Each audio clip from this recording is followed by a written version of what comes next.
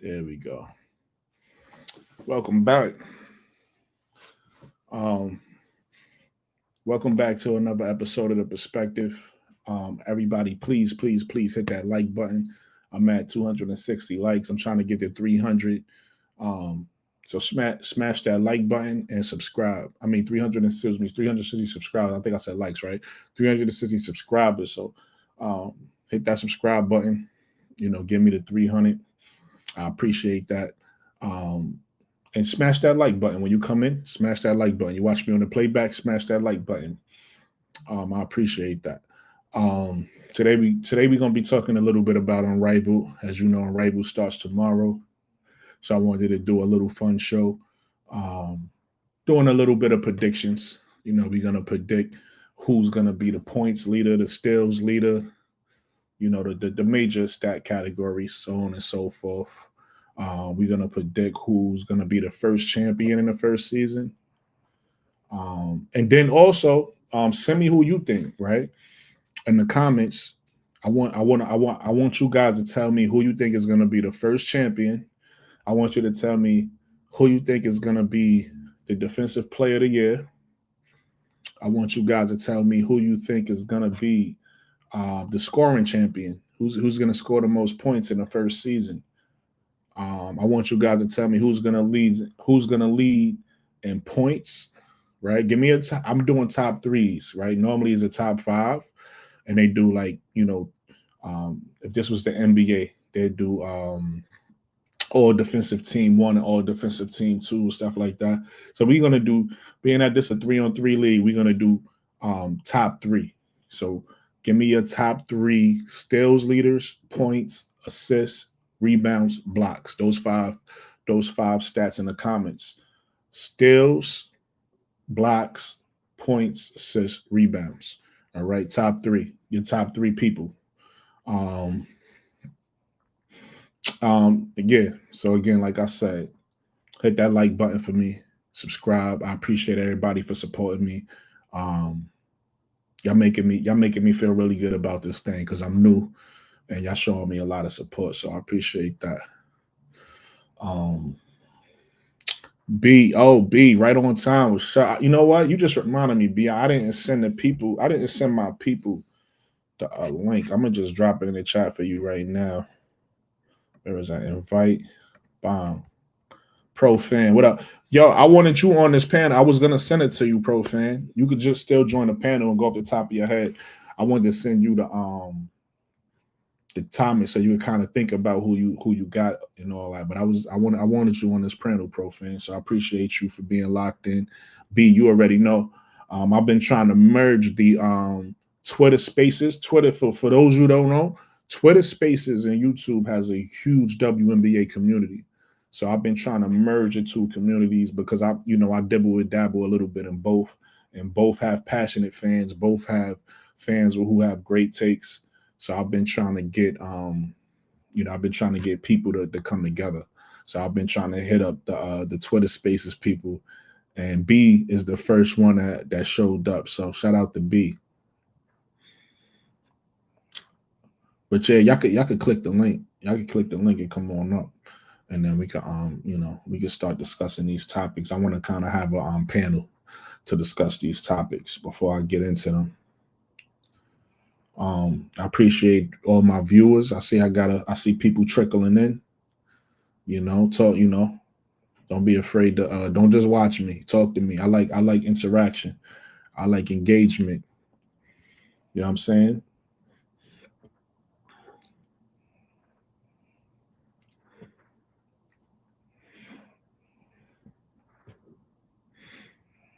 All right. So I'm gonna just get started on the first topic, and then as people jump in, because I don't want to just sit here and wait for people. So I'm gonna just get started on the first topic. So my first topic is basically just everything Unrivaled is doing, man. Unrivaled Unrivaled is doing everything that the WNBA claims that they can't do, right? When it comes to uh, the facility being amazing, ADP was good. He said, I'm trying to join. All you got to do is click that link. Click that link. You can join. When it comes to the facilities being amazing, when it comes to the salaries being amazing for the players, when it comes to the marketing of the league, you know, almost everything that the WNBA is struggling with. Let me switch the cameras. Almost everything that the WNBA is struggling with. Coach Marcus, what's up? Listen, What up? What up? listen, Coach Marcus has a really dope channel. If you're into football, all things football. As you can see, he's a big Eagles fan. But all things football. If you into football, or if you just if you just into sports in general, you want to hear some good sports take. Go join my man, Coach Marcus's page, Pro Fan Talk. But yeah, so everything that Unrivaled is doing, the WNBA, keep making excuses, and it's like at every turn, something as simple as having the games available, right? Coach Marcus actually made that point on a few lives ago. That's the most important thing that they did, because the way the NBA makes most of its money is through TV deals. You get what I'm saying? So the fact that Unrivaled came through right away and secured TNT, they're gonna blow up, because people, even the casual fan that don't really care about basketball, is still gonna say, "Let me watch a little bit of this game because it's on TNT." You get what I'm saying? So they're gonna Revenue T was going on. Sports 263 was good. So that's my first topic. Coach Marcus, what you think about that? Everything that the Unrivaled is doing right, that the WNBA is claiming they can't do. Yeah, they Unrivaled struck at the perfect time. Exactly. They had the perfect group of rookies come in with the Caitlin Clark effect, and with New York winning the title, Mm-hmm. and then of course Fee Collier and Brianna Stewart in the finals, and they're the creators of the league. So they definitely looked at some of the things that the WNBA did wrong, because they did have some missteps. A lot of it was, in my opinion, I don't think they honestly expected the whole Caitlin Clark thing to be that big. I just don't think they was ready for it. So when that first game, when I remember I was looking for the Chicago game, and it was like, some of it was like mismanagement. The other one was just like a series of unfortunate events. You trying to get a production crew. You just can't grab somebody off the streets. Right. So, and I believe the company they were supposed to get had already signed on to do like a Major League Baseball game. Yeah, I remember that. Yeah, I remember. Yeah, but I'm looking at it from that standpoint of the attention the WNBA had before last year's rookie class probably wasn't a lot of attention. Yeah, so production companies doing that type of stuff, they was probably losing money. Mm-hmm. So, and then of course, the jackpot hits: Caitlin Clark, Angel Reese, Rakea, Cam, all of them, and then it just went through the roof and kept on growing. So they really was trying to play catch up. Right. So, but once they got in they kind of got in the swing of things, and not for nothing, some of the companies recognized what was going on, so they signed on to do a couple more games. I think TNT did a couple more games, especially when they saw folks moving to bigger revenues and all of that kind of stuff. And they started. So they had to catch on, man. But they had I kept hearing the stories about the WNBA, because my story. I didn't watch the WNBA. I watched Kelsey Mitchell for personal reasons. Right. So listen, I didn't. You can share if you want. That's up to you. You can share it with the people. What's that? Kelsey Mitchell. Kelsey Mitchell's from my hometown, Cincinnati, Ohio. She went to my high school. Her father, Mark Mitchell, rest in peace. Her father is my fraternity brother, and the one that got me into college. So there's a history there. Right. I knew her father. I was in his wedding down in Memphis with him and her mom. Yeah. So of course I come up to Philly to play with the Eagles, but I'm still keeping touch when I go home and stuff like that. So watching them, They killed it, won the state title at, I believe, at my high school. Then both of them went to O State. Then he went to O State and was an assistant coach. Shoot, he was the precursor to the NIL deals because I think he brokered that deal. Like, hey, if my girls is coming, I'm coming too. Okay, so, okay, little backstory. Yeah, man. But he went up there and did his thing, and then she got a twin sister. So Kelsey Mitchell and Chelsea. Right. Yeah, I didn't know that. But her twin sister tore her knee something off of the O State. Okay. And was never got back to the same. So Kelsey kept doing her thing, and then she turned into what she turned into. Yeah. So, but I say all that to say that's why I started watching the WNBA. That makes sense for the most part. Before that, the only thing I can tell you about the WNBA is when I saw him on the episode of Martin way back in the day with Dawn Staley and Lobo and all of them. Because that was big time back then. If you was on the episode of Martin, yeah. So. But fast forward to 3 years ago, I'm watching the NCAA tournament, and then LSU does what it does. So now I'm hooked. Yeah, that's what hooked me. The next year I didn't watch any men's basketball. It was all women's, and I'm the same way this year too. Gotcha. This will be the third year that I've watched nothing but NCAA women. Yeah. And then of course it's entertaining.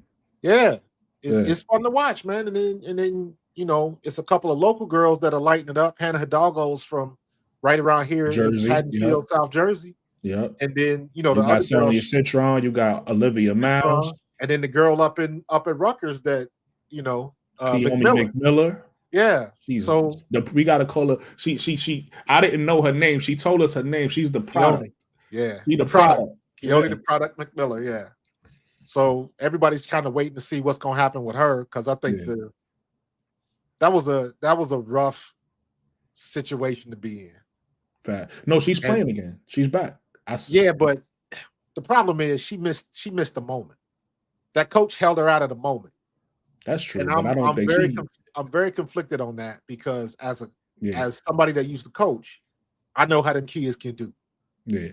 When they get the ego and all of that kind of stuff. So I have no doubt that the coach did what she thought was the right thing. However, how many more times does Rutgers play USC? She wants to see how she measures up. That's a fact, but I'm gonna be honest with you. I think you're making a good take, but I look at it a little differently just because of this. Yes, it would have been great for her to match up with Juju, but I think with the team that Rutgers is right now isn't ready for big time play, right? No, so when you take a look at ready. No. Let me just give you my perspective, right? And you can respond to that. So when you take a look at Superfly Edward, be well, what's up, baby? Reddit Milky Way. When you take a look at Juju and where she's at in her development, and when you take a look at USC and the class they just bought in, even if she played in that game, maybe she would have had big numbers. It would have been a one-sided game, right? Of course, anything could happen in basketball. So I don't want to say and act like I know what was going to happen. Anything could happen in basketball, but I felt like that would have been a one-sided game. So now, if she's the player, because I think she a dog, and it sounds like you really like her. If she the player that we think she is, the next year when Rutgers is now, because Destiny Adams is a senior, so they probably gonna lose her, right? But Keone is for real. Yeah. So hopefully she can attract something to that school where they can kind of build something. I still don't think they're gonna be as good as USC, but I want to see a game. I don't want to see somebody come out and just get their points and get smashed because your team ain't really ready. And I don't feel like Rutgers is ready for a team like USC. That's just my opinion. I could be wrong. Tell me what you think. Well, no, you're not wrong. Then we're gonna let B jump in here. It's just my perspective is anything can happen, like you said, but she might not ever get a moment like that again. That's true. To me, whether you win or lose, that is a recruiting tape for Rutgers, not USC. And as an athlete, if you playing at a lower tier school and you go up against the best of the best, whether you get drug or not, what you want to be able to say is, I got 20 on Juju. Right. So you want to see, as a player, you want to see where you stack up. Mm-hmm. Now, here's what I'm conflicted about. Because I know she got the moves, she the dog, she probably got the ego to come with it. Right. So let's just say that she has some colorful language for the coach. She put out the tweet, and let everybody know. And my thing is, the coach probably did the right thing by sitting her down. However, as a coach, don't lose your job trying to make a point. That's a fact. That's and also a fact. This is the evolution I think coaches are going to have to make in this NIL world. You want to. She did some old school discipline, right? But this is a new school coach. This is a new school athletes. Yeah. And what did that girl do? She went on Twitter. Hey, I'm not playing tonight to all my fans. It was a coach's decision. See you next time. She was being petty. Exactly. And she could walk right out that door. Yeah. And go, and somebody else would sign her, pay good money, and she might get on another winning team or something. Meanwhile, that coach is left in the dust. And if they have, if they keep getting drugged by 50 points, she might not have another job in a year or two. Yeah. So it's a very interesting situation that these coaches have. The NIL is here. I blame it totally on the NCAA. I think it's the NCAA's fault wholeheartedly. The way they treated kids and stole money from kids in college. That's a fact. It is what it is. We already know the stories with that. We can man. all day talking about that. These coaches have to find a way to evolve. I think Prime did it. I think Prime has set the tone. And you see what's going on with D-Jax up at Dell State and Mike Vick down at Norfolk State. I hope they have the same measure of success, or at least close to it. Okay, so they going to coach in college now? Yeah, Deshaun Jackson is up. He's already signed with Delaware State. Oh, that's fire.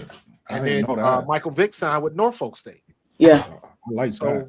I hope they can have that measure of success, because being a head coach is supremely difficult. And now you gotta add that other piece of it. You got these NIL egos that's coming with it, and you still got to win. Right. So but going back to Rutgers, I wanted to see her play, and I think that coach denied her that opportunity to see how she measures up. Yeah. It would have been fun for us. Like, even though I'm saying I understand and I'm cool, I would have loved to see that. I would have loved to see, especially with because with Kiyomi, you're gonna get the handles and the flash, and you're gonna burn somebody. Yeah. You're gonna get it off at least once. B, before you go, I don't know if you have anything like a YouTube page and you want to plug something. I don't know. Just follow me at my Twitter at It's All Jokes 2 S's _. I follow the W. Follow Angel Reese. Follow LSU. I follow Colorado football. Chicago went through and through. Bears on down. Stop messing around, young queen. Get your YouTube channel. Come on now. Listen. B, not to cut you off. Connect with my man Pro Fan Talk though. He's really big. He got a dope show. So yeah, we can definitely if you want to talk football. But also, let me just say this again. I know I said it a little earlier. B is super dope. I met B in the Twitter Spaces. Her is a whole group. Is a community in the Twitter Spaces that's super passionate about women's basketball. Yo, the Twitter Spaces get spicy, bro. That's a fact. B could tell you, she's been there a lot longer than me, so she gets spicy. But she definitely really knowledgeable. She know what she talking about. So I said I like women's perspective. I said let me invite her on my platform. Absolutely. So, B, what you think about anything Coach just said, or anything about the first topic? Just to jump in on a Kiyomi situation, I think it's a thin line between discipline and allowing your star player to be a star player. Thanks. Exactly. I agree with y'all that benching her probably wasn't the right move. That game wasn't the right game to bench her. But I can understand why that game was chosen. You going against USC, you going against Juju, who's projected to be a number 1 player. This is the example that's set. This is the player that I need you to look at and to follow in her footsteps. Right. That's a good point. Juju is a complete team player. Sometimes Kiyomi can use the whole 30 seconds. Be a little selfish sometimes. And the coach is trying to get her out of that. Yeah. And I like, to his point, Prime is a good example. And I think the coach kind of took a Prime route. If you remember, Prime's son Shiloh had a game back in Jackson State where he did something. And he didn't play in the championship game. No ifs, ands, That's or right. buts about it. You I get forgot about that. disciplined. You're You get right. disciplined right then and there. Yes, you a starter on this team. Yes, you my son. Yes, you the staple. But we got Yes, rules. we need you. But we Yeah. got other players on that bench who's going about it the right way. And just because you the star player, you're supposed to be the example. You're supposed to set the tone. You're supposed to set the That's tempo. a great point. I seen a clip of her playing where she dribbled out the whole 30 seconds and her teammate is in the corner doing jumper jacks wide open. Yeah. That's a fact. You showing We love Keomi, but she do have moments where she just got tunnel vision. Yeah, she do the most. you showing that you're not intentionally getting your teammates involved. Yeah. When they get the ball the next time, they coming down and they gonna play 4 against 1, 4 against 6, because now you isolated. Because now we know and we thinking in the locker room, she only out there to get her points. Yeah, she's not out there to play team basketball. She's not out there to win. She out there to put something on tape. Mm-hmm. And I think with any college she go to, especially like some of these bigger schools, like Don got Malaysia coming off the bench. Don ain't playing that. Don got Malaysia coming off the bench. Even down to Kim. Although LSU sometimes can get a little ISO happy, you see Kim call that timeout and she yelling at him. Mm-hmm. Move the ball. We building championship programs, and to build a championship program as a coach, I think the coach made the right move.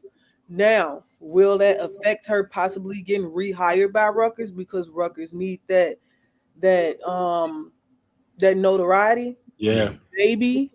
But I also think that opened up doors for her to get hired by other schools that show that this disciplinary coach, she gonna take winning seriously, and she gonna take making sure every play on this team is successful.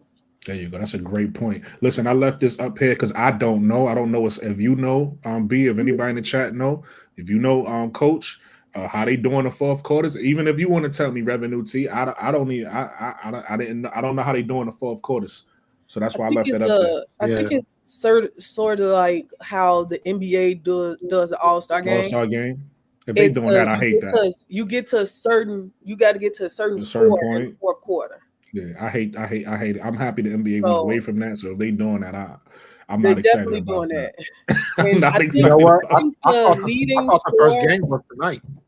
No, tomorrow. Yeah, and I'm like, man, I was gonna try to live stream that. I'm like, man, I ain't watching that. I'm watching the national championship game, Notre Dame and O State, man. Yeah, they doing a connect with Lakeisha, Coach. They doing a live, it's like they doing a party thing. Live stream tomorrow. Yeah, around 7:45, I think. Check them but late, yo, man. those are all good points by both of y'all. Before we close out the first topic, how do you feel, B, about and if you got anything more to say too, Coach, how do you feel about everything that Unrivaled is doing for the exposure for Unrivaled that the WNBA is having trouble with? You know, when you start talking about just finding the games. I'm a new so you know, B, and so anybody that's watching me for the first time or don't know my story, I'm a new WNBA fan.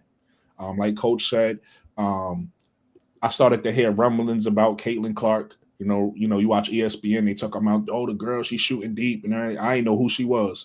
Yeah. And then I started to see Angel Reese on social media. I saw her with I think this might have been afterwards, after the game. You know, things get blurry when it's so long ago. But I remember seeing Angel Reese with from Memphis. I forget his name, the point guard. I know I'm talking about. John Morant. I remember seeing her with John Morant. I remember seeing her you know, they were showing the games where she was like talking shit to the girls in the court. Like I remember seeing all that type of stuff. Yeah. And then I remember the game. I remember the game. So I said, I'm gonna tune in. I'm gonna watch this game. I watched the game. The game was so good. I'm telling my mother and my girl, like, yo, y'all need to pay attention. I'm like, yo, there's something going on right here. Yeah. So I did the opposite. Well, no, Coach said he did watch. He said he didn't watch men's. So what I did was, because I only watched the that game, I didn't watch college basketball. I didn't watch none of the tournament. I just watched that game, and I was like, yo, this is fire.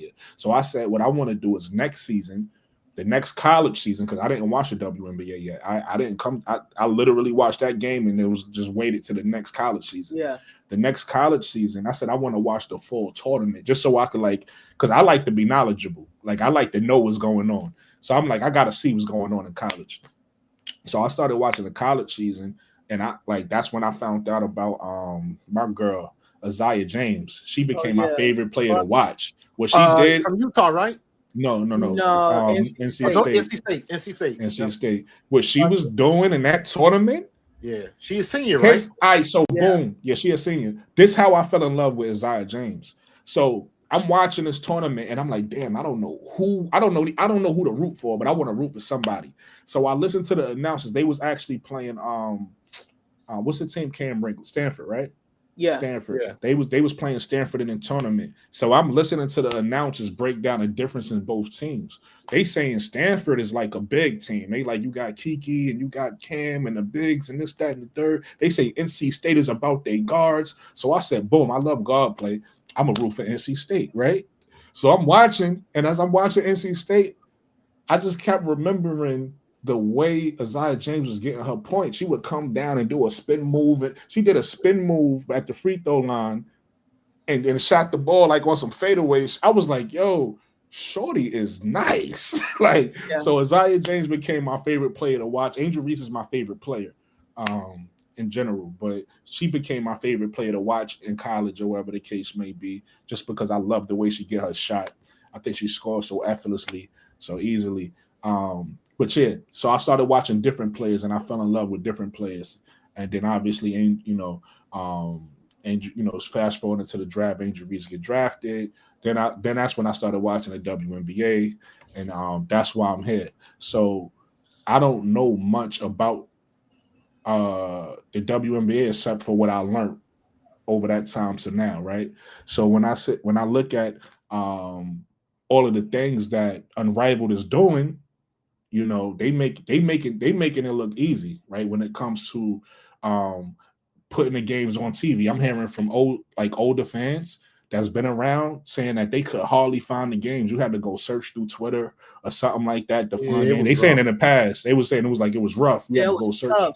Yeah, that's what I heard. I don't know about that because I bought when I came in last year, and I said again, I wanted to learn. Same thing I did it in a college level, I did on a pro level, but I bought the league pass because I said I want to watch. I said I want to watch every game. I don't want to have no issue, and I watch.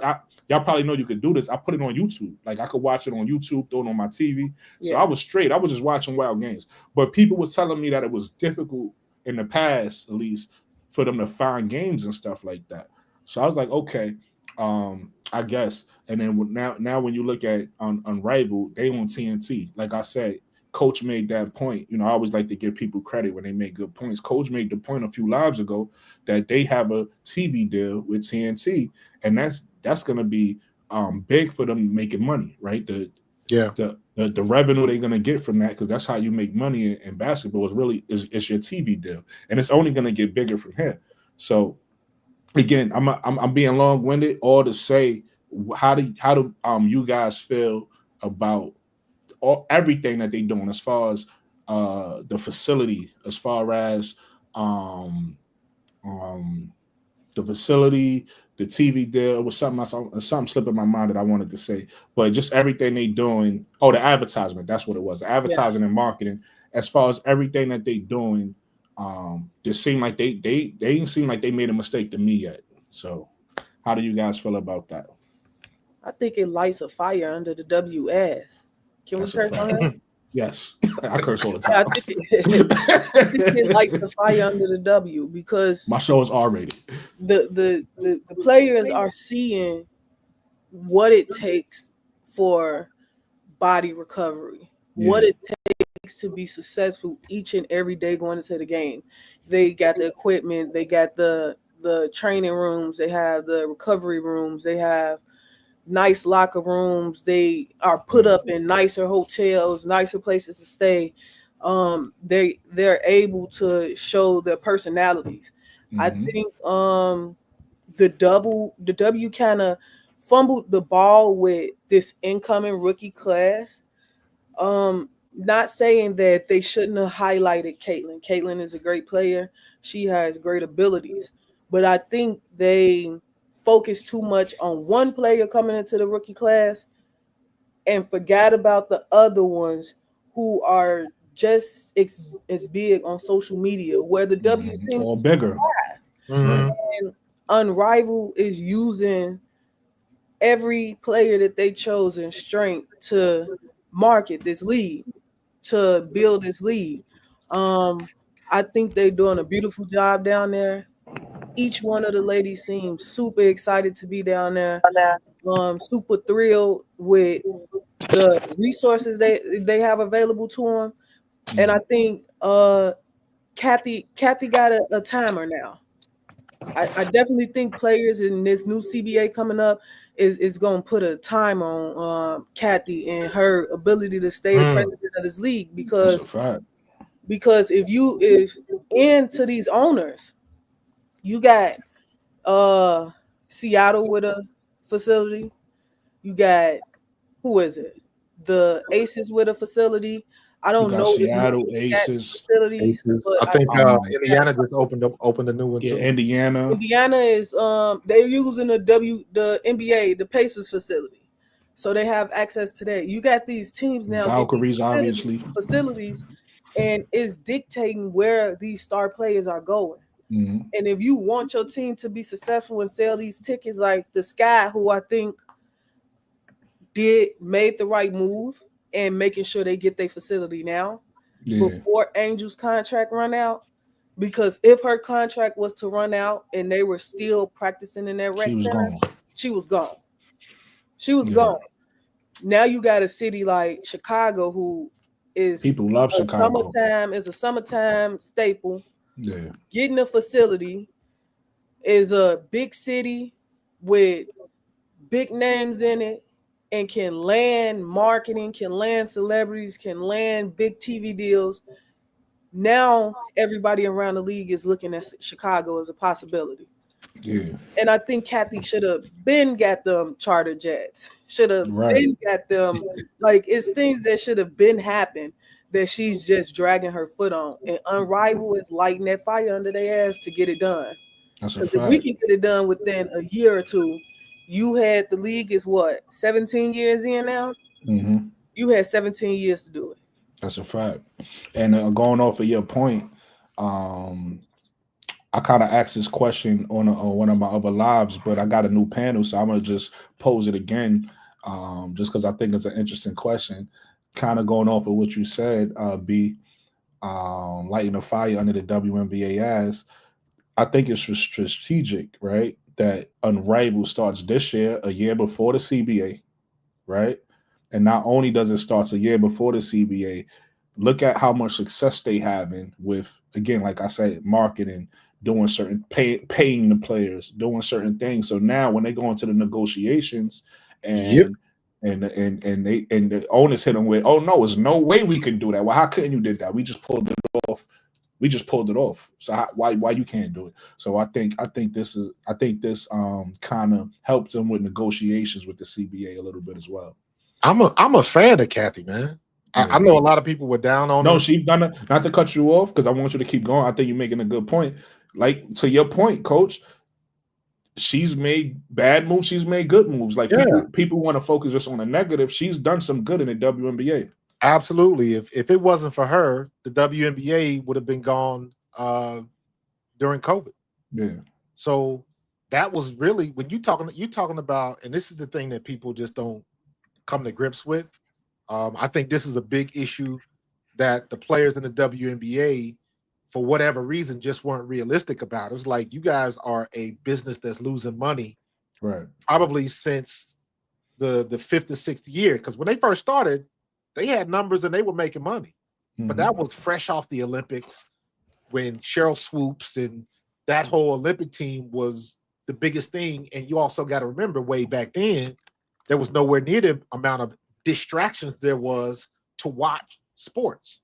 Right. Now you got so much stuff. You go on cable, you got to figure out what you got to do. But I was a fan of Kathy Engelbert. I still am. Every time I saw Kathy Engelbert, she was doing whatever she was can to pump up the league. And the one thing I liked about her was she was talking business. Now, you might not agree with her, but she had a good business mind. I remember her talking about getting rivalries and setting all of this stuff up way before Angel and Caitlin got in the league, because she saw it coming. In my opinion, I think the WNBA basically they were stuck in what they were doing and what they had been doing for umpteen years, because that's just not something. When you got an established league like that, you can't just pick up everything and just restructure it and do it on your own.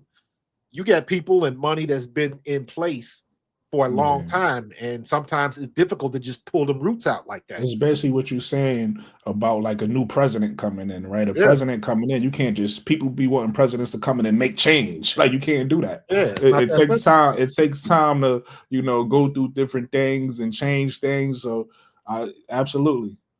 A lot of people flip-flop because the people that didn't like the WNBA, they say, look, even after Angel Reese and Caitlin Clark, they still lost 50 million.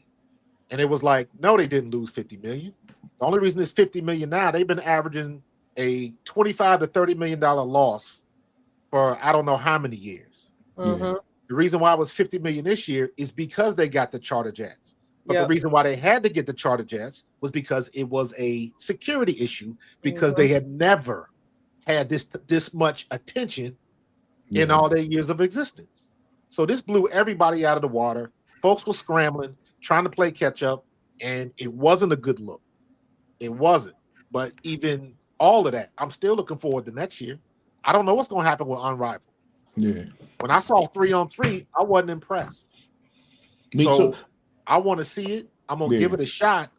But if I get that same feeling that I had when I was watching the WNBA All-Star game and watching in the Olympics, they're gonna meet Mr. Click with the quickness. Mr. Click is alive. So I'm like, you know, like to your question, like how are they doing with promotions? They knocking everything out of the park when it comes to promotion, social media, all of they knocking it out of the park. But at the end of the day, if the product on the court does not live up to the expectations, it doesn't matter. And that's up to the players. Going off of what you said, and I know all the historians of basketball appreciate this. Isaiah Thomas, that's what he said that him and Magic Johnson had to do for the All-Star game in the 80s, right? Yeah. They had the All-Star game. They said, nah, we got to put on the show, right? This is what the fans want to see. We can't just come out and just play regular basketball. This is the All-Star game. So it's, to your point, Coach, this is on the players. The players got to come out and say, we got to put on, we're showcasing, because even though the WNBA is a WNBA, I feel like this is going to get a lot more views, especially a lot more new views, right? So they're showcasing women basketball to the world right now. You know what? The WNBA had it too. I don't know why they fumbled that rock though. They had the perfect moment. When Angel Reese and Caitlin Clark were on the court at the same time and they dapped each other up and she hit the passes. They had the perfect moment and then they just let it go. Even the NBA will produce content. If it's got to be scripted and produced, then script it and produce it. But make it look good for your league. And again, they dropped the ball on that one. They had a perfect opportunity. Absolutely. If them two athletes ever get together and decide to do something together, they're going to shut everything Listen, down. man, tell everybody your plan, man. My idea is for a commercial. I don't know who Angel's shoes are. I don't know who Caitlin's shoes are. Oh, you just reminded me.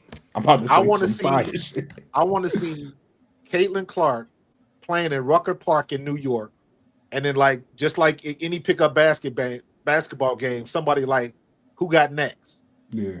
And then we need somebody else. And then like Angel Reese show up. So it's Caitlin and Angel and I don't know, put Jewel Lloyd in there or somebody. So it's 3-on-3. Oh, to answer your question, Reebok and Nike. Caitlin's with Nike, Reebok and Nike. Angel's with Reebok. Yeah, so the bottom line was somehow, some way, get them two on court playing together against whatever scenario and make it work. Yeah, that'd be Folks fire. would eat that stuff up, man. They would eat it up. They have to do that themselves. I don't think Reebok and Nike gonna come together. Nah, they're not. They're not. I think Kathy tried to recover from fumbling that All-Star thing by making the Sky and the Fever play 5 times this upcoming season. They played 5 times. Yeah. 5 times. So she know where the bag at. She don't know how to cash in on that bag yet. She experimenting with some stuff. But I think once she figure it out, she gonna figure it out. Yeah. Well, at least you know what not to do. Listen, everybody, we got 2 new people on the What's up, panel. Keisha? I want to What's up? introduce one of my favorite people, one of the most funniest people, one of the people I have a lot of fun with doing this YouTube thing with is my girl Lakeisha. Hey, what's up, everybody on the panel? I call it a big LSU. You know what I mean? If you a LSU fan, you need to get in tune with Lakeisha, man. She has a page called Cut the Ish Real Talk Sports. You guys need to look that up and go follow her, go subscribe to her, and watch her videos. And my brother Jonathan Gonzalez, he's gracing us. He's got it. Jonathan is passionate about Angel Reese, man. So he's always gonna protect the ladies. Hey, I gotta bow out, man, because I gotta take care of wifey, and then I got a show at 9. Hey, I appreciate you for pulling up, big bro. You got it, man. I'll be back. Know that. I'll be back. Anytime. You got Anytime. It. You got it. Talk to y'all later. So Lakeisha, what you got for what you got on the first topic, Lakeisha? Unrivaled making all, yeah, man, they making all the right moves. I said, I've said this before. I never did understand why the WNBA was struggling so bad, because they got so many content creators out here that you can just get, they might not be the best names in the business, but you can go get some diamonds in the rough to do some content creating for you and get your brand out there. It never makes sense to just promote one player. You need to promote the league. You at least need to promote one star on each one of your teams and go from there. That's a fact. You can't grow a league with one player. You need to grow a league with multiple players. You need to have superstars, stars. We talk about all the time this in the NBA. They have different tiers. But the way WNBA marketed last season, they went all in on one player, and then the second player did her own grassroots movement. And then she brought the rest of the people that's out here in YouTube land and Twitter spaces and on social media. I just don't understand why the WNBA can't go find content creators, multiple ones, that can help do every facet of what they need to, because you have to promote a business to make money. If you're not promoting your business, it's just like us on this YouTube space. Every time we get on here and do a video, we got to promote ourselves. Come on, talk Otherwise, about it. Nobody's gonna subscribe if we just sit up here and don't say nothing to nobody. We got to promote ourselves. We got to give people good content, or they're not gonna be here. Absolutely. So the fact that you did a good job. Not to cut you off. You did a good job, by the way. You and Bro Claude on calling the game. I'm always bothering y'all in the chat, but yeah, y'all did an amazing job calling that game. Thank you. Absolutely. See, the WNBA is like they almost like I don't know what. Like you said, Kathy Engelbert is a business person. She's really good at the numbers. As far as knowing, but she's a little out of touch. Yeah, she don't knowing what the people want. She don't know the temperature. She good with the numbers, but she can't read the room. Yeah, she can't read the room. And sometimes even Brooke, because I'm older than y'all. Sometimes even me, I'll be like, what are you young kids doing all that? But then once you get into it, you start understanding they all on YouTube, they all on Instagram, they all in. I learn a different social media space every time I come on one of these shows. Mm-hmm. So the WNBA needs somebody that research trends, research things. That's why Unrivaled is taking off, because they showcase everybody and they're gonna see who stick. Right. You know what I mean? They're gonna see who people gravitate to. Yo, these is fire. Y'all want to pair these. I don't know if y'all saw these. Mm-hmm. I don't even have to. Angel? I don't even gotta explain. I think you kind of know by looking at it whose shoes those is. Yeah. Those are Angel Rose's shoes, and that's what she's playing in Unrivaled. I want to pair those. Those are fire. I'm into fashion. Well, y'all don't, what I mean? Y'all know sports 80s, but I'm from New York. New York is a fashion capital. Like we grow up from kids, what are those? Like, what I mean? It's a thing. So it's like we like, You know, I like fashionable shit and this shit. I want the. I'm if I could cop these sneakers, I'm copping these sneakers right here. Right. These are Yeah. fire. And it took one girl to come, Angel Reese. It took her to come in, and I like how she's showing the other women how you can promote your own How personal you can be a brand. boss. Yeah. Yeah. Promote yourself. That's how you gonna make money. Otherwise, you see the W, they not interested in doing. You need to promote yourself. You gotta promote. There's no reason why Kalia Copper and some of these other ones shouldn't be stars. You know, like in the mainstream. They should already be in the mainstream. Right. But they're not. So that's a good question, new guy. We I think we touched on that a few lives back. I forgot who brought it up. It might have been L. mm-hmm. Might have been somebody, but might have been Lakeisha. But the Unrivaled, they don't have a lot of money doing this, right? They finding people that's good at their jobs. Yeah, that's doing certain things. It ain't like they have they got investors, obviously, people that's investing in the league, but like something as far as like their social media, they just finding people that's talented. So it's not about always having big money to pay somebody. It's just understanding when something works and don't work. When one of my examples is I'm a Chicago Sky fan, but I gotta give the Indiana Fever credit because what they doing right now when they YouTube for their players, Chicago not doing. So I gotta give, like, just as a rival, I gotta gotta recognize real. I respect what the social media people in Indiana is doing, and the rest of the league need to do that for their players because that's how you get people interested, right? Everybody didn't watch this W. We passionate, we fans, right? I just told you I bought the league pass because I wanted to see every game. Everybody didn't watch the season, so they don't know what happened, right? So with them releasing with Indiana releasing these highlights of Caitlin and Boston and all their players is now allowing fans who didn't watch to just get a glimpse of what happened, right? And it seemed like a lot of other teams just waiting the next season. And it's like, again, so bringing it back to Unrivaled, sometimes you gotta learn from somebody that's getting it right. That's all. So it ain't always about the money. Jonathan, you got something on this topic? Yes, and first I want to say is yes, I will cuss a bitch out over injuries. I told you them Caitlin Clark fans better go on and stay on the other side because I'm gonna be coming down their throats every time they talk some shit about her. Pause. But yeah, I know what you mean. Yeah. But yeah, I'm always responding with some clapbacks on the ass. But anyway, I just want to say is those shoes right there, those are some fire shoes.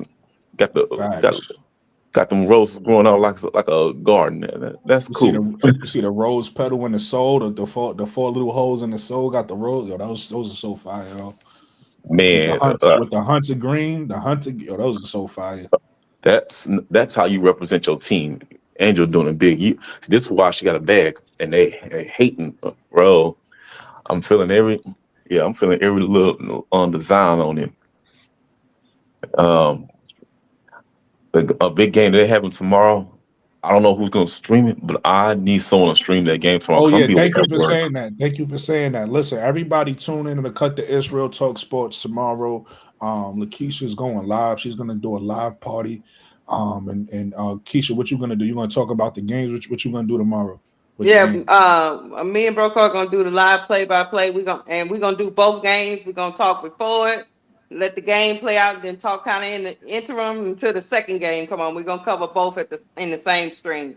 Nice. So if y'all pull up, we're gonna have a little watch party, get your little wine out, and cut my, up with us. my moderators in the chat, do me a favor, drop Lakeisha's link to her page in the chat. That's why people can click on it. I got something for that too. I got a playback right now. We got a Chicago Sky channel called Sky Zone. Nice. Everything Chicago Sky, everything Angel Reese, everything LSU. We stream every LSU game. You can come watch it on playback with us. You got the option to mute the panel if you want to and just watch the game, or you can listen to us. What's playback? Explain that. So it's not on YouTube. You saying what's playback? Playback is an app where you can stream, and then like people can get on the panel and chat it up, chop it up, yap a little bit, and we just watch the games together. It's a real chill vibe. Fire. Everybody in there real cool. But we stream. It's called Sky Zone. We stream everything Chicago Sky, everything Angel Reese, LSU. We pretty much on there every day. If we not on that day, you can scroll down and see that we got scheduled games that we watch. We watch Fire. old games. We watch new games. Anything y'all want, just check us out. Chicago Sky Zone. That's dope. Listen, let me Okay. introduce you That's since dope. you came up. Let me introduce you to my big brother, the one in the red, K-Sap. K-Sap, he's really big in this WNBA community. And like I was telling you, K-Sap, you know, I'll be in the Twitter spaces sometimes. So I met B in the Twitter spaces. So she one of the ones that was real knowledgeable, always supporting Angel Reese. And you know, they don't play over there in the Twitter spaces, man. It gets real volatile sometimes. Let's just say that they hold it down. They hold it down over there in the Twitter spaces. But I just want to introduce you, B, to my big brother K-Sap, because we building this community over here. So you know, you a part of that now. I'll be sure to lock you in, link up with you. You're not on you're not on YouTube, just in the Twitter spaces. I'm not on YouTube. I just started really putting my face out there, really trying to get out there and promote the W. I've been watching the W for years. Like I said, everything Chicago through and through. So why don't you bring that over to YouTube? That's what I'm working on it. I'm in the midst of working on getting the channel and making sure I just continue to build my brand. I started off on Twitter, just smaller spaces, and it blew up before I can even, more than I even imagined. It blew up. Well, that's what I'm saying. Why don't you bring them over to YouTube? I definitely have to do that. You're not listening. And I'm gonna check out that playback too. I'm gonna check that out. Why don't you bring that over to YouTube? I mean, this community that we have over here, like Brooklyn said, man, we support the Chicago Skies and everything that Chicago Sky and Angel Reese is doing, but yet we talk about the whole WNBA as a whole and all these players, and also all these college players that are coming out that are potentially going into the WNBA draft, right? So everything that you got going on these Twitter spaces, man, you can bring your following over to YouTube. I mean, all you got to do is create your YouTube channel and get it up. You know what I'm saying? Because, I mean, sometimes I tell people, man, you're missing out on a lot. I don't know how the Twitter spaces work. I know how the YouTube spaces work. But if you're into basketball and you got it popping over there on Twitter space, if them people love you on the Twitter space, they're going to come over here on YouTube and rock with you too. And see, playback, I've heard of playback, but you can still do the playback and have a YouTube channel as well. Yeah. You know what I'm saying? So, like you said, I see you come up on camera, you showing your face.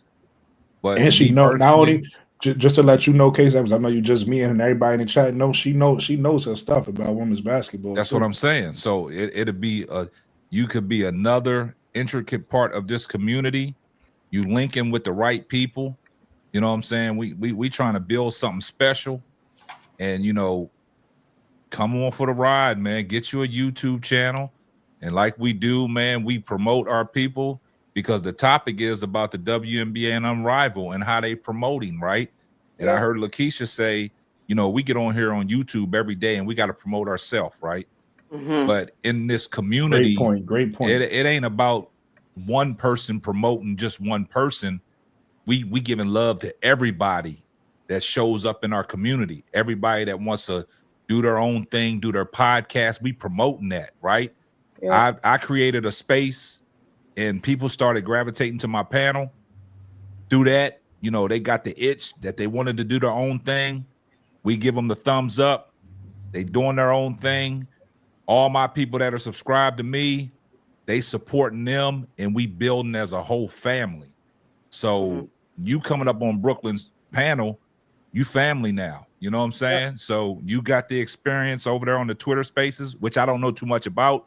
I know Brooklyn has told me about it, but I don't know too much about the Twitter spaces because I wanted to get this YouTube game on lock, right?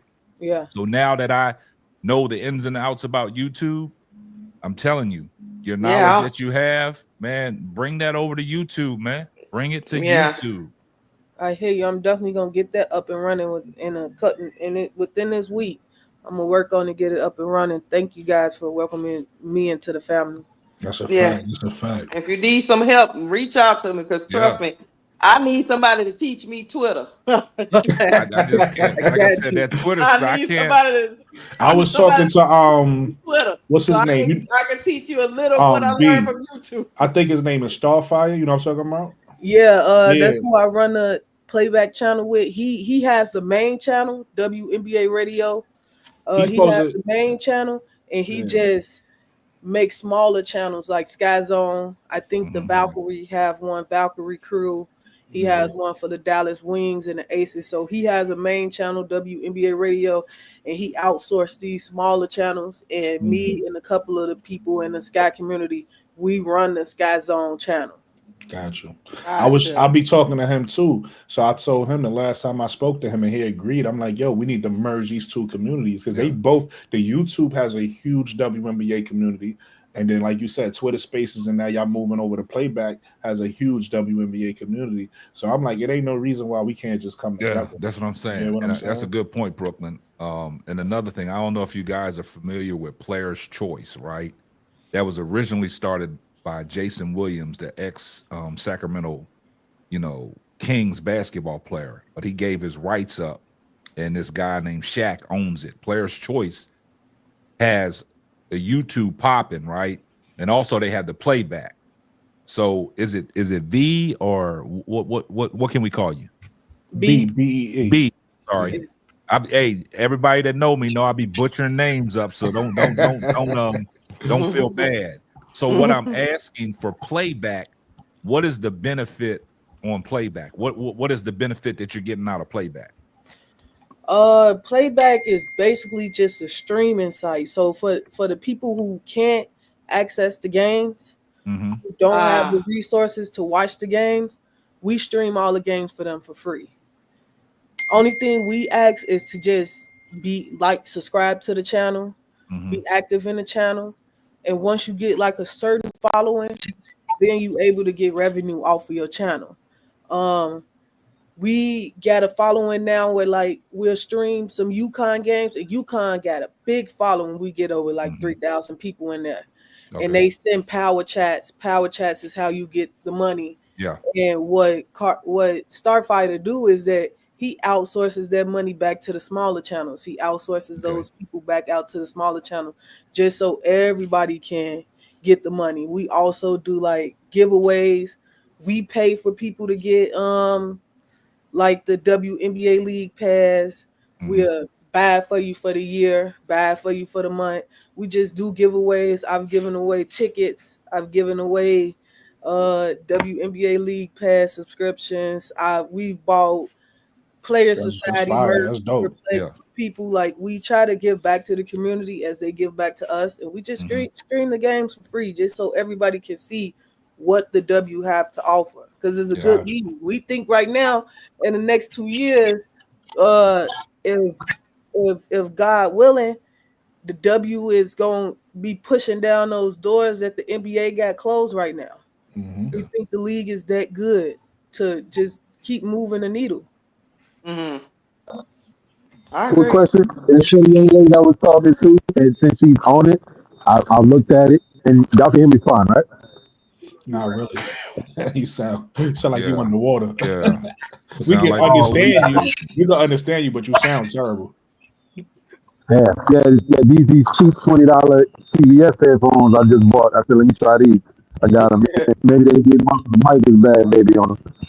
You know what I'm saying? Man, you gotta get you some of them headphones. Man.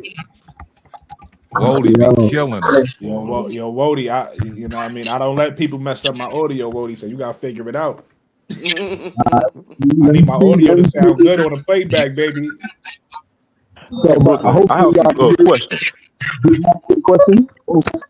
Yeah, I gotta remove you, buddy. What you saying, Jonathan?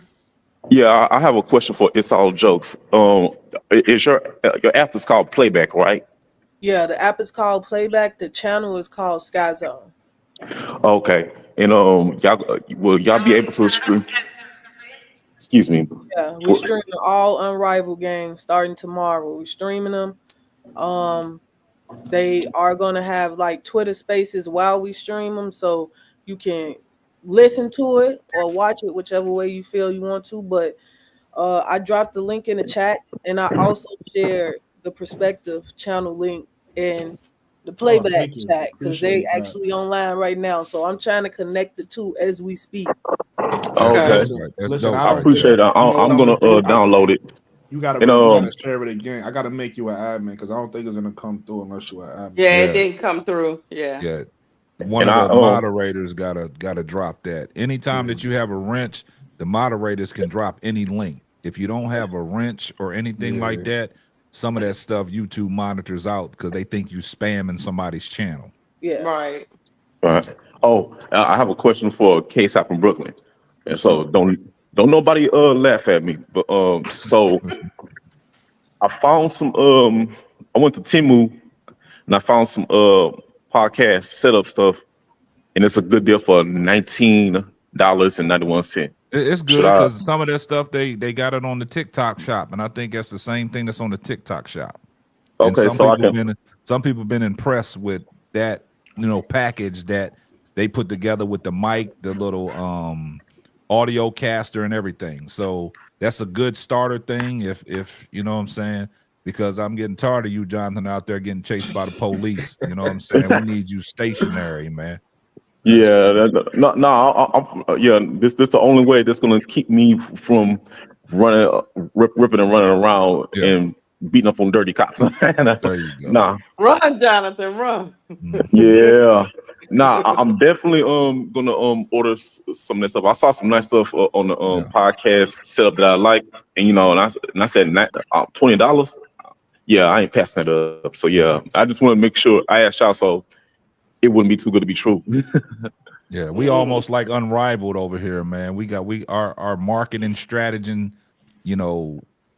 concept that we trying to put together. We gotta step it up a notch, man. We gotta step on some of these big wigs that's in this YouTube media space, man. You know what I'm saying? We got to take over. We got to be the cash cows, man, because like I said, we talk about it all the time. It's too many channels out here that it's just they out there just a pair of lips to say anything, man. And sometimes they'll sell their soul for different stuff, man. But when you come up here and you really talk in the game of basketball, giving your your takes and your opinions and giving it real, you know what I'm saying, and giving everybody a chance to come together and be on one accord and speak basketball.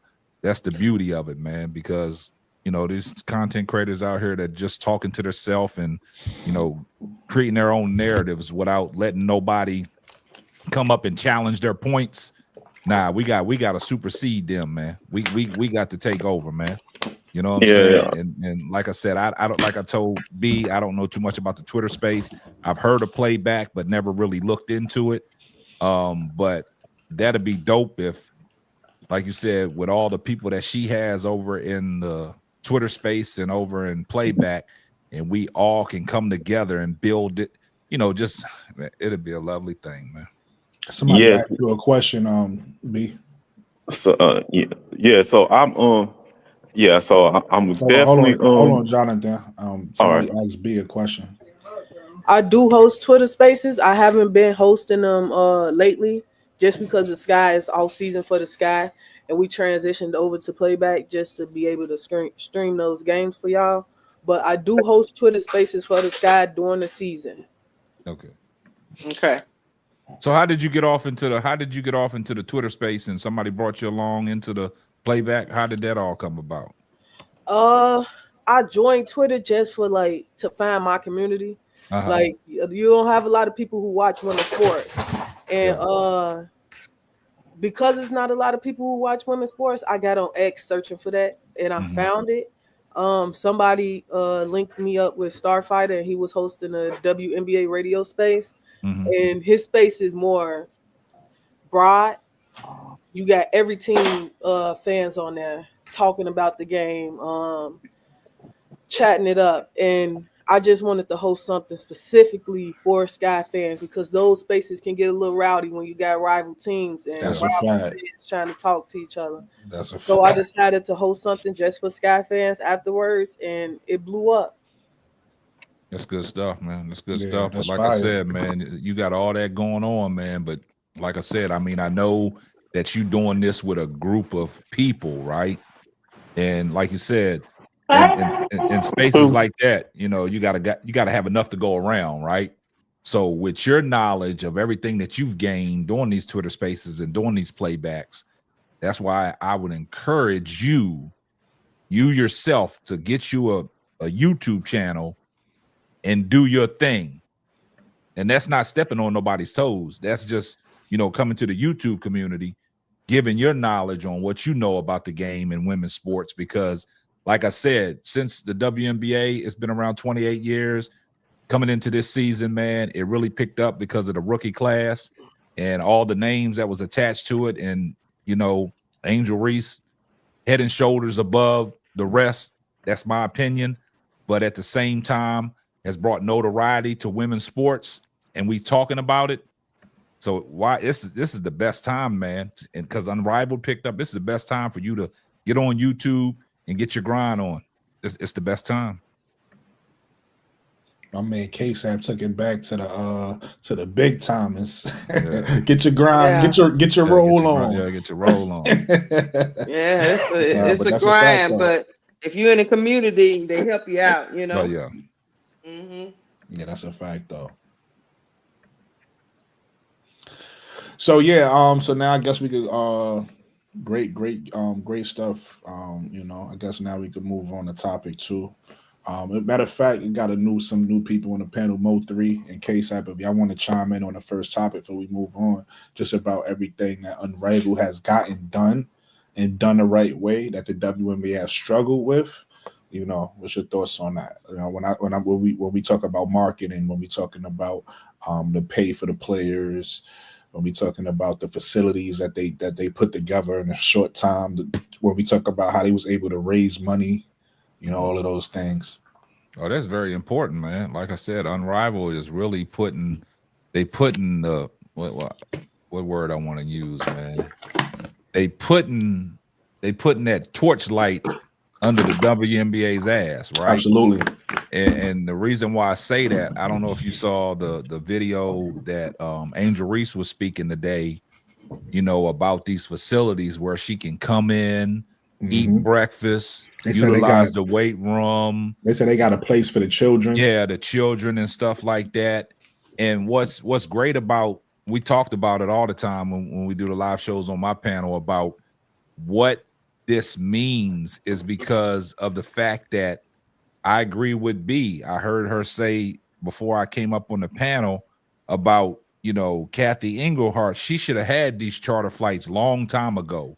You know what I'm saying? I don't know why it took so long for her to even consider that, right? Because you got to think, the WM, they knew something was about to transpire. You know what I'm saying? Something was about to elevate because, you know, of the girls that we mentioned and the girls that came in. And, you know, Kathy Engelhart, she should have been done this. So Unrivaled is setting back. I think Afisha Collier and Breonna Stewart were setting back. Like, we already know the struggles that the WNBA had. Now, look, that's come together and that's one up them, right? So now they putting the pressure on them in a sense where it even made it better because these was the 2 players that was in the WNBA finals. So that gave them an extra jump. So now the marketing is out there. And like I said, we talked about it. Like, I was surprised that, you know, these girls excited to don these new uniforms. You know, all these viral videos going around of how the camaraderie is. And I don't know if y'all heard what put this back up there.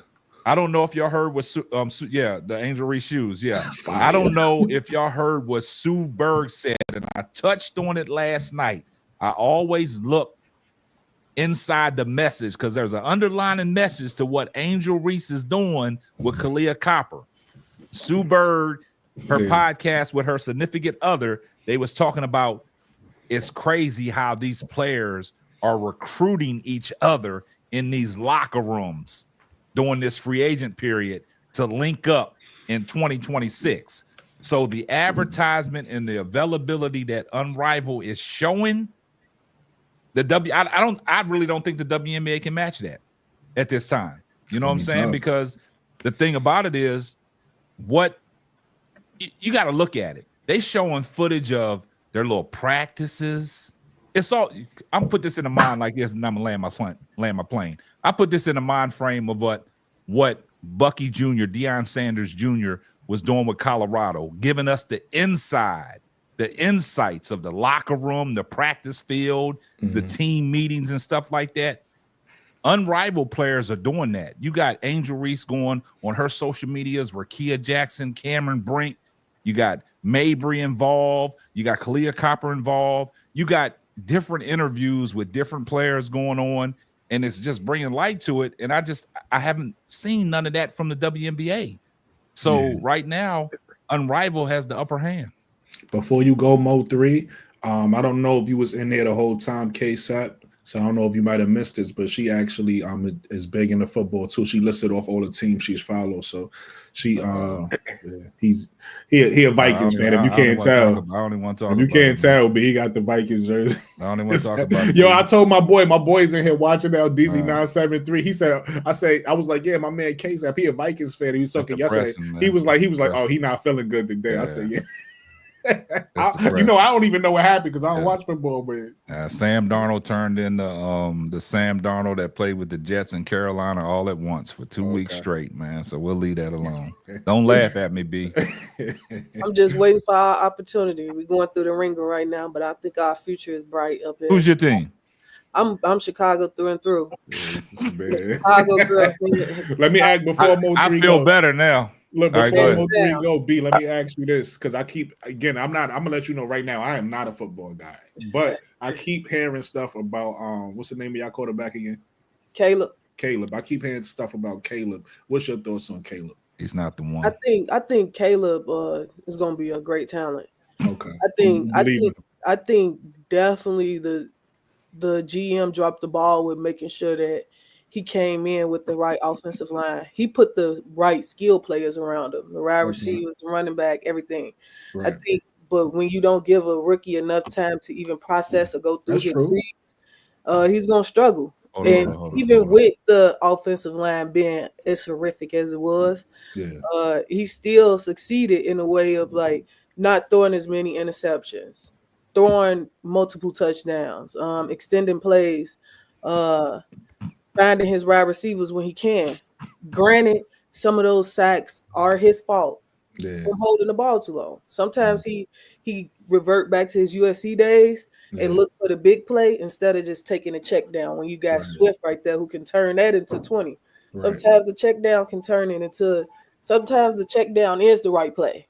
Right. Stop trolling, KSAP. Hey, I'm just setting out.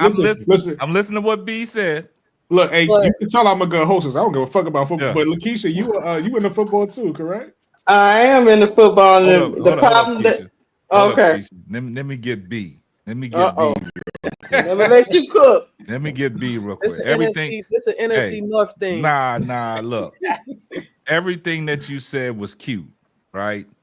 Because you did say that he has weapons around him, right? Yeah. Now my problem is everything that you said, the check downs, that's the play, reverting back to his USC days, holding on to the ball too long, taking them sacks.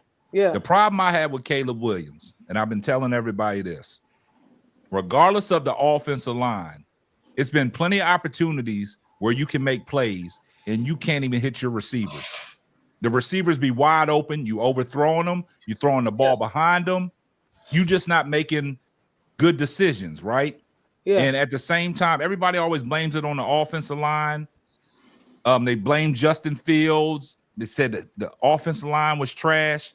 Well, Justin Fields, when he went to Pittsburgh got a great offensive line, right?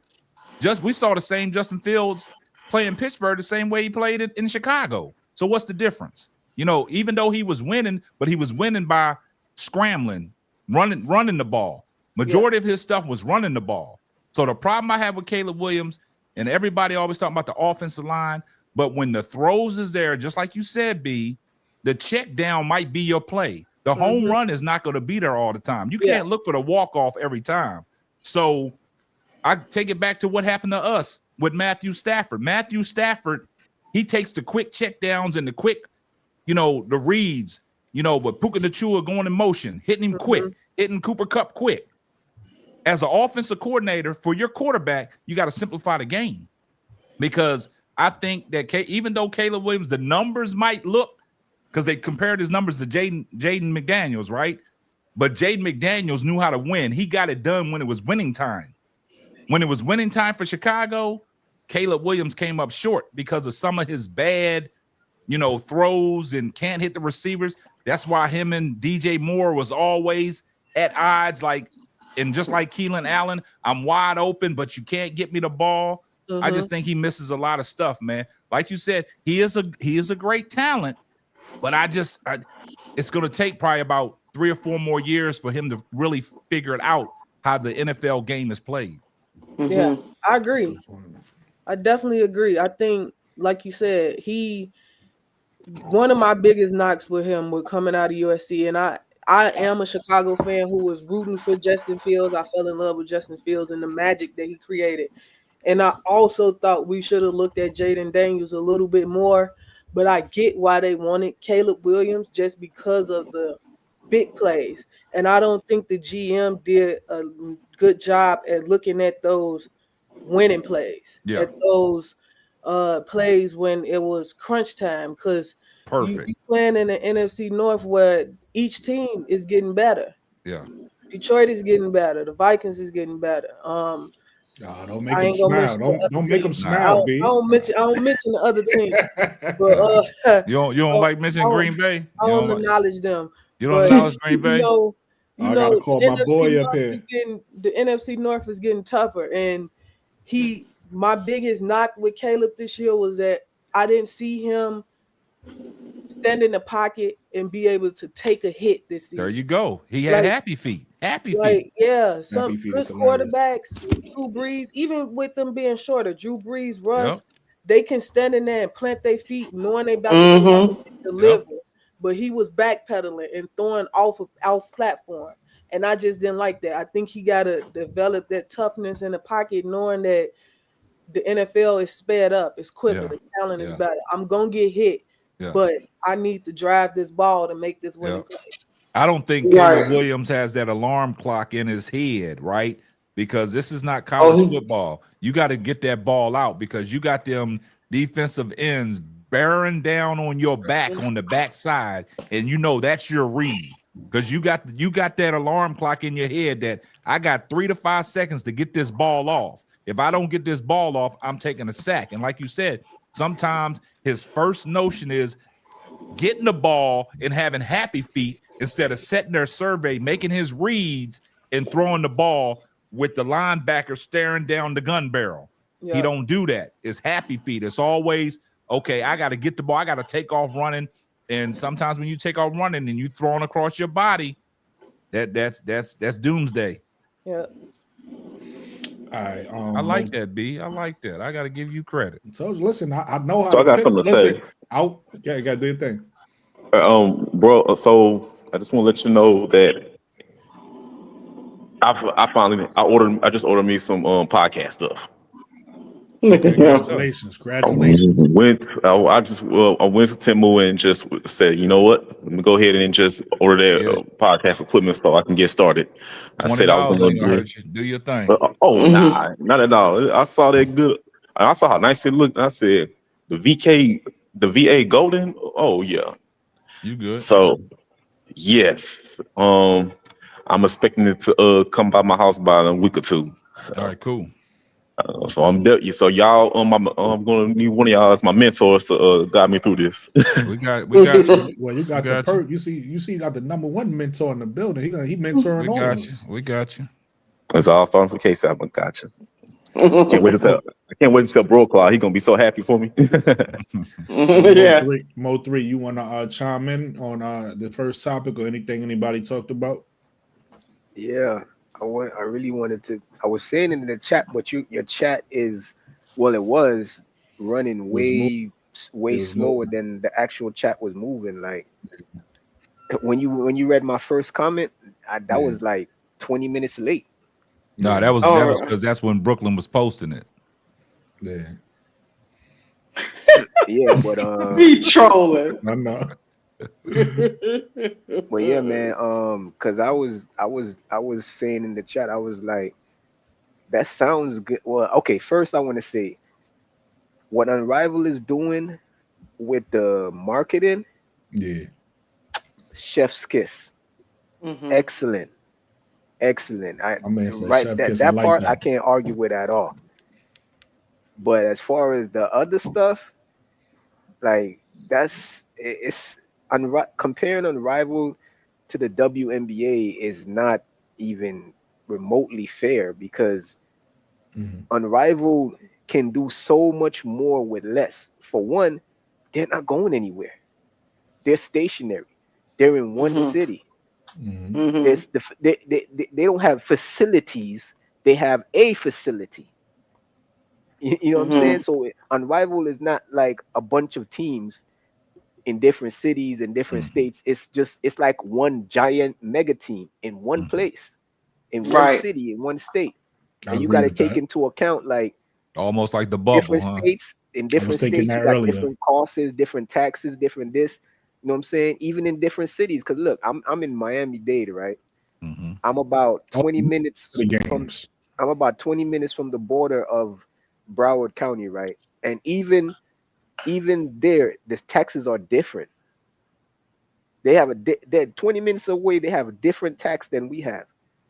They have way lower tax than we have. So even city by city, it's the logistics of what things cost is different. So you can't really compare that. And the thing with the charter flights is, yeah, they did it this year because this year was the first year that, first of all, Brooklyn was right. It's kind of out of necessity. They needed to beef their security up. People getting stalked in college and stuff. They was, you know what I'm saying? So they had to step their security up. And two, this was the first year that they had like a surefire way of making money. Hmm. 28 years, but they've lost money, millions and millions on top of millions of dollars every year. So if you're in the red, that means you don't have money to pay for stuff. The way they were paying for stuff was getting loans. They were getting Hmm. loans to pay for stuff. And nobody's gonna want to loan you. You know how much charter flights cost to go to different states and going to different cities alone, but different states. You know what I'm saying? Like two farthest cities away. One is in LA and one is in New York and Connecticut. Flying them teams across the country, that's not cheap. You know what I'm saying? And this was the first year that they had like a surefire way of making some money. They seen the hype coming. They like, okay, with these new classes, with eight with and they didn't only bet on Caitlin Clark initially at first, because at first Oh, they okay. wasn't just Yeah. promoting her. It just morphed into that when all her fans came into it. They became the loudest, so it seemed like they were the only ones around, but they were just the loudest at that time. So that's when they started backing her, because at first they wasn't really just backing her. They were trying to give like the rest of players. Even Kathy was saying it. She was trying to give other players, you know what I'm saying? They went at her about that. They went at her saying, oh, she's tripping, she's dropping the ball, she should be backing Caitlin. Her fans made it that way. But if they didn't, and if the charter flights didn't, if they didn't do the charter flights, they would have actually been either made a profit or close to breaking even this year. So it was a risk they was willing to take. They was like, okay, you know what I'm saying? So even though this is the most money that they have ever lost, which is around $50 million or so, it's only because of the extra stuff and money that they had to spend. If they would have kept it business as usual, they actually could have possibly made a profit this year. So they was willing. So it's not like they lost more doing that stuff. If they would have did it before, they would have lost even more. You know what I'm saying? So if you're losing 25 million and you're making 10 million, that's bad. But if you're losing 50 million and you're still only making 10 million, that's even worse. So they wasn't going to do that. And then the people that they were getting the loans from were looking at potential. They're like, okay, look at these big draws. Okay, we could take a gamble on them, on them people coming. They were looking. They're like, okay, she already in bed with Shaq and Reebok, or she's already with Nike. Okay, let's see what's going on here. So that's the part that I disagree with. It's like the NBA, the WNBA was stuck between a hard and a rock and a hard place for a while, and this was the first time they had like some like a light at the end of the tunnel. And to Kathy's well, I don't even want to say Kathy, but because Kathy is not really doesn't have as much power as people think she has. Like even this new CBA people keep talking about, they didn't negotiate anything. That was the NBA. They didn't get anything. They wasn't there. The NBA made a deal, and then they gave what they felt like the WNBA deserved. They getting this money from the NBA. They're not getting this money from the media rights deal that was made. They're getting this money directly from the NBA. The NBA is giving them like, okay, this is what we think you deserve. Take that. So she doesn't really have as much pull as you think she does. She tried to do some things like the rivalry thing. This is her idea, because I don't know who that was that said it before, but she have spoken about trying to do that before, this Angel, and she just didn't have an opportunity to do it. It was, I think she might have tried to do it with Maya Moore and Donna, but that didn't pan out because Donna was like, Donna didn't do what she was supposed to do. But they should have a consistent person that's promoting whoever's hot at the time. Yeah, that's the aspect. That's the aspect that I'm with y'all on, the promotion part of it, the actual promotion. You know what I'm saying? Because you're right. It doesn't take that much money to promote. They could have did it for the cheap. They could have said, you know what? Let's grab these fans up on YouTube or whatever media they want to do it on, and pay them scraps to do it. Or some people would probably do it. They would just do it just to do it. But I don't know. Their promotion was off. That like Unrivaled, I believe that they should take a book out of Rival's pace with the promotion, but the actual logistics part of it, like spending money and facilities and things that actually cost like real money, like millions on top of millions of money. We're gonna let Key get in here and say her piece on the first topic, and then move on to the second topic. Key, you got anything you want to say about the first topic, or anything you heard anybody say responding? Just as far as like is about Unrivaled making all the right moves versus the WNBA. Right. Yeah, I mean, I talked a little bit about it on my stream, I think yesterday. Like, Unrivaled is just knocking everything out of the water. They're superseding like expectations, honestly, because I think people were just like, okay, they starting a new league. We just gonna see how it is. Like, obviously, we're interested. I don't even think people really like saw them reaching the heights that they're reaching with the marketing. Like Sprite and Body Armor being the drinks for Unrivaled, like Sprite putting on their page, like, you know, you don't want to be a person who wasn't there in the inaugural season. You know what I'm saying? Like, I was born in 1990, so the inaugural season for the WNBA, like I was 6 or something. You know what I'm saying? Like, I saw a KSAT face when you said, listen, KSAT, it hurt me, so I was in 95, so I mean, I wasn't born that much.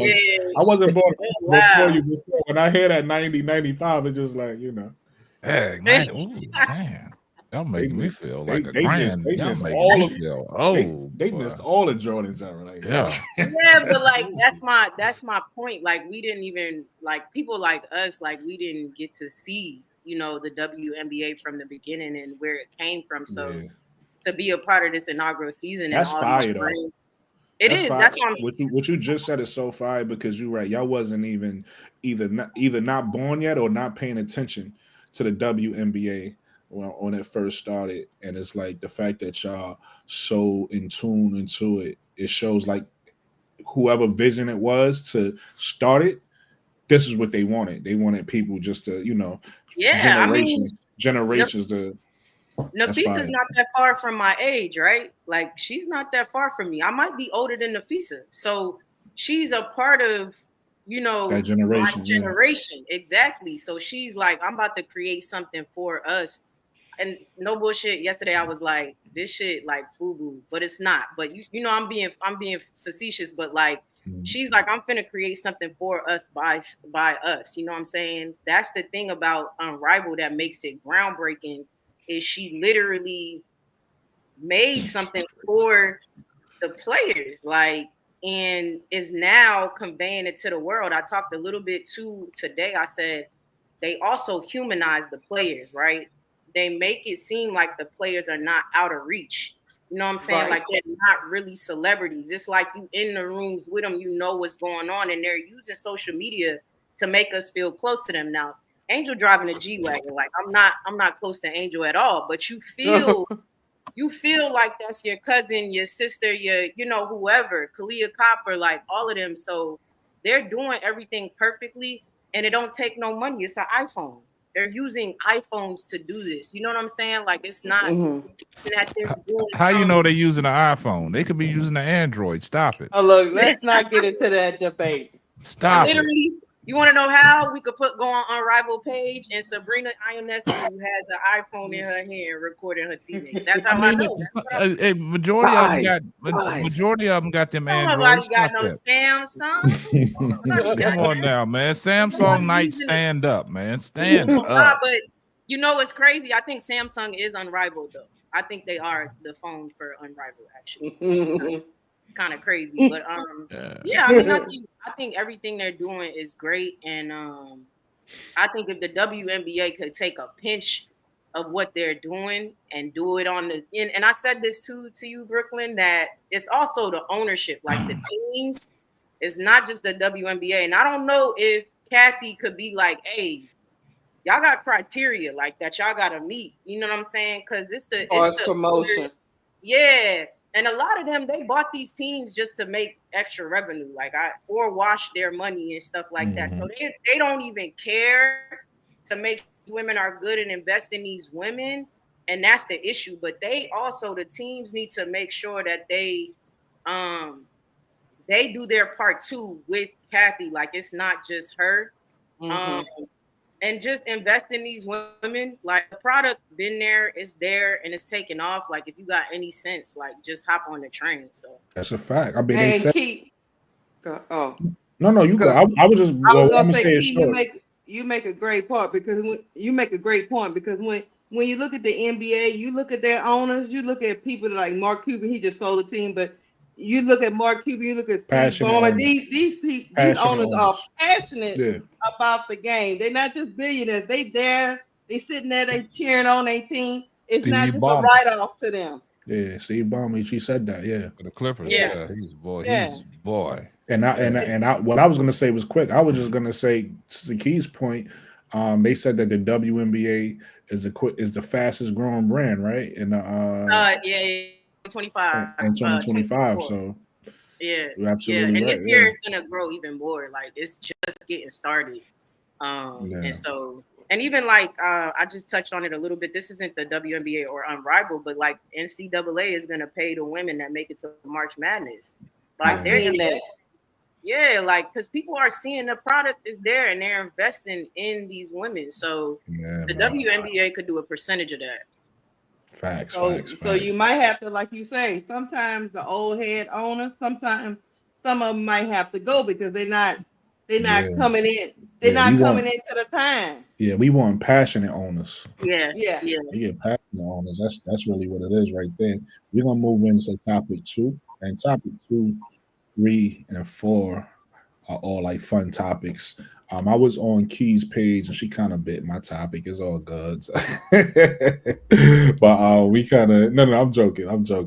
But you did this. We did this on your page as well. So I'm saying you kind of are ahead of the curve already of where you think the rankings is at.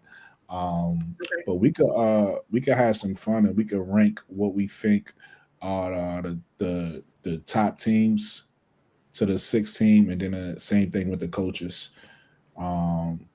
So anybody, I could go first if y'all want. That's why I had kind of sent y'all the people that I was able to send it to. I sent y'all the topic this way I could kind of come up with y'all list. So if y'all have y'all list, y'all could go. But if y'all need time to think, I'll go first. Y'all want me to pull it up and put it on the screen?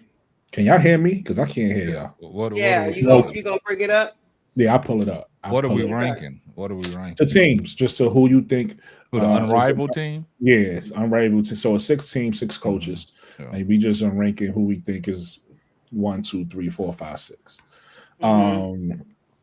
Let me pull it up though. I got it on my computer right here.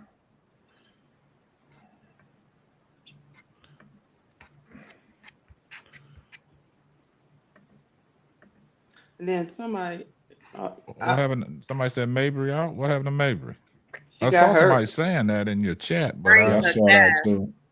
She sprained her Yeah, calf. in practice. she blew a tire. Yeah, it seemed like. See that was the man. No, I'm gonna leave that alone because that was my main concern. Injuries. Yeah, she did. She did that. I think it was just in practice. I know it can happen anywhere, man, but wow. Because Kennedy Carter got hurt over there in China. Gosh darn it, Nostra KSAP. What's that? I thought, hey, nah, don't say, nah, don't speak that. Don't do that, Mo3. Don't do that, man. That was one of my fears, man. Who we got up here? Who is this? Is So that the latest? this is Team Laces. Okay. You got Jackie Young, you got Tiffany. What's her name? This is not Tiffany. Yeah, Talking about that's Tip. Tip Hayes? Yeah, Tip Hayes. Hayes. Yeah, that's Tiffany Hayes. That's Tiffany Hayes, McBuckets, AT, Money Martin, and Big Mama. And then the coach is Andrew Wade. Let me think about this team. Let me think. Okay. Give me any team that got Jewel Lloyd on it. Okay. Here you go. Okay. Here you go, trolling.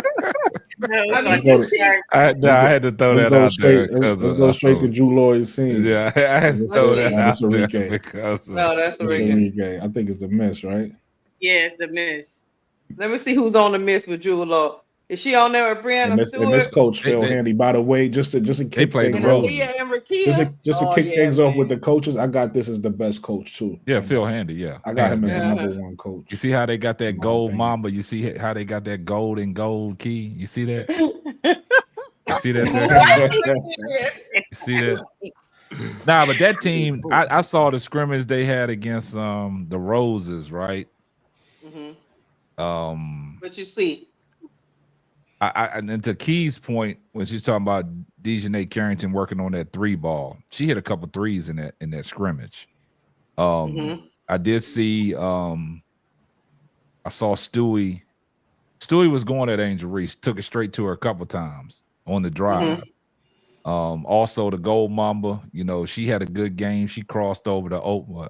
I can't give her too much credit because she did make Chelsea Gray look like she was a cone and had her slipping when she crossed her over. I can see that. Yeah. And got to the bucket and got fouled, but she didn't score, but she got fouled though.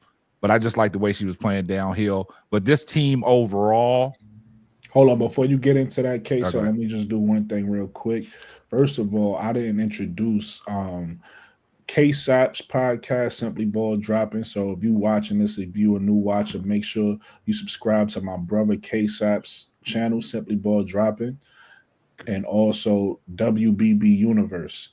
Make sure you subscribe to her channel as well. They both bring amazing content to the women's basketball space. So I just want to highlight them. Also, everybody, if you haven't done it, please hit the like button. Please subscribe. I appreciate it. I'm at 260. I'm trying to get the 300. He's supposed to be at 300 by the end of the night, y'all. By the end of the night, it'd be nice if y'all could get me to 300 by the end of the night, or even on the playback game. You watching this in the playback? Make sure if you tuned in, if you enjoying what you watch, hit the subscribe button, hit the like button, and make sure you tune in to everybody that's on the panel. It's all jokes. I'm gonna say it's all jokes because that's what they see. B. It's all jokes. she get. I don't want to mess up your the Sky Zone thing. So you get and promote it real quick. But hold on. Before B go, I don't know if I told y'all this, Brooklyn, but when you set up your live and when you have it on StreamYard, go into StreamYard, click the 3 buttons to view it on YouTube, right? Yeah. And when you view it on YouTube, go to customization and turn on your subscriber mode only. All right, let me see if I can do that. So that means that everybody that comes in, they have to be subscribed. You can't let no freelancers coming in, because I think that might be what's happening to you, Brooklyn, because you got a lot of views. When you say 3, I don't see the 3 buttons. I got it open. When you set it up in StreamYard, when you first set it up. Oh, we're talking about a StreamYard. Okay. Yeah, because you're advertising it to YouTube. But when you set it up, go back. Don't enter the studio. Click on the 3 buttons. Click on view on. I got you. He can do it while he can do it while he's live. See, Alyssa B knows. She helped me out with a lot of things. Yeah, Alyssa B be on point. But go in there, hit them 3 buttons, and then hit customization and hit edit, and make sure you got subscriber mode on only. And that means anybody that's in your chat, only way they can get in there is if they subscribe. You can't let these freelancers come in here for nothing. Gotcha. I forgot to tell y'all that. Nah, you good. You good. Y'all could go. I'm gonna do this. So I'm gonna be busy, but I was just gonna basically have y'all go online. So get to start it off B with what you promoting with your Sky Zone, and then everybody can promote their channel while I do this real quick. Go add me on Twitter, X, at it's all jokes, 2S_. Add me on Playback, Sky Zone. I can drop the Playback link in the chat again. On Playback, what we do is we just stream the games for y'all for free. Y'all don't have access to the games, we got access to it for y'all. Make sure y'all go add me on Twitter and add the Playback channel, Sky Zone. Got you. Okay, I'm at Cut the Ish Real Talk Sports on YouTube. So y'all go subscribe and hit the like button for sure. Go ahead. That's all you got. That's all you got to say, Keisha? That's all I got. Hey, hit my like button. You know. Man, all y'all got to do is search Simply Ball Dropping. I come up all over the world, man. Just hit Simply Ball Dropping, man. Yeah, he pimping all over the world. I'm pimping all over the world, man. But make sure y'all go to the website, man. I got that merch on that website at www.simplyballdrapping.com. Appreciate Reddick Milky Way. She made a purchase yesterday. She got that Hot Fire Angel Reese hoodie. So we gonna keep it popping. And I'm WBE Universe, Women's Basketball Universe. Make sure you subscribe. I'm at like 65. I'll take just 5. I'll get to 70 tonight. Let's get her to 100. Let's get me to 300. Let's get her to 100. Yeah. Let's get Lakeisha. Where you at, Lakeisha? Hey, hold on. She's like 20 from 200, right?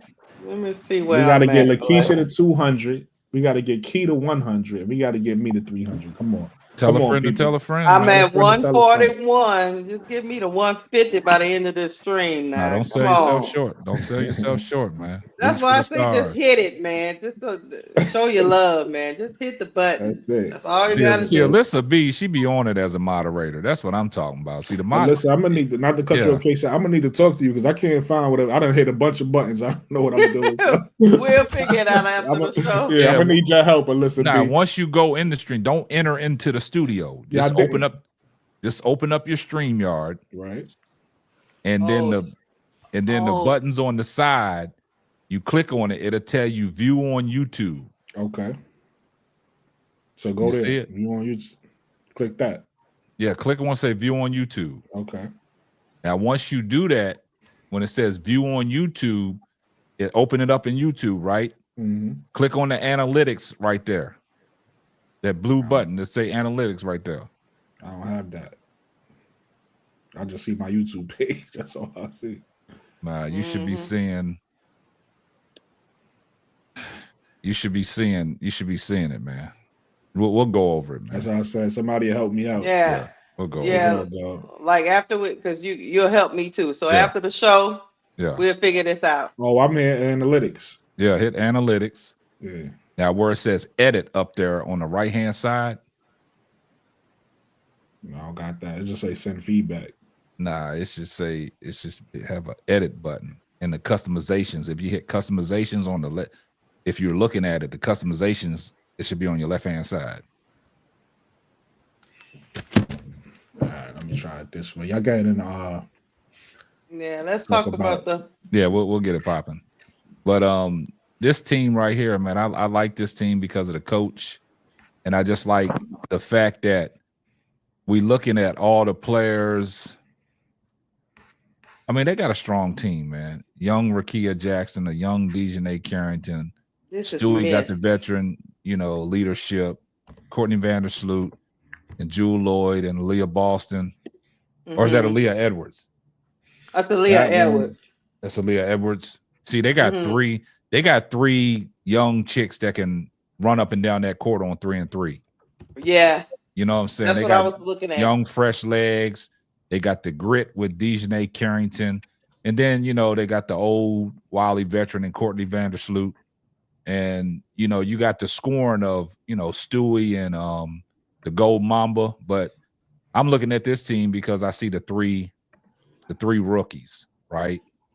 They bring a different dynamic. I just got to see how what the other teams look like. But assessing this team, I can see they can be a potential problem. Yeah. I'm thinking, let's go to the next one so I can see. I got you. Go to the next team. That's the myth, guys. You got a particular team you want to go to. Let me see that. Let me see that Roses. Let's look at that Roses team. Let's look at that Rose team. That's my team. I pick Rose all day. I'm a Rose. We got Angel. This is Coach Nola Henry. You ain't got no young bodies, but I got no young bodies, but I got Nola as the worst coach. I got Nola as the worst coach. Yeah, the only young ones is Angel and how old is Lexi? Lexi pretty young, huh? She like on her third year of her rookie contract. Yeah. Everybody else is experienced though. Hey man, this team with Kai and Angel, just think she was rebounding on 5-on-5. I expect her rebounding to be crazy on 3-on-3. Nah, I didn't see too much in that scrimmage game though. No. Nah, I ain't then see you too got much the point guard. Because it's too open. The floor is too open because 3-on-3, man, you beat your man to the cup. It's that help side defense ain't always there. Yeah, you see what I'm saying? Yeah. That help side defense ain't there. And Angel and Kai can stay with him though. Yeah, but I'm saying like in 3-on-3, the way the court is expanded, it's not a half court style play. It's a little bit longer than that. So if you got, that's why I said with the young girls, if you got speed and you can get downhill, the defense ain't got a chance to set. You had the bucket scoring, so it's not going to be too many opportunities for Angel Reese to get rebounds because she's going to be taking the ball out the net. That's that 3-on-3 style play. I think the Rose's advantage is that they have one of the best fast break players in the league, in Kalia Copper. Correct. You see her when she go downhill and you get the ball off the glass and you get it to her in her hands. She's the different person when she's that's what I'm saying. Break. She's a different person when you're in a fast break. I think if this team can get back and stop the fast break and actually force the teams to play half court, I think they have the defensive team to go a long way. Yeah, it's gonna be up and down. I also like Chelsea Gray is an X factor for this team. I think because the floor is a little bit more open and there's less people on the floor, that gives a good passer more lanes to make passes. Yep, that's right. And she out there being a general and just commanding the floor and getting everybody to their spots. And they also is an underrated 3-point shooting team. Chelsea can shoot the 3. Kai can shoot the 3. Azare is a big X factor for this team as a big who's winky and can step out and shoot the three. And Lexi was leading the league by the end of the league in 3-point percentage. So I think the Rose can be an X factor team. I know a lot of people got them ranked low, but I think if they just cut down the fast breaks that a lot of teams going to try to run on them and force teams to play that half court game with them, then they'll be scary. And with everything that you said, that's what I was saying. It's not because it's going to be up and down. It's going to be fast paced, right? Because the floor is open. It's 3-on-3, right? So if I got the ball, like you saying about Kalia Copper, you know, playing downhill, she got somebody and she blow by them. The defense ain't got a chance to get set. Now, as you score, you got to get back on defense. So it's going to be up and down. So I don't think it's going to be that many opportunities for Angel Reese to get rebounds. Right. And like you said, B, if that team can get you in a half court set because you do got the point guard, right? And now you got a Lexi Hall that can shoot a three. You got a Kalia Copper that can get to the bucket.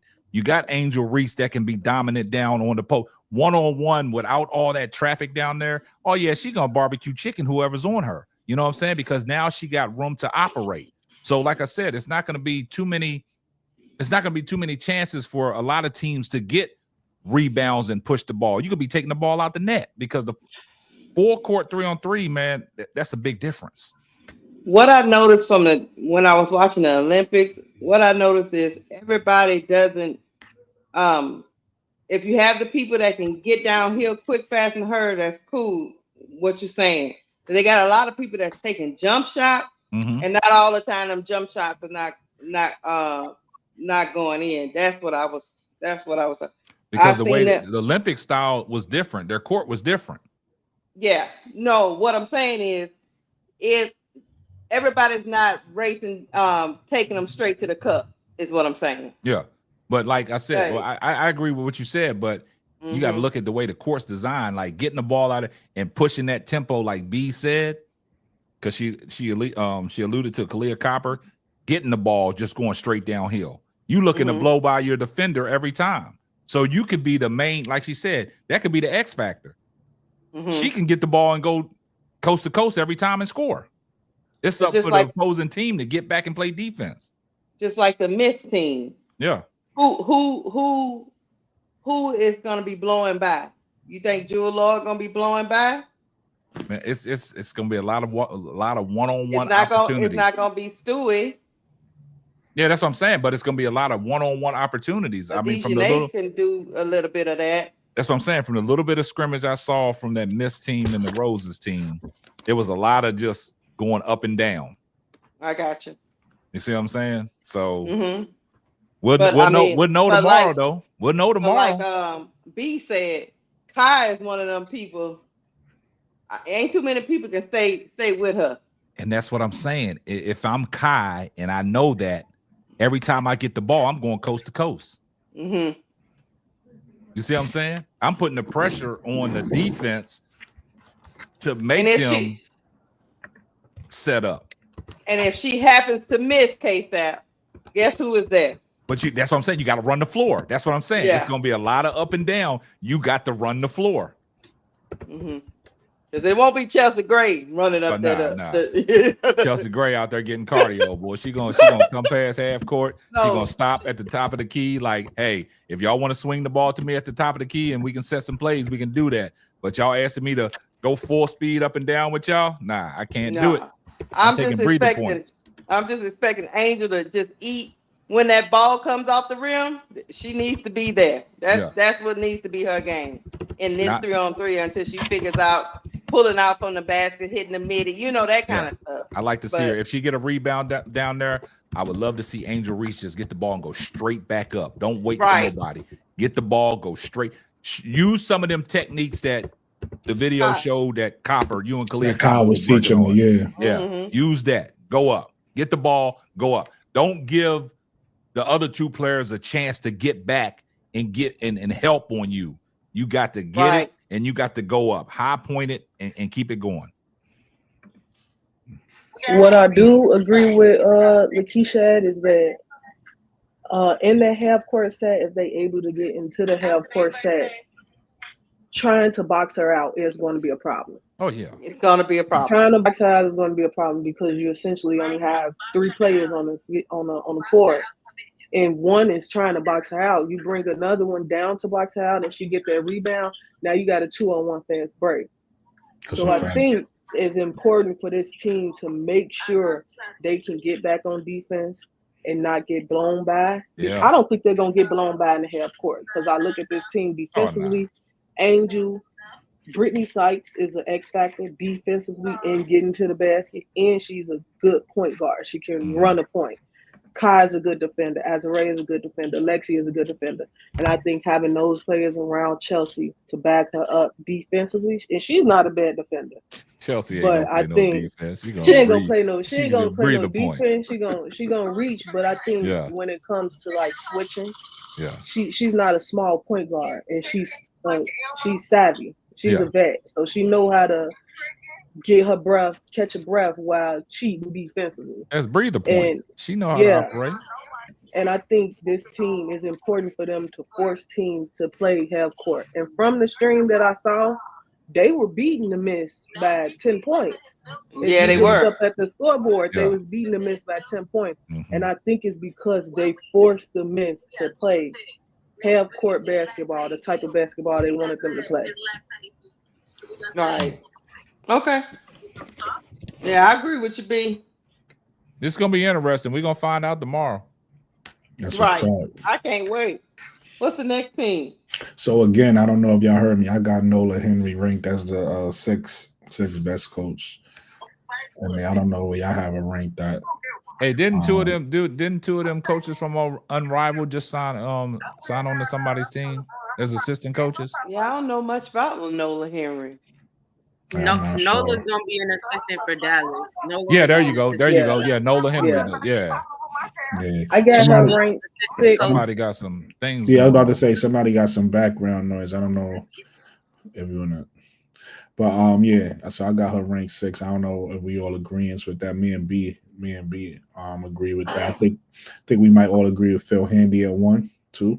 Yeah, I don't have no problem with her at 6. I think Phil Handy got the most experience out of all of them because of his. That's how I ranked it. His experience, his tenure with the NBA. You know what I'm saying? And all the it wasn't that he's associated with. Yeah, that's how I ranked it. I didn't rank it based off how I feel like my feelings. I ranked it based off who I thought had the most experience and who I thought was the best coach. So I got Phil number 1. Any particular team y'all want to go to next? Go to Phantom. You take a look at Phantom. Yeah, I got him ranked. Gotta take a look. I don't too much like this team. I got him as a 3rd best coach. Adam. What y'all think? BG ain't getting up the court. She ain't getting up the court. Yeah. We went over this the other night. Like, this team is Bazooda. This team is Bazooda. Cloud is like the only defense you getting. And Marina's hurt. Marina's hurt. Marina's gonna miss games as well. She's not starting right away. That's bypass this team. Let's go to the next. So wait, remember we ranked the team. So y'all just we're gonna put them in last. We're gonna put them in last. 6 best team so far. So far the Roses. So far where y'all got the Roses. I'm only saying that because of what Keith said about the injuries. You know what I'm saying? Sabrina gonna be out. Mabry's out. No, I ain't mad at you. I'm just trying to put it before I just decide on the Rose. Let me see the rest of the team. Okay. I got Roses at 4. I got Roses at 4. Okay. Yeah, B was that B said she got the Roses at 4? Yeah. Mm-hmm. I got the Roses at 3. So it's 16. I got the Roses 3, 4. They making the playoffs. I think the Phantom, like y'all said, is 6. They just got a lot going on right now. I got you know what's funny? I got the Laces at 6. I got the Phantom at 5. All right. I ain't even seen the Laces. Yeah, now we gonna get to the y'all telling me I'm following y'all. Go to the Owls. The Lunar Owls. Yeah, the Lunar Owls. This I got the coach. I got him as I got Nola Henry as the worst coach. I got this as the 2nd worst coach. DJ Sackman. Never heard of DJ Sackman. I looked them up. If you do a quick Google, if you type in their names, if you just want to know, just check the research. If you type in their names and write coach history, it give you a brief. Hey man, Alicia Gray is made for 3-on-3, man. Oh yeah, they all good coaches though. I think Skylar is too, man. They all like Mhm. development coaches, so they good Mhm. coaches for this. They, but I just kind of judge them off what I think they. Well, you experience. can take Cam Some of off them this work- team, man, Some because of she them work ain't for the playing. Wizards. So She ain't playing. Some of them work What for the y'all Wizards. think of some of them work for Shakira? the Nets. nah, I got this team fifth. I got these fifth. There's I got the The team. We Loner got- Owls. I got got Loner them- Owls I fifth. got them fourth. I got them fifth. I got the team that we just went over that I said move on from. I got them six. Got them six. Yeah. Okay. You got this one fifth. Phantom. You got Yeah, I the got Phantom I six. got this team is fifth. The Lunar Owls is fifth on my radar. Well, I tell I you think one the thing. Luna Owls got a lot of veteran presence on this team with Skylar, Courtney, and Fee. So I got them. And I love I Alicia got them Gray. making. I got them sneaking in. I'm not sold on the Laces. I ain't seen them yet. Yeah, I so got Well, the hold Laces on. as the worst Luna team Owls don't personally. really have somebody that can blow. I mean, Courtney Williams. Shit, They don't have people that can blow by people. They all better be in shape because they missing a body in Cam. So they all better be in shape. Yeah, I might. You know what? I might agree. I love Fee, but I don't know if this team is built for 3-on-3. I don't know. Let me keep thinking. Keep going. Y'all talk where y'all want to go next. Go to Vinyl. Vinyl. So the Vinyl. The Vinyl I got is the second best team in the league. Let me see what they got. I got Vinyl. We at looked one. at the Mr. We got Vinyl at one. We looked at the Mr. Ready. I got one. missed at one, and I got Vinyl too. Nah, I got Vinyl at one. I got Vinyl. And Hey, Miss looking two. at that roster. one. Yeah, that roster look good. Hey, look, Vinyl, man, they got Enrique. They said Ryan Howard just scored 38. Yeah, Ryan Howard's mid. You want to know what? I might. It's 3-on-3. Hey, She's you know who my perfect for sleeper is? 3-on-3. You know who my sleeper is on? Oh, go ahead. Hey, B in universe. I'm conflicted. I ain't gonna lie. When I'm looking at this, I feel like they should be one, but I got them at two right now. I'm going Vinyl for one. I got McKee and B. I'm conflicted. I got Vinyl as one. You know who my sleeper on this team is? Jordan. That goddamn Jordan Canada boy. Yeah, that's the sleeper right there, boy. And she can run, man. I'm fucking with you. That's why they out hedged the mist a little bit for me. Man, I think Jordan will be a problem for Sloot. Sloot is a great point guard, but I think Jordan will be a problem. But watch it's this though, Enrique B. for me. B, watch this though. They got scoring from everybody, but look how long they are on defense. Yeah, Ray is long. Ryan is long. Yeah, they got Hamby, Aaliyah Boston, Ryan. Come on, man. Yeah. I got them at one. I got them at one.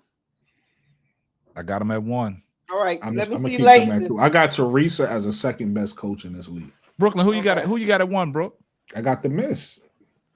Yeah, because Brianna Stewart. That's gonna be Brianna Stewart in 3-on-3 in the gold mamba. That's what you saying. see what I'm saying? In the gold mamba. All right, let me see. Key don't like that. What you said to go to the Laces? Mm-hmm. The Laces. I'm conflicted between the Laces and Andrew Wade. What do I have him? I got him as I got Andrew Wade as the fourth best coach. Here's another team. It's a jump shooting team. KSAP. And the Laces. I got the Laces as the worst team in the league. Nah. You said the worst? Yeah, I got them as the worst. You know what? I put. They got Luna Big Owls Mama, above the Money Laces. Mark, AT. You know what Big made Bucket. me put them as the worst? I know when you look at the names, you'll be like, "How do you got them as the worst?" But this is 3-on-3. I know, and I think even though the Phantom team looks worse, I think the fact that you got the fact that AT is more of a rim runner than a person that could, you don't really trust. She got that push shot, but you don't really trust her to knock that shot down. I feel like that's a liability in 3-on-3. You get what I'm saying? So even though the names, these players might get exposed, man. Yeah, even though the names look good, you got to think this 3-on-3 basketball. You need everybody to be able to score from each position. And with AT's style, you could almost play off her because you know what I mean. You can almost use that to your advantage. So but depends on how Andrew Wade mixes and matches his lineup, though. The reason why I got this team so low, I don't see any of these players being able to one-on-one blow past their defender. Jackie Young. Maybe Jackie, maybe Tip. And if that's you why have I'm to gonna say put maybe, Laces I at gotta 5. know. And I got this. What team is this? Laces. Just a I Laces. got Laces. I got Laces at This is- 5. this is, I'm a Me too. Luna I'm Owls with are you, B. sneaking to So the this is playoffs. How y'all soulmate. gonna put these at It's 5 and soulmate. they got all their bodies? And then we talked about the team that's missing, and Sabrina's not Phantom gonna be is- playing all the Phantom is game. 6, And right? Phantom is 6, right? Yeah, I got Phantom Yeah, 6. Phantom is 6. Yeah, Phantom Nah, is to me, 6. I got it's close enough. I got Phantom at 5. I got them just above the Laces. I think the fact that Satsu could shoot the 3, and she's pretty much gonna be the 5, because I don't see BG playing a lot. I think PG gonna play here and there. BG gonna be a player coach. Satsu gonna be the person that's gonna be they big. So the fact that Satsu she's a 3-level scorer, I feel like that's an advantage over AT, who's not a 3-level scorer. So that's why for me that swayed it for me, because I was gonna put Phantom at 6 too, but I think the fact that AT has that liability that you know where she's gonna score from, and then not only do you know where she's gonna score from, you kind of know she's trying to get the ball to somebody else. So that handicaps them. She's gonna be a liability on offense. That's what I'm saying, and that's she can't get that put. She can't get that push shot what off I'm saying? on 3 and 3. Nah. See what I'm saying? Because she's gonna be trying to get to the rim and then kick to the rim. So you kind of once you understand that, Satsu is a little harder to guard in 3-on-3. You gotta have some knockdown right. She can score at the rim. She can, you know what I mean? So it's like they can literally have 3. They can have a lineup with Satsu, Natasha Cloud, and Sabrina. All of them could score from anywhere. Yeah, you gotta have them knockdown shooters, So man. to me, they're above the Laces because of that. Yeah, I changed my order. I got it ain't. No, you want to know why I respect that? Because again, if somebody can explain, see, I hate when people say things, but then you don't know. I don't know why y'all picked. The way I broke it down, it makes sense. Like if you think about that, AT is a liability. She's a great player. If you'll argue that, and that's why I said it's different between 3-on-3 and 5-on-5. If this is 5-on-5, I don't know who y'all like better. You can argue that AT is the better player over than Satsu, or Satsu's better. You can argue like whatever, however you feel. But in 3-on-3 in this system, you kind of need you don't need somebody like, again, we talked about it on Key's podcast. BG is a liability in this. That's how I don't think she's gonna play a lot, right? Because in the half court, BG is gonna be amazing. Who's scoring over her, right? Defense gonna be, but if we get into a transition game, you took it out the game now. That's the advantage. So you see what I'm saying? You gotta start thinking about the strategy of basketball at that point. And I just don't know. Without Marina, I mean, they ain't got nobody. They ain't got that knockdown shooter. Nobody but Cloud and Sabrina. Phantom is last for me. They staying last. Yeah, Phantom is staying last for me. Laces is right above now. They playing 3-on-3 basketball. Y'all gotta realize it ain't gonna be many substitutions. Your best player is gonna be out there. You know what I mean? They're gonna substitute them here and there, but your best players is gonna take you on. Oh, they gonna substitute because they're gonna be tired. No, they're gonna. I didn't say there's gonna be no. I'm not saying there's gonna be no substitutions. No, but I'm saying. But no. Have you ever watched? Not being funny. Like, have you ever watched 3-on-3? It's mandatory subs. It's mandatory.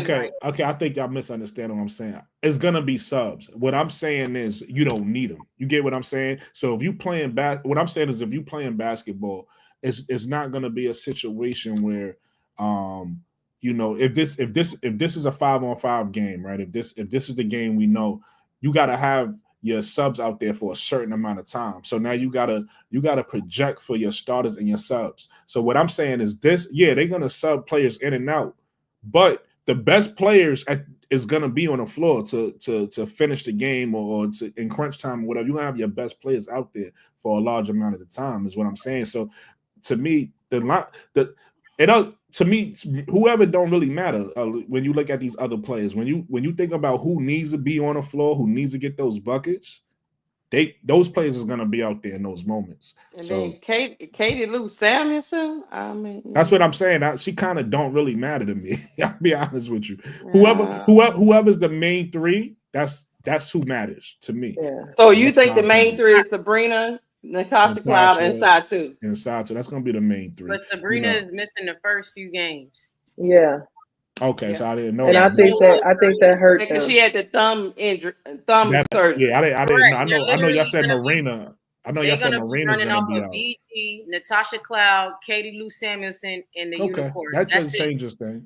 I didn't know it was injuries. That does change things for me. But no, the ranking. I'm gonna keep them as because again, it depends on how long they out. If you out for a couple games or whatever, okay. But if they're gonna be out for a significant amount of time, it changes things for me. But I'm gonna still keep this as I'm gonna still keep the Lasers as the worst team. I feel. Yeah, well, I changed my ranking. That is, I moved the Roses up to 3 because I got Luna. I got Rose at 3. Yeah, I got Rose at 3. That's where I got had Luna Owls coming in at 4. I got Luna Owls at 4. I got them at 4. I think Laces and the Phantom is just the construction of the team is just. Yeah, those are two worst teams. Laces and Phantom is the two worst teams. I think we all agree with the Roses at 3 and the Phantom at 6, right? No, I still got Laces at 6. I mean, Phantom could be. It's not that to me. I got Phantom. I'm saying it because of AT. I feel like there's a liability, but it ain't enough for me to care. The Phantom could be 6. I really don't. So I guess we all agree we got Roses at 3. So we all agree on that. Yeah, I got Roses. I got Roses at 3. Okay, so we all agree on that one. Okay. Yeah. Now I got. Do we all agree on Roses 1? at 2. I don't got Roses at 3. Nah, we disagree on 1. You got Roses at 2? I got the Miss at 1. Okay. No, I got the Vinyl at 1. I got Vinyl at 1. We got Vinyl at 1. I got Vinyl at 2. So it's gonna be interesting. I think that crazy Enrique is made for 3-on-3. Oh, I didn't know if that's the case, yeah, I'm cool with that. I didn't know we was all agreeing. I thought we was all having our different lists, but we all. No, I was just saying because we go over the list and I said we all agree that we have the Roses at 3, but you have them at 2. No, I got them at 3. No, she got. I think who got them? No. Key got them at 2. So that's what I'm saying. I'm just trying to rank everybody on where they got their team because I'm sold on the Roses at 3 and the Phantom at 6. Yeah, I'm cool with that. Phantom at 6 for sure. I'm cool with that order. Why do you have? So let me ask you, Key. Who's your 1, 2, 3? Since you got Roses at 2, who's your 1 and 3? I got Vinyl at 1. Okay. Mist at 3. Okay. So we all pretty much agree, just different orders. To be honest, the top 3 is like literally the same. It's so like easy to move any of them. I got Vinyl, Mist, and Roses. That's my top 3. Because I like Enrique. So I like Enrique. So I could see Vinyl at 1. The reason why I said Mist at 1, me personally, because I was thinking who's gonna win the Unrivaled championship. And when I looked at the Breonna Stewart and the gold, and I looked at that team, I was like, they probably gonna win it in the first season. Yeah, somebody said Breonna Stewart need to be investigated for putting that team together. Right, the list can change because my only thing I need to see with my 2 eyes, Brooke, I need to see Chelsea Gray. How she keep looking? up with these girls. Yeah, I need to see it. Yeah. She's gonna be fine though, because you got to realize with Chelsea Gray's game, first of all, and shout out to my old heads. When I played 3-on-3 and we used to play in the schools and stuff like that. And I used to play with older people. And when I played with older people, my game got way better, right? Because they stopped me from wanting to, do so much with the dribble and started making the right passes to the right. Like it was basically pass and cuts, and it was like so efficient. The game became so efficient. So with a player like Chelsea Gray, she's gonna make the game easier for her team. Mm-hmm. She ain't gonna be out there working too hard. She's gonna be out there making the right plays, the right passes. She's gonna be leading them, telling them where to go. And it's like it ain't gonna be too many dribbles. It ain't gonna be too many dribbles. Yeah. So and she's also a champion. They said Katie Lou Samuelson is a good 3-on-3 player. I said, okay. I mean, these players. She's played 3-on-3 before for USA team, so that's why I'm not trying to write Katie Lou off. But I think she had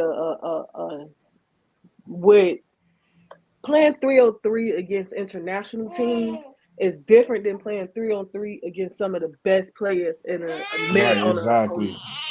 American League. And this 3-on-3 is going to be different than the Olympics 3-on-3. They doing it differently, so we don't even know how.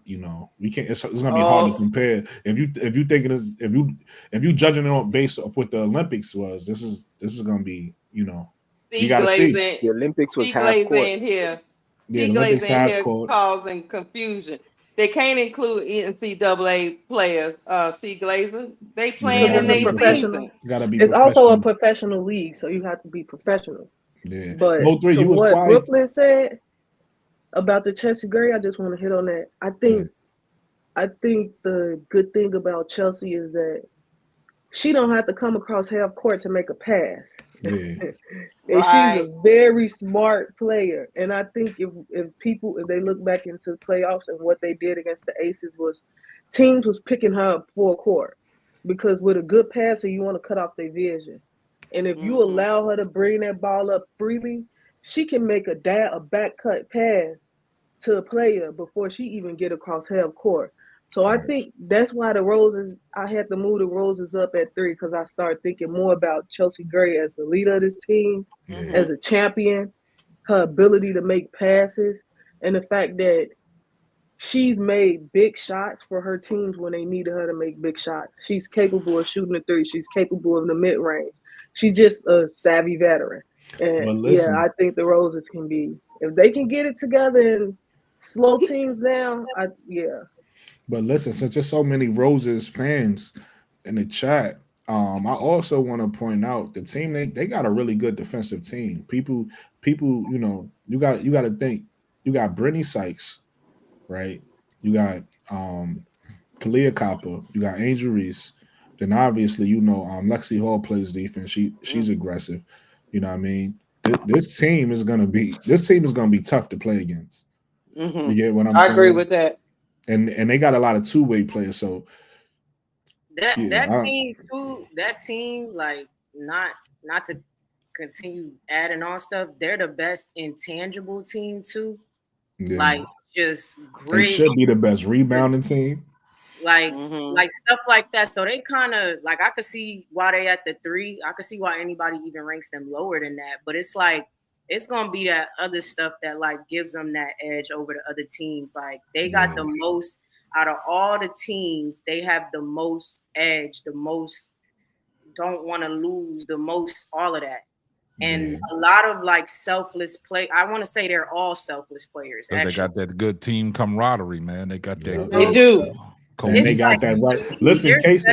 Talented teams for sure, better talented teams, but like I'm picking Angel over AB any day. Yeah. You know what I'm saying? I'm picking Chelsea Gray over Arike and Wnba. You know what I'm saying? And I'm not saying like she ain't gonna smoke Chelsea Gray. You know what I'm saying? Or whatever. But it's just the little stuff to me that makes them get that like little edge up to where they possibly to pull a couple upsets. And then to your point, Key, we judging what we think of these players on paper, but we don't know who's gonna have the best chemistry, right?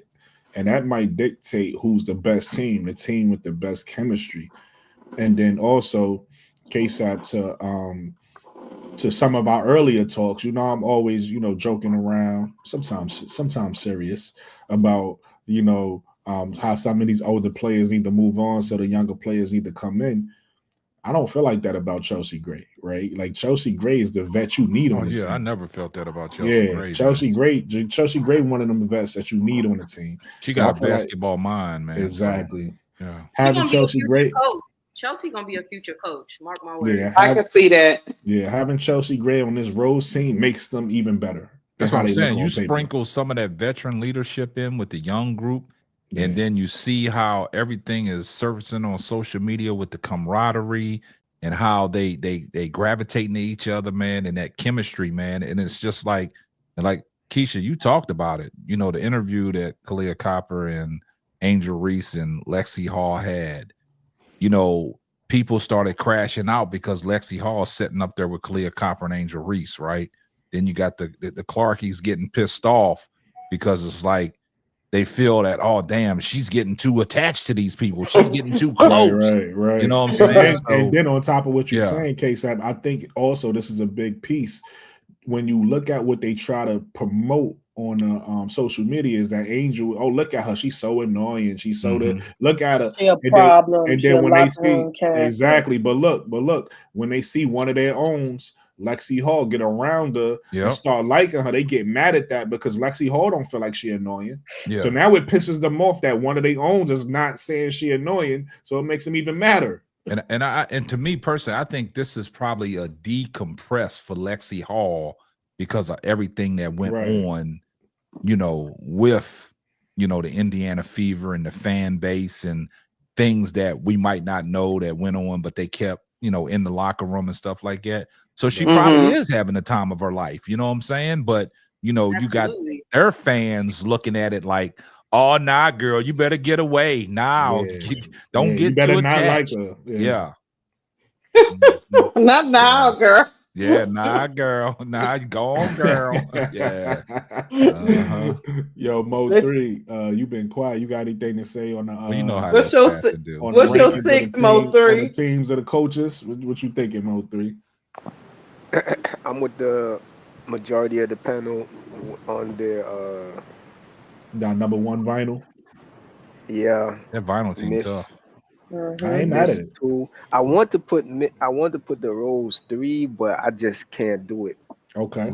I just can't do it yet. Once I see them playing, I might switch. Who you got 3? The Rose. Oh, I thought you say okay. I thought you said you wanted to put them 3. Yeah, I wanted to put the Rose 2. I meant. Oh, okay. Me too. But I put the Miss 3. Okay. But I just can't do it right now. I need to see. Because just going off paper, I don't. The Rose have a better defensive team, but facts. The Miss has a better offensive team, and I just feel like I don't know. Yeah, they do got a better offensive team for sure. Like easily the better offensive team. Stewie's still Stewie, right? Yeah, and it's like if you think about the WNBA, that the MVP over there now is Asia, right? But if Asia wasn't there, Stewie would have an argument for being, you know, MVP. Well, Asia not in this league, and Stewie is. So K-Steph say Stewie ain't clutch no more though. That's what K-Steph say. No, that's what I'm saying. But she's gonna get. I'm sorry, kid. Let me just get this off. She's gonna get criticism as she should for how she fit, because that happens, right? It's sports, but she still is who she is, right? Like she has to make up for that finals. That's a fact. We got to hold her accountable. All right, Brooke, do me a favor. Can you do me a favor? Yeah. Put that. You see that comment from Damon Fowler? Put that on the screen real quick. Damon Fowler. I think a common theme that the top 3 teams have in common. And I know. Hold on. I'm gonna let B go ahead and then I'm gonna address this. I think the thing that the top 3 teams have in common is that they had that one player on their team that isolation nobody can stay in front of. So you got Enrique on the vinyl. Facts. You got Enrique on the vinyl. Nobody can stay in front of her.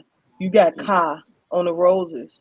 Facts. 1-on-1, she's gonna kill him. And for me, with the Miss, is not Stewie. I think it's Jewel ability to get to the rim, mid range, and a 3-point shot. Look at K-Sap smiling. 101. She'll 3-number I always rep Jewel Lloyd. You know, it's in the pipeline. It's in the water here. She's from Chicago. You know, it's in the water here. So we gonna go ahead, B. Cook at the top. But rep your hood. Hey, put your stove on slow cook. I think those top 3 teams have more similarities than differences. Because all 3 of those teams have 1-on-1 problems. And those bottom teams, I don't see 1-on-1 problems. Tip don't scare me 1-on-1. Yeah. Jackie don't scare me 1-on-1. Like you get Lexi Hole, somebody who can match their size and they speed. And you tell her to go out there and defend them, and she can. Right. So those 3 teams, 1-on-1, I think they got killers 1-on-1. Hey, since B from Chicago, K-Sap, run me really quick. Oh, she from Chicago? I am. Okay. Since she from Chicago, you know, we normally got Bro Claude from Chicago. I am not from the South Side. We got a new person from Chicago, K-Sap. Run your theory by her. See what she think. Bro Claude from the West Side. I'm from the West Side too. Your Drew Lloyd theory. All right. Jesus So She- hold on. She's from, I'm she's gonna get from to the that. city. She's from the city, but I'm gonna get to that. But let me address this comment, right? Oh yeah, do the comment. See, this is the problem I have. This is the problem I have with the Clarkies, right? When I made the comment about, Lexi Hall sitting next to Kalia Copper and Angel Reese and the Clarkie fans, getting like, girl, y'all better get away from her. You acting like you're having too much fun. If it's not pertaining to you, why would you make a comment like this? Not only that, I'm gonna piggyback off what K-Sap is saying. That's the problem I have. I'm gonna piggyback off that because not only does it not pertain to you, if you was really if you really not like the other Caitlin Clark fans, right? If you really so different, yeah, why can't you point out the ones that are acting like that? Why you acting like what K-Sap saying ain't a fact? Because we've seen it. We've seen these people, losing their cool, jumping outside the window, saying all types of crazy stuff. We've seen it. Yeah. But you sitting there mad because somebody said it because it don't pertain to you. And you make a comment like that. So like Forever Faithful unto You said a hit dog will holler. There you go. So you got hit and you hollered. I mean, yeah, man. I mean, stating the fact. Yeah. I mean, man, I don't know why you get so butthurt over that. But I'm saying if it don't pertain to you, if you're not one of them fans, why even comment on what I just said? Mm-hmm. Why even comment? Just let fact. it go. He thought he was repping his hood. You would have got more. You would have got more respect if you would have acknowledged what he said and said, "Yeah, I feel you, K-Sap." Yeah, they do that type of stuff. But if it's not pertaining to you, if you not that person, why would you even make a comment like that? All right, you can get off the screen, Brooke, and I'm gonna go ahead and address what B said about my girl Jew Lloyd. You know what it sound like though, K-Sap? It sound like he is that person. Yeah. Now you address it. And see now, okay, I got you, Damon Fowler. It's all respect and love. I'm not trying to, go back and forth with you. I respect what you say. We brought it up. And we're not really talking about no, it's simple. It's simple. We wasn't nobody was thinking about Caitlin. We brought it up because we was talking about Lexi Hall, and then when we talked about Lexi Hall, we talked about the people that's crashing out. So what are you talking about? Yeah. You acting like the way he's addressing that is if we out of nowhere wanted to throw dirt on Caitlin Clark. No, that didn't happen. We was talking about Lexi Hall. You know what, Brooke? Wow. Let him rep his hood, man. Yeah, that's a fact. You also can't come to a WNBA panel and dictate the WNBA players we talk about. That's a fact. We're talking about women basketball. Yeah, we're talking about women basketball, and she's a woman basketball player. She's going to be brought up. Yeah. She is a good player. This is stupid. She has a big fan base. She's going to get talked about. So if you don't like it, it's always other channels that you can go and watch. Thank you, where they are talking about something that you like. Yeah, right. Go over there to bitch be frank. All right, now check it out. Look, I'm addressing what B said about Jewel Lloyd. This was my theory. Since you from Chicago, right? I know you probably got your ear to the street, right? And I would just, this is my theory, and I don't want to bring up free agency because we talking about something different, right? But this is what I'm saying about my Jewel Lloyd assumption, right? This is my theory. If Kennedy Carter is not in the plans, right, and if she is not going to be in a Chicago Sky uniform, my backup plan was Jewel Lloyd. She just disgruntled in Seattle, and she's from Chicago. Mama Lloyd was already out there with honey on her chest, twerking it up at the Chicago Sky party, right? And Jewel Lloyd wants to come home. Would you entertain that? I would. I think for me, I wouldn't necessarily give that number 3 pick. Oh no, we're not talking about giving up that 3 pick. No, we're not talking about that. Because they're gonna have to package something. And if I had to package anything, it would be the 10th pick. 10th pick. Oh, B, I love you, B. We on the same page. It would definitely be the 10th pick. I'm not against Jewel joining the team, and I know a lot of people like, oh, she had a bad season. Good players have bad seasons. And last season she had a bad season. The year before that she was leading the year before that she was leading the lead in the scoring. And she's a champion, 2-time champion. She knows what it takes to win. And she's just in an environment right now where if you're in an environment and you feel like you're not being treated right and treated correctly and your mental is not in it, you're going to have bad seasons when it comes to being on the basketball court. So I think she can redeem herself. I'm not against the Sky taking her, the third pick is crazy talk to Oh yeah, me. that is crazy. And if we do decide, which is not, if we decide that Kennedy is just not in a budget and she walks, I think you have to replace that scoring, and Jewel Lloyd has the capability of replacing that scoring. There you go. Good breakdown, That's B. what we said, B. Good breakdown. Okay, I just want to know what B thought because she was from this city, you Yeah. know. So you're not on the south side. I'm What- on what You're on the side, west baby. side like Bro Claude. Oh, you're on the Yeah. west. Oh, you out. Bro Claude ain't met her yet. No. Nah, No. this is her first time on a panel. Uh-oh. Like I said, I met her in the Twitter. He's like, I met her and a few other people in the Twitter spaces. You can't put two lightnings in the bottle and have them crashing out at the same time. We can't have that. You never know. She Yeah. might, I you know, don't she's know. from She the west seemed- side of Chicago, so she might actually calm Bro Claude down. You know, it Yeah, might be she that type of calm. thing. I come Bro from a Claude. basketball family. My uncle played at Dpoy with Mark Aguirre and Weston House, the dynasty of the west side of Chicago. So Mhm. I come from a basketball family.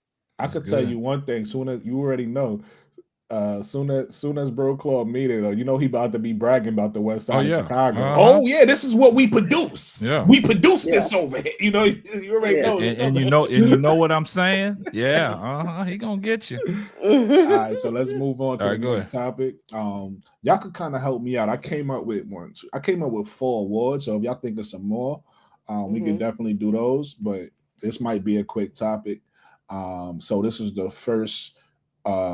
This is the first award winners. So obviously, I'll save championship for last. So who you think gonna be the MVP in the first season? I Jewel think Lloyd. Enrique. I go first.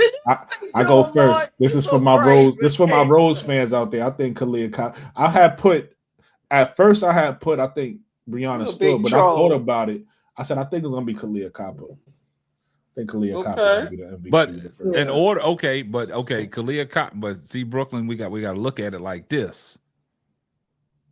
Kalia Cotton, she got to be on the winning team though. Maybe if they like if the criteria, I don't know what their Right. criteria. That's for what the I'm saying. MVP Maybe is because gonna be. I'm judging it based off how the WNBA or the NBA works, where there's regular Yeah. season, postseason. But you're right. Maybe this goes straight. Maybe this is just whoever wins MVP. So I don't So know. you saying MVP of the season, not the whole thing, but just the not the season. whole Yeah, thing. as the who's play. who's basically just gonna be the best player, win or lose? Who's the best? Who's gonna be the best player in the league? I chose Kalia. Man. Damn.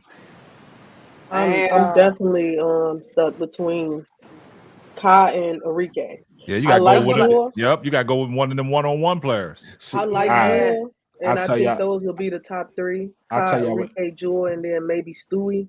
Mhm. But I think I'm leaning a little bit more towards Enrique. Just I don't know. Kai may try to redeem herself because she was in MVP talks early on in the league. Stewie need to and she use this kinda as a fell redemption off. tour. That's Hey, what Stewie needs What to do. about Ryan Howard? though? and Sabrina Yeah, Nesbitt. that's- Don't forget about her he case. should. I got a knock against Ryan Howard. Okay. It's like Ryan Howard could easily be in it or not in it because Not in it. Right. Yep, I agree so with you. like if she lock in, she's one of them ones. But when she be kind of streaky in and out, Yeah. so Yeah. it really depends when it comes to Ryan Howard. But definitely the top 2, I could see Kai and Enrique. But I think Yeah, me too. I think there is room for like Stewie and Fee. I think Yeah, there's facts. room I for thought about Stewie. that too, Fees. I thought about that. That's a fact. I think they got to up the ante, man. I think think- these girls is coming in with a purpose Somebody said to show DJ out. gonna be the MVP. Look, I think for Fee to finally get an MVP is gonna have to be in her own league. Right. I'm not being a No, because you Fee got can do Asia. so many things. Yeah, it's Mhm. it's hard for her to get it in the WNBA. Like it's so hard for her to get it, even though she's such an amazing talent. But come on now, Key, though. That'd be a little skeptical if her or Stewart get this MVP, man. That's a fact. This would be a little skeptical now. I mean, I don't think it would be handed to him though, because they got some dogs in this league And then who, like I said, you got Angel who thinks she the best thing walking Yeah. on the court. You can't tell her differently. Well, You they got have to prove something. Dejanay. with Kyle. They You have to got prove something. Dejanay who out there. Dejanay thinks she I can lock up anybody. Oh yeah. So I think they definitely gonna have to go out there and prove something. I agree with Key on her take about Ryan. Right. Ryan is dangerous. Ryan is She a can be really in or she can be dangerous. out. You're right. She What is. what And team she is who I Ryan on the Howard? wish shit Is side. Ryan Howard on? Ryan Howard is on. is on No, she was vinyl. it was a Vinyl. vinyl, right? Yeah. Yeah. Y'all know who I wish would put themselves in them type of conversations? Alicia Gray. Yeah. Yo, we're talking about. I She's love another. it. You She's want to know what she another did? one that could be in or out too. You know what she did win? I don't know what the award was, but last year she was the best scorer or something like that in Athletes Unlimited. Oh, okay. Okay. Yeah. So she Well, won that. maybe this would be something like that for her because she has the Right. potential. She got the she got like it. really fall out. But Facts. she's very like lax. She's a very lax player. Man, And Ryan is the same way. And that's why they connection in Atlanta kind of confused me a little bit because you got two lax players. And Ryan forget that she over 6 feet sometimes. Yeah. And she settled for the three, not knowing Ryan can score on all 3 levels. She can. In some games, she don't even go to the basket. So that dream team shouldn't have been as bad as they were. That's the doggone sure. Yeah. You know, I don't know. And I like to watch them play. They had Tina Charles, Ryan Howard, Alicia Gray. I was just sitting around there going like, I was just sitting around like, what's going on with this? I don't know. That's why they coach got fired. So there you go. All right, since I heard a lot of Rike name, I'm gonna go with the award. I got a Rike winning. So I can see her doing it. I picked another award. I got a scoring champion. So that's where I Hold picked up, the Rike. hold up. Rike. I picked Fee for MVP. Nah, come on. My bad, Mo 3. I forgot you was on the pen. You so quiet, bro. The skeptical Mo 3, man. Fee gets, if she get MVP, her Stewie get MVP, something ain't right. No, the reason why I pick her for MVP is because her team will be so depleted that I feel like they're gonna lean on her more than anyone else. That's true. They only have one sub. They only have one sub. Well, she better get her lungs right. She's gonna be playing more minutes than probably anyone else. She's playing the whole game. Listen, she might also got that shit. She did that with the Lynx. And she might also have a chip on the shoulder from losing in the finals. So my only thing with Fee is like we've seen good defenders sometimes Jay Burns force her. Sometimes we seen good defenders sometimes force her to put the ball on the floor, and that just ain't there yet. And Fee got time to develop that. Back to the basket, that mid range, that 3-point shot, killer. But when it comes to creating her own shot, that's will what I she want be to able to consistently do that? Going when back Angel to Reese is on her. Yeah, Angel made it tough on her. Yeah, Jay Burns brought up a good point. ISO ball. Yeah, that 101 gonna dictate probably too who the MVP is in the league. So I'm saying these girls are gonna go out there. These girls got something. They Yo, got something that they got to show, man. They got something to prove. Yeah. We don't talk about this tonight. Maybe make this a topic for another night. But who y'all think they're gonna put in the 1-on-1s? Like we don't even know that yet. Nah, we could talk like, about is it that. gonna be like Enrique and Enrique versus Ka? Like I want to know. I want to know how they're gonna do it. Like what's gonna dictate the 1-on-1? You feel me? It's gonna be I think they're gonna throw Jewel like in there too. Yeah, they should go by like a bracket and like the knockout. You know what I'm saying? Like if you ever watched the Olympic team practice and when they do that knockout, you know what I'm saying? Put that bracket up like that. You know, you go 1-on-1. But like y'all said about only if you really look at it and look at all the players that in there, who is really a 1-on-1 type player besides a Rike, a Drew Lloyd, and a Kalia Copper? Like it's only certain people that are built for 1-on-1, man. You might throw Courtney Williams in there. I was just gonna say you can throw Courtney Williams in there. Her speed is different. You got Natasha Cloud. Brittany Sykes' speed is different. Will they kill you at the 3-point line? Probably not. But Brittany Sykes is a bigger guard. She's stokier. Well, she got to get on it. She got to get in the inside. Yeah, and that's the same with Dejanay. We seen Dejanay get to the basket with Will. Yeah. Now, if she can knock down that 3-point shot, I can throw her in there as a 1-on-1 player. So I think they should do guards. I think Enrique got the upper hand though. guards, bigs, make them knock each other out, and at the end do That's what I'm guard. saying. A bracket like that, because if you put a guard up against a big, you gotta And you that's gotta where manage. somebody like Stewie come into play, because somebody that big with guard skills is gonna be difficult to beat. Mm-hmm. I think they do something like guard against guard, big against big, or something So like they're that. gonna have to do it with height. They're gonna have to make it make sense. I think. Well, For hey, sure. like Enrique So said, y'all anybody can get saying it. AT ain't gonna be in the 1-on-1? Thank you, ADP. I think you're saying this is a good topic. I'm What not you sure. say, P? Y'all don't think Cobb beating Enrique in 1-on-1? I think Enrique. I think Cobb Enrique is either the way. most skillful at the 1-on-1. I think it could go either way, because Kyle's I think Enrique Kai is Enrique, length so that could go is either way. different. It's the way here's the edge for me, y'all. Kai is a two-way player. Enrique is not. Yeah. That's the difference To me, it's all about making shots, man. When you get players Exactly. that good going on what the against each rules other, is. it depends on who make their shots. Is it make they it both take can beat it? each other. Is it make it take it, I or think my thought process is: have y'all ever seen Queen of the Courts Yeah. overtime? Yeah. It's like them little kids Yeah. that I'm not like, but them little. I'm thinking it's like that, like literally. Yeah. I'm not saying in Unrivaled it's gonna be a crowd around them, but it's only gonna be half court, right? Take it from the top of the key, and what we doing?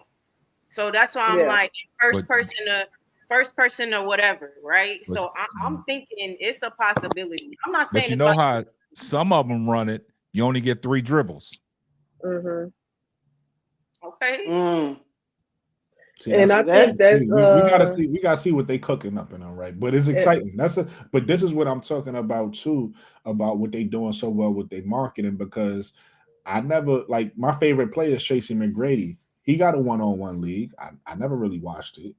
Yeah. You feel what I'm saying? And then forgetting his name, but they got the big 3, Ice Cube. Ice Cube got the big 3. I watched it a little bit, but I wasn't that in tune. But the way they doing this Unrivaled, it kind of got you interested in seeing how the fact that they making it full court, the fact that they adding the 1-on-1, the fact that they doing these different things is like, we want to see like how you gonna do it, because they made it. They made it. They didn't just do a generic 3-on-3 league, is what I'm saying. Yeah, and they made sure to pick. I mean, some of them are like outliers, but they literally got the best of the best. Yeah, this is the top of the WNBA. I told my chief about. It's no like half-assness to it, really. Besides, like a few people, when they added on that extra 6, that's when it was like random people. But when it was just 30, it was literally the best of the best. But there's one. Hold on, real quick. Sorry, Brooke. No, you go. Gladiator Channel said whoever wins the 1-on-1 wins $250K, and the teammates win $10K apiece. That's crazy. That's a fact. I'm like, look, if I'm Angel or any, like, look, hey, Kyle, you got this. Facts, hey, I want to advocate for the big people, for the big girls. For the big girls. I think sneaky players that can sneak into that, if it's like a 3 dribble thing. I want to advocate for the second year players. You got Angel, Rakia. Oh, I forgot about Rakia. Hell yeah, Rakia. I think people underestimate Angel's ability to put the ball on the court, on the floor. Yeah. Oh hell! We already seen when she get in bully mode. Yeah, and I think her against, like, if it's gonna be big against big in that first game, it's Angel against like Big Mama or Angel against BG. I think that's a win for her because she can get around them. She got the Shakira Austin can be a problem if she stays healthy. I was gonna say Shakira Austin got a bag. Shakira Austin got a bag. She got a bag. Shakira Austin got a bag. Yeah. And just Rakia with that mid range and that turnaround J, Rakia's game is so polished and so poised and so technical. I said that the other day. I think, man, I wouldn't be surprised if a big win. Like, Rakia is such a great player. She's one of my favorite players to watch. It's like, I don't even know, like synchronized swimming or something. Like, it's just perfect the way she plays basketball. However, she I don't know, something about her. I think I said she reminds me of like a KD, like just a true baller. Like they gonna ball, but it's just something missing when it come to her for me. It's just like something real small missing from her when it come to She Rakia. can't handle the ball. I don't even think it's about skills. It's about like intangibles. She don't. Y'all gonna get tired of hearing me saying that shit, but like it's little stuff that like her skills are better than probably most players, but it's like she don't have the intangibles to me that like gonna take you. She don't have that edge to take it, next level. That dog? Yeah, like or just any type of like like I don't know. She not gonna take over a game. I got you. Keisha, they twerking. So who y'all think is gonna be the scoring champions in this league? Enrique. Everybody got Enrique. That's the way I got her at, actually. That's why y'all kept saying her for MVP. I ain't saying she can't be MVP, but I got her for scoring champion. Enrique go on there. Because that 3-on-3 men still playing 1-on-1. I want them to give awards in this league in a different kind of way. Like I don't want them to do it like the WNBA, if that makes sense. I'm not saying don't use stats and analytics, but like somebody like Enrique probably would never get MVP in the league. No, not saying she could never, but like just because of how I could tell they see her as a 1-on-1 player, so they don't respect her game as much in the league. But this is 3-on-3, also 1-on-1. I want them to give out awards in a selfish way, if that makes sense. Like give me an example of what you're saying. I think the best score, like you making up best scorer, is the good one. Like give out like people best 1-on-1. Like give people their flowers for what they do. Don't make it like the WNBA where it's like we're not putting you on. They're not putting Enrique on USA because of the way she plays basketball, which I think is smart. That's not a bad thing, but that doesn't mean she should never win an award or a gold medal. You get what I'm trying to say? I think I love what you're saying. That's why I said give me, and it's not just you, anybody on the panel, give me some examples, because like I said, I'm coming up, when I come up with these topics, I come up with them off the top of my head, right? So I'm just trying to figure out good stuff to talk about. So like I said, I came up with 4 awards that they could possibly do. They probably won't do scoring champion or something like that, but I just came up with 4 different types of awards. So I'm like, y'all might think it's something else outside the box I didn't think about it, and that'd be interesting for us to talk about. Hold on, Brooke. John Shaft up in here talking about he betting the house on BG. Trolling. Yeah. What the heck? Reddit Milky Way said that made my night right there. Reddit Milky Way said they should have an offensive MVP and a defensive MVP, or like a hustle award. Yeah, you can get the deflection, but not register the steal, and the person who building up those stops for the steals will be looked at as their defensive award winner, when it's really the person who got their hand on the ball and caused a deflection. So let's talk about all 3 of those awards. So y'all said offensive award, defensive award, and then y'all said, what was the other one? Hustle award. So let's start with the hustle award. Who the hustle award goes to in this league? Who you think gonna be the best hustle player? I got a couple names that pop Angel up. Reese. And listen, I got some other name. I think Aaliyah Edwards would be good for this award also. And then also like Alexi Hall. Like those are the other names that I think I'm not saying Angel Reese won't win it. I'm saying those are the other names that I would actually say them too. I would say them. Angel, don't sleep on Aaliyah Edwards. I like Angel, Lexi, and I like Alicia Gray. I think Alicia. I don't see her as Dejanay is another good one. I don't see Alicia Gray as a hustle player. Dejanay is a good one. Alicia Gray is one of those players who she do the small deflection. She do the small. No, I know. She good player, but I would think it's certain players that'll probably be this award and probably do a little more to her. Also, Kate Martin. When it comes to hustle, Kate Martin, I throw her in there. Yikes. Kate Martin, one of them outliers to me, yo. She is an outlier. See, this is I where I think this think league would be What you good mean for you her. ain't betting the house on Kate Martin? What's wrong? Hell no. No, I wouldn't bet the this house is on her. this is where I think AT will be valuable, right? Like I Mm-hmm. you know, I said what I think her weaknesses are earlier, but like her strengths, I think AT will be good here. Also, Derek and Hamby. Jay Burns says Skylar. Skylar is a hustler. Yeah, Skylar is a hustler. One Natasha Cloud too. Natasha Cloud, yeah. Yeah. That's why Natasha I said Cloud you need definitely. awards like that. Yeah, now that's what. Listen, that was a good point. That's why I asked, because I can't. Nadira. Sometimes other people think of things you don't. So that was actually a good point y'all brought up. Nadira said, "Did anyone get tickets to go to Unrivaled? I got tickets to go. When you going, Key? I'm going in February. Hey, I had to see this first season. I had to see it front and center. That's fire. I refuse to support the reseller. It bothers that's me. home, by the way. South Florida is home for me. I live in Atlanta. Oh, okay. Yeah. So who y'all got? I might have to hook up with you, Key. All right. Yeah. Who y'all got for the defensive MVP? Defensive MVP. I like you know, Angel name definitely gonna be in there. I like Angel, Dejanay. Since we talking about defensive MVP, I might as well say, because one of the awards I had was Defensive Player of the Year. I had Dejanay Carrington as a Defensive Player of the Year. Fee is underrated. I like Fee. McBuckets is underrated too. McBuckets can play, but I don't know if she's gonna be Defensive Player of the Year, but she's definitely a good defender. Yeah, she underrated.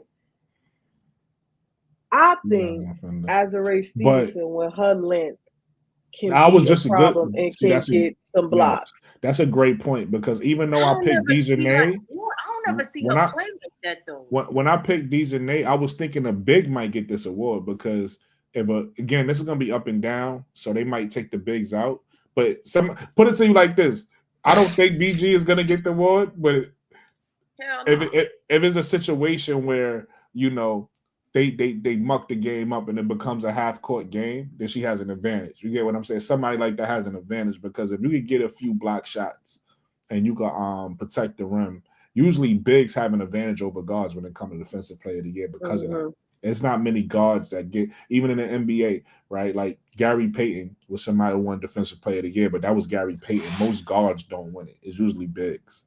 So bigs have an advantage, but this play style is going to be weird, because bigs are probably not necessarily be on a floor like that. No, they probably only have the ones that can actually probably move. Got an edge. Nafisa probably got an edge in this. The ones that can actually move, they're going to be there, but not them slow ones. Yeah, exactly. Yeah. So I got Dejanay as my Defensive Player of the Year, but those are all good names too. And that would be good. I actually would like for her to get it, because she probably wouldn't get it in the league because of, like, they usually give that to bigs. Yeah. I think she will get it one year though, because I think she was even close this year, right? She was second in votes. Yeah. So she was second behind. Wasn't it Fee, Asia? I don't think Dejanay was second. I know they had Ezzy. They had Ezzy and Mag McGraw. Talking about MVP. I'm sorry, y'all. No. Defensive Player of the Year. Yeah. I'm excited to see the development of the second-year players in this league. Yeah, me too. I think a lot of them had some things that they needed to work on, especially with these coaches. Aaliyah Edwards, even Kate Martin. I think this is a huge opportunity for Kate Martin. She going to a new team. She gotta take that next step, because the Valkyries is a team that she can possibly get a lot of playing time on, because it's new and they're trying to develop an identity.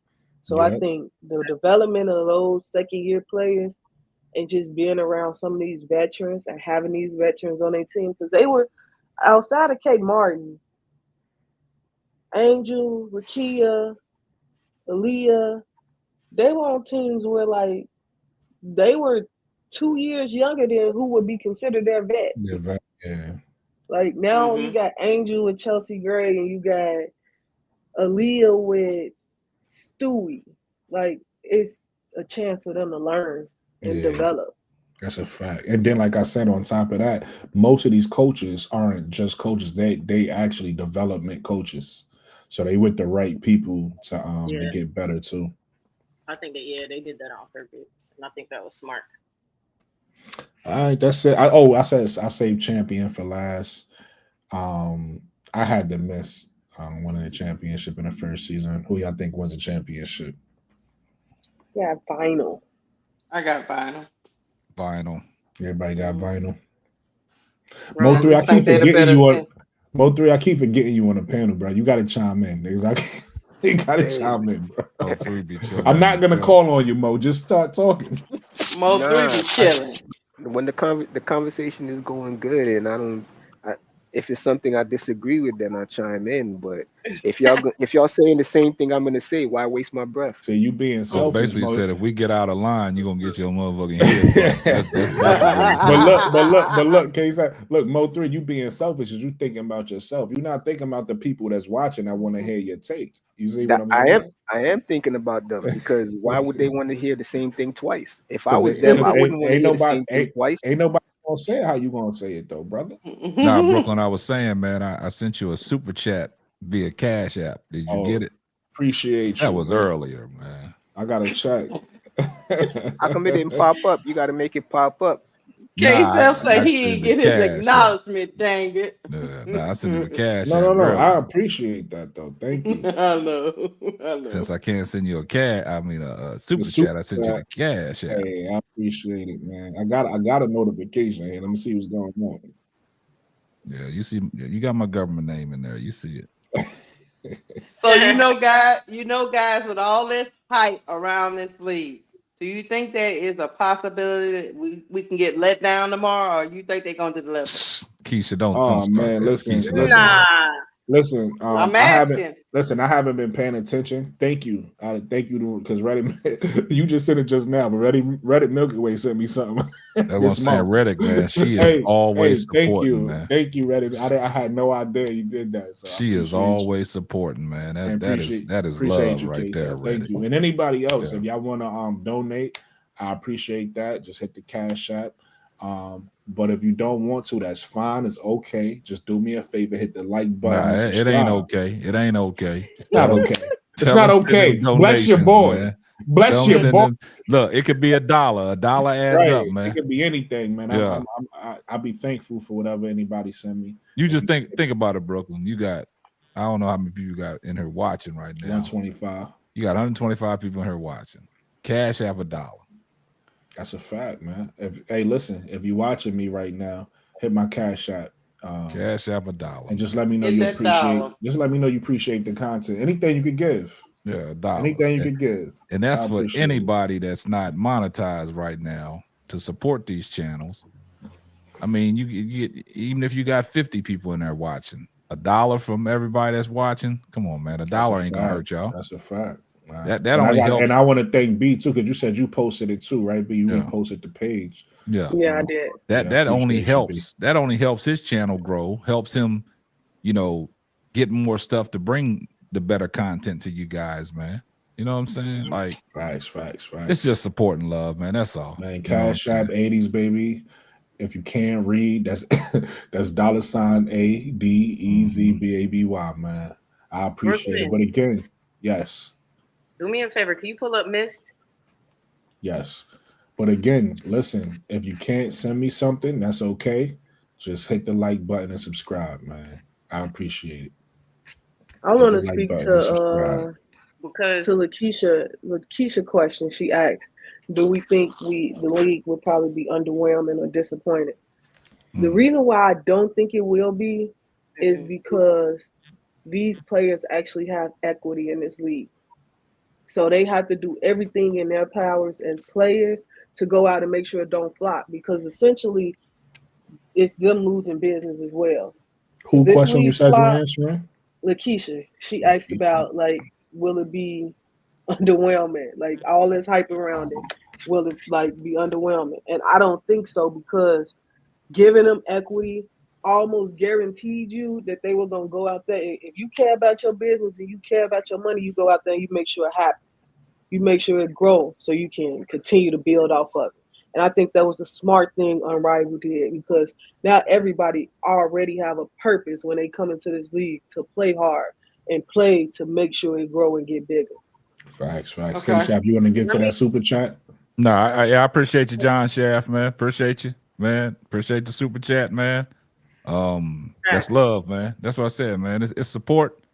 It always helps the channel grow, and like I told y'all, man, it helps YouTube keep people in the algorithm and keep that content going out there, man. So anything helps out.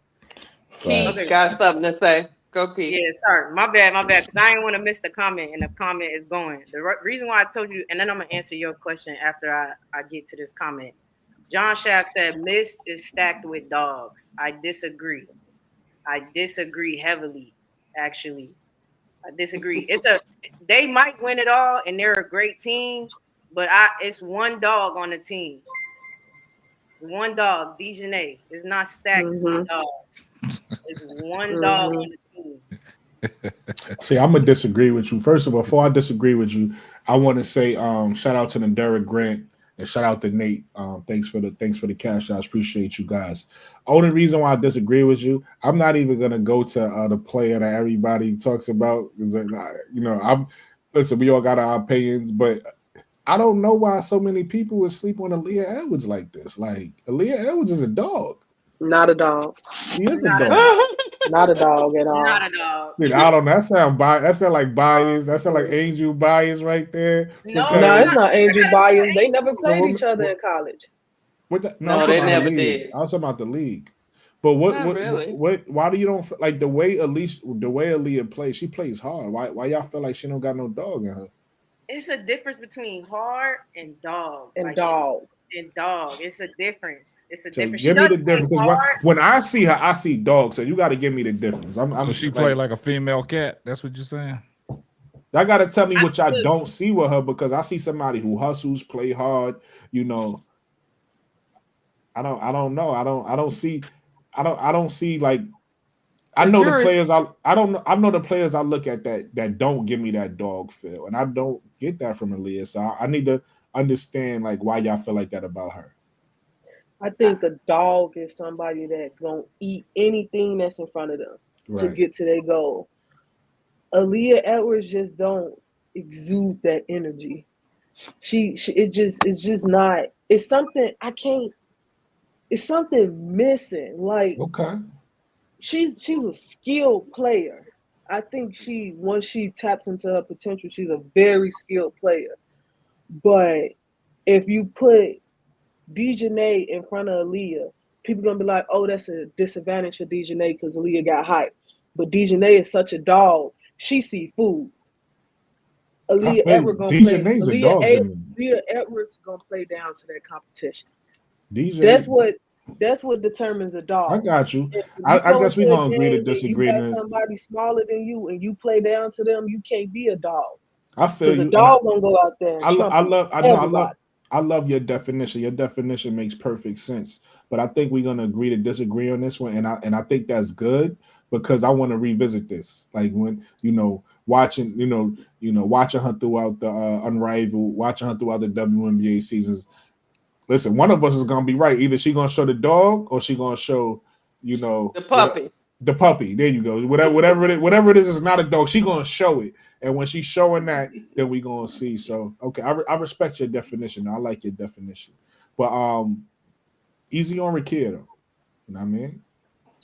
I don't think Rakia a dog either. She don't need to be a dog. I'm just saying easy. I don't like the aggression in your voice when you was like nobody. I ain't like that. Rakia is still there though. Dejanay is the only dog on the Mist, and maybe Stewie in her heyday, No. We could leave Stewie off the dog list. There's a lot of things you could call Stewie. She's nice, and we could leave her off the dog. Dogs is something totally different. That's so what I'm Stewie's saying. not on the dog list.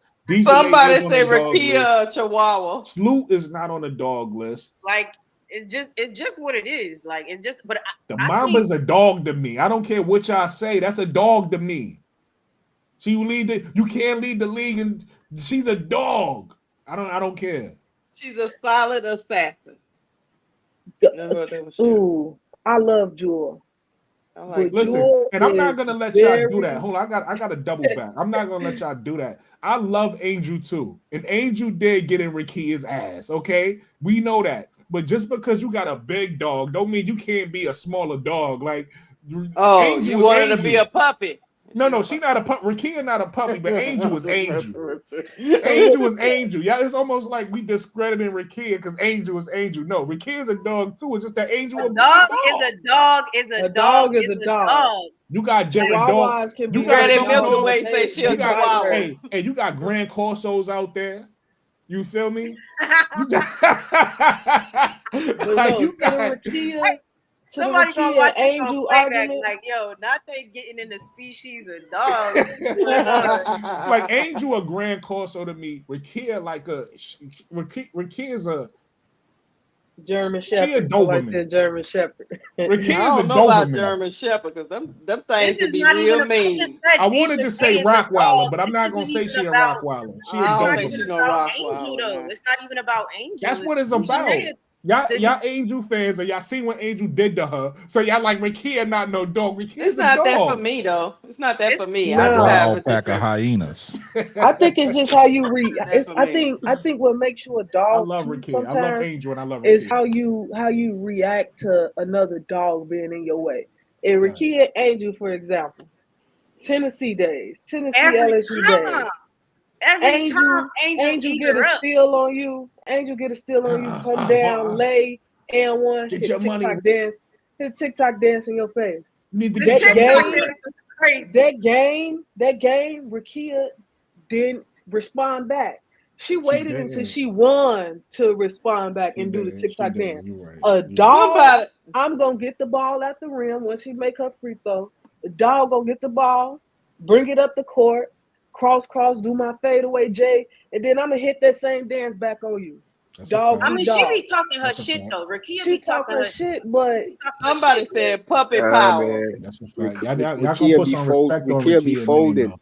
Y'all She's not She doing do. like that. a chihuahua Listen, for real. listen. He come on. Rakia, Hold on. hey, My listen. friend talking. No, hold on. Free Before I'm gonna let him talking. finish. I'm gonna let him finish. Let me just say this and shut up because I don't like what y'all doing right now.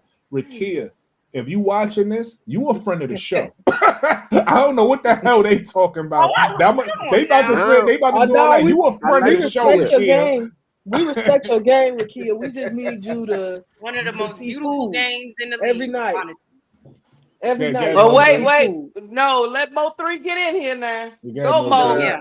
I'm saying, like, I like Rakia, but yeah, man, she's more like a chihuahua for real because that was what Bree was saying was spot on because Yeah. look at all right, look at I'm gonna use Angel. I know like Angel is like some next level thing, but I'm gonna use the Indiana game. Uh, um Melissa Smith is she tried to punk her. She tried to punk her. She was having her way with her, talking her junk, and Angel just wasn't having it. Even though she was smaller, just like Rakia, smaller than Angel, she was able to. This is the thing that I think that the dogs, the people that are close to being dogs but are not dogs, they like hard, play hard, they hustle, but they lack the ability to impose their will. Mm-hmm. You know what I'm saying? And Angel was like, okay, I don't care if you're bigger, stronger than me. I'm just with just my sheer will, I'm gonna outplay you. And that's I think is the difference between They only here to cause confusion hard and hustle and being a dog. Yeah, a dog. So a dog listen, sees Somebody food no said matter Paw who it is. Patrol. Listen, you want to know why Rakia a dog to me? You want to know why Rakia a dog to me? I know what you're about to say. Go on, say it. Because when BG got in her face, I knew that's what you she was about stood to back say. on that leg and said, "I'm from Detroit. What's Now up?" that's different. She said, "What's up?" That's different. Nah, that's nah. That's Rakia's a different. dog. Oh, you BG motherfucker. BG thinks she could bully Okay. anybody in the league. All She right. can't- I'm putting cases on Huh? all you bitches. Huh? Huh? BG thought she was gonna bully. She thinks BG thinks she a bully. Oh, she came after Rakia. Rakia said, "What's up?" She stood back. "What's up?" She did BG take that step back. BG didn't want that smoke. She was But about to just fucking 'cause- double. She was about to But double just tap. because you a fighter don't make you a dog. Rakia, dog. Hey, Rakia, you a dog in my book, Got Rakia. it. Just because you a fighter don't make You a you a dog. dog. I give her that. Her Everybody stance will is fight for their legit. life, right? I can't wait to the game where she shows me that. When she show me that, trust me, I got you. I'll So be we're the gonna first one. I'll revisit. make Those are two I'm standing up for. Like I said, go Aaliyah mama, and Rakia. go mama, go mama. But So just because you Aaliyah got a and gun Rakia. don't mean you know how to shoot it. Yeah. I'm standing up for Aaliyah and Rakia. We gonna revisit. If I'm wrong, so silly. if I'm wrong, I don't mind being wrong. I don't mind. Y'all can hold me accountable. Come back and say, see, 80s, this is what I was talking about. This is why she's not a dog. I'll take that. But Another I'm dog to standing me up. is AT. I don't AT like Yeah. it. is a dog. I don't like AT may not be favorable, and she's not But she's favorable still a in my book dog. either. I don't Yeah. like But she a AT. dog because I don't know if anybody she you a put in dog. front of her, she see food. I don't She think gonna she back a down dog. from her. She I gonna think see she food. another She gonna bully. go at her. I think she's just Man, another bully. I Well, think that's sometimes Yeah, dogs like- can be bullies. I don't AT like say that. you Dogs better are the not bullies. come in this yard. I don't I like don't it. know. I The don't dogs I are know. don't the like bullies. AT. I don't see dog. AT in say anything. you better not come in my yard, player. You gonna get dealt with up in here. I don't see dog. I don't like AT. I I don't see like that. dog because She that whines too You much. ain't gotta time. like her, but she's still a dog. She's still a dog. You don't have to like her. They only here to cause confusion. I'm actually with you on this, Brooke. Yeah, I'm with you yeah, on this. yeah. I'm not co-signing AT. I've seen Can't I've do seen it. AT impose a will on games before. I've seen her do it. Mm-hmm. Me So too. I I can't do gotta it. put her in there. That don't mean I like her too much. but Okay. I- I Yeah, can't I don't She do her particularly like thing, her though. either, but I've seen her. Yeah, I I've don't seen necessarily her like in her action either, already. but I have yet to see Ricky I in know action I'll be doing scared something to like go that. in there with her. Ricky, That's all I'm saying. AT, you put your hands on Angel, you're not a friend of the show. yeah, and You're not a friend of that, the show, AT. I think that's what get AT in trouble sometimes. Mhm. Like she can be getting outworked, and her frustration leads her to make some bonehead But decisions. see, that's what I'm like talking choke about. slamming That's not Angel. dog to me. Just because you get angry and do something, this don't mean That's dog. bully. That's bully. I don't see dog. What Angel did in that game, that was dog. Where she just came out and said, "I don't care, I'm taking this shit over." That's dog. AT, I just see her like trying to be a bully, and that don't scream dog to me. Man, I hear you. that's your opinion. I hear That's you. a fact. But bullies get you know. knocked out where I'm from. So bullies don't mean if you're Well, a bully. go I on. thought- Tell them girls to go in there and see if they knock out AT. I want to see it. I think they can. Bullies ain't I that wanna tough. see for it. real. Bullies not that I tough. I And didn't- that, I- and that don't mean, one. and that don't, again, because you a bully, because you act tough, don't mean you tough for real. Like I that's don't think not she tough. acting. She's not no That's the dog. thing. I don't thank think she AT acting. though. I thank AT for her play on Angel because before that, Angel was coming into the league being humble as a rookie. She wasn't talking. She wasn't doing none of that. After she got chokeslammed by AT, it kind of shook, and she like, "Oh shit! Oh, now they trying this to dog, punk me. they Yeah. trying to punk me. Now I gotta show them Baltimore. Yeah. I Now like I it. gotta show them dog." And And I after like that, how she I just like started how popping off. I like how after that she was just worried about like her lashes and her hair. She like this bitch not She's trying like, to "Oh, that's tough." That's Yo, dog that to was me. She funny. wasn't even worried about. I'm over there hurt myself. Like, oh, Oh, I was tight. yeah. I was tight I was- watching that. Angel I was was just so like, yo, upset. she tried to fuck my shit up. I was so upset.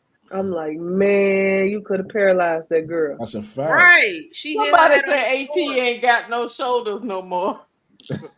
Brooklyn, go back to the main page if you don't mind. I'm sorry. I got you. No.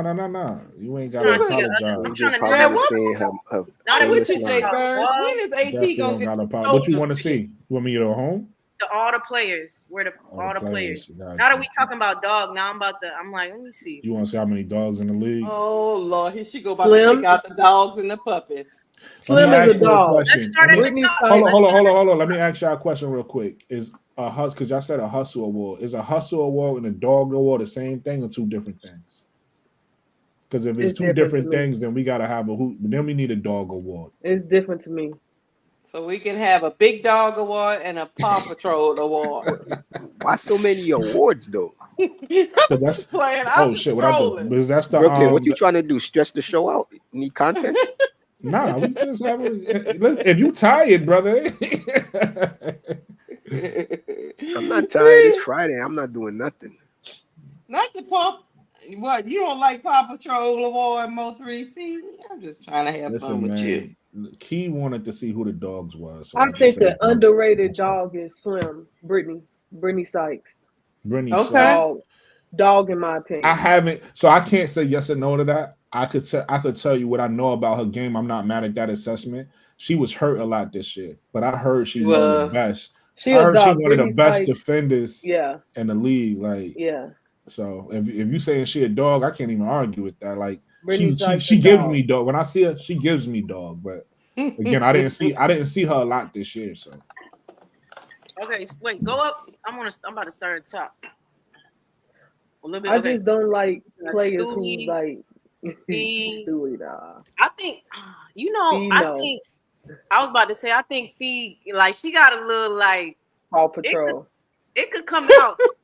She's not a dog, but I think she could develop that if she wanted to. But I don't know.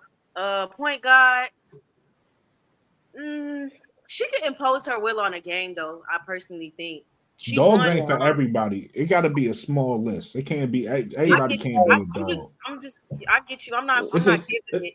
It's a small circle of dogs in the league. We got to figure out who the dogs are. I agree with you. Kai's a dog. I'm going through each person. That's all I'm doing. All right. We already know you're going to disrespect the gold mamba. Enrique, I would say Enrique's a dog. I would say Kai's a dog. I would say 305 Barbie's a dog. Wait, hold on. Pause right there. For all the people in the playback gang that's watching this, I need y'all to write in the comments who the dogs are in the league. Who you think the dogs are. Go ahead, Keith. Skylar, Dejanay. Skylar, Dejanay. We could go line by line, right? Because not Kayla McBride. You don't like McBucket. Look, if I like her game. If I go on the top line, I think it's only one. I think it's two dogs. I know you'd probably say one, Key, but I said Enrique and Kai. Enrique, okay. I got Gold Mamba. I got Gold Mamba in there too. But okay, I'm gonna go with what you say. Gold Mamba, not a dog. Enrique and Kai. So we only got two. No. We're gonna keep this unified. So we got two dogs in the top row. The second row. I agree. Of course, Barbie. I got Barbie. And I got, you don't think Natasha? What about what's the jury? What's the jury on Natasha Cloud? It's like she got attitude. I feel like she a dog. She got attitude. She said she got problems. She got attitude. So she not. I'm a. Who let the dogs out? Who let the dogs out? Who let the dogs out? Who let the dogs out? Y'all so silly. So look, I'm gonna go off because y'all been watching longer than me. So I'm gonna go off y'all. Y'all telling me Natasha not a dog. That's what y'all saying. I think she exudes that energy, but you can sometimes disguise yourself as a dog and be a pup. Got you. She in costume. So Skylar is the dog. It's Barbie and Skylar in this row. Yeah. Dog. All right. Yeah, so for me. Two. So and 2 and 2. I got Dejanay and Slim. So we got 1. I got 2. I just got Dejanay. Yeah, I got Dejanay and Slim in the third row for me. All right, Dejanay and Slim in the third row. Mm-hmm. All right, where we going in the fourth row with the dogs? And I gotta give AT that one in that third row. All right, I give you AT. I don't like AT in that third row like with a lot of pups. AT the dog.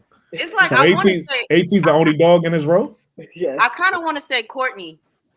Me too, but I like Williams. Courtney Williams. I'll give it to Courtney. I don't think Courtney backs down to nobody too much. I'll give it to Courtney. I give it to You want to know why? Just... You want to know? Let me tell you why she's not a dog to me.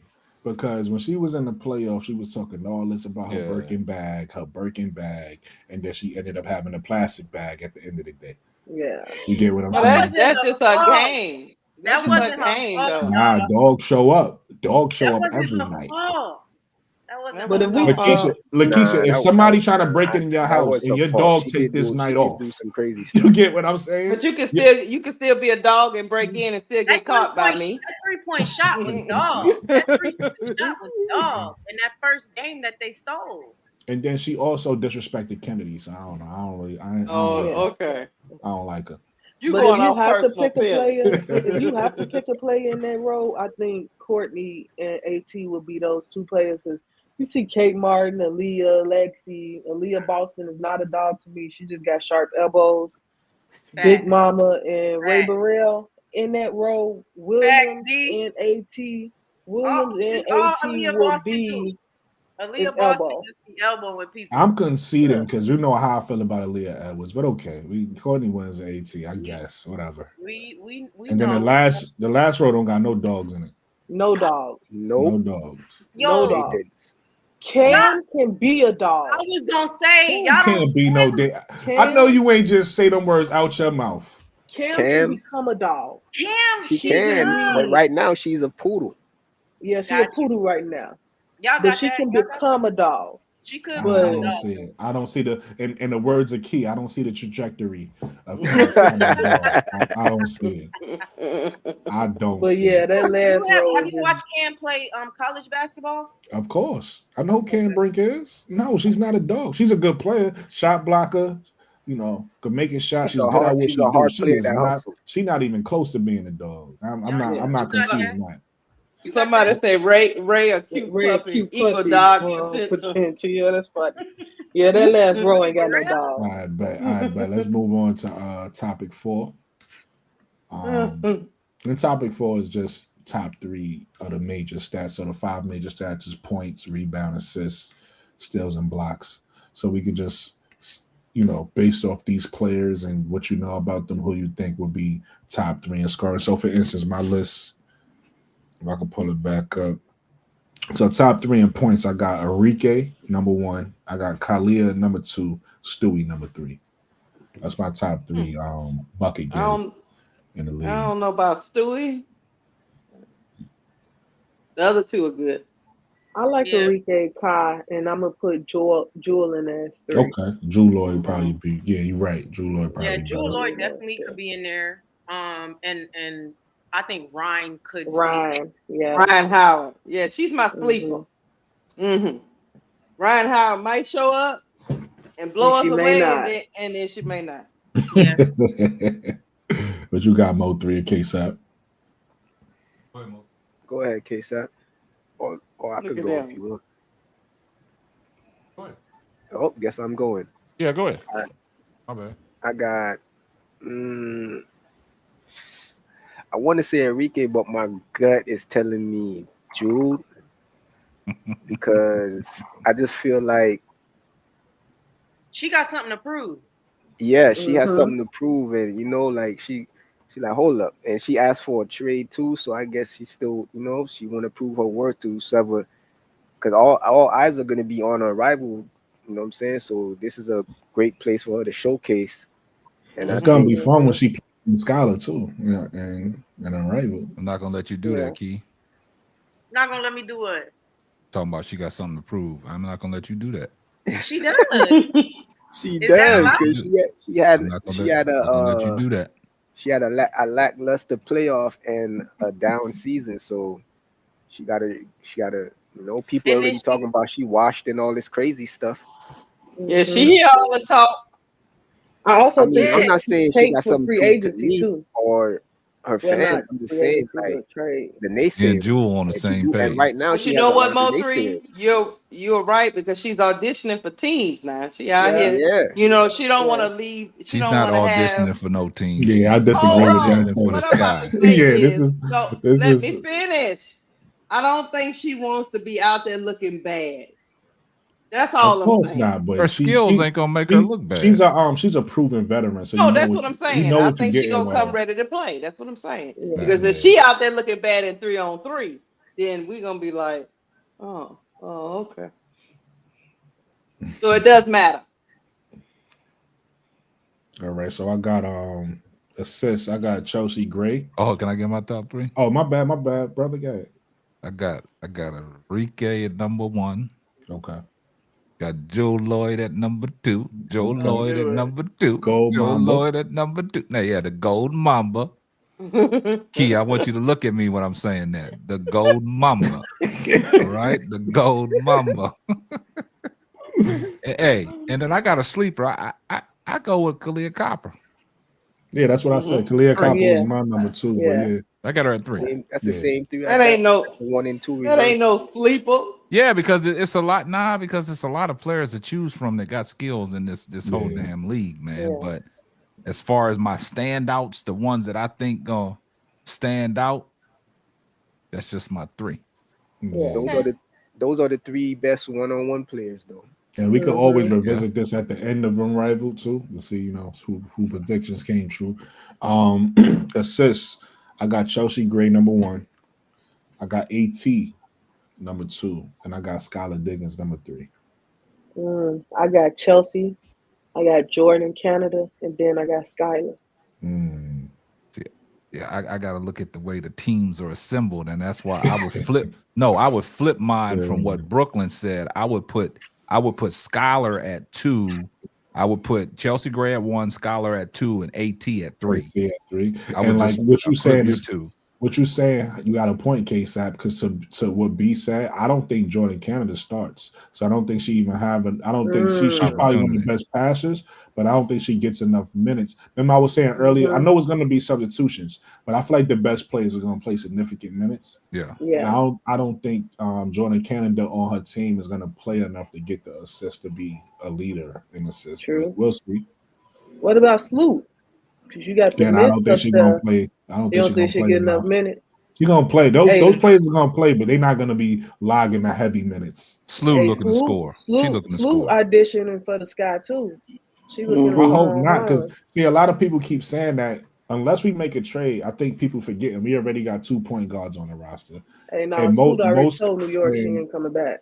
No, that's fine, but she don't got to come to Chicago. Listen, most Sky fans want Olivia Miles, right? That's 3 point guards. So we're gonna add Sloot too, and then they just offered Dana Evans, so that's 5 point guards. Dana Evans ain't no point guard. That's 12-man roster. Don't put me to sleep.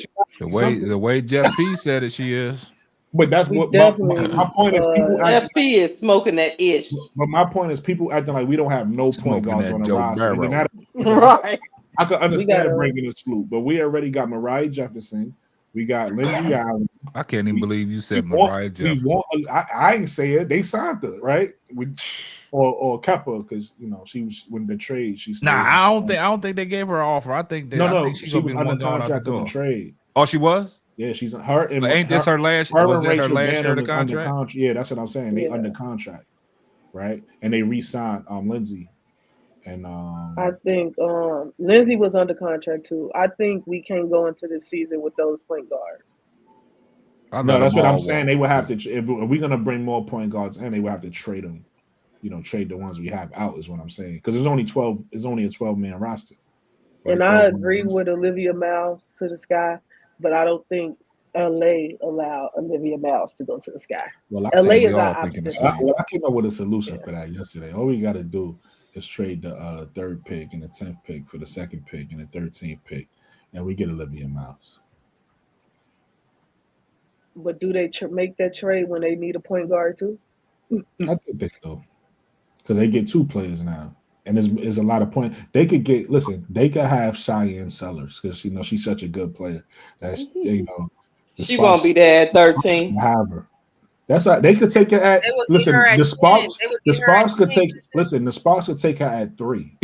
Let the Sparks have a shot. No, I'm just saying they probably take Kiki, but she won't be there for them at that.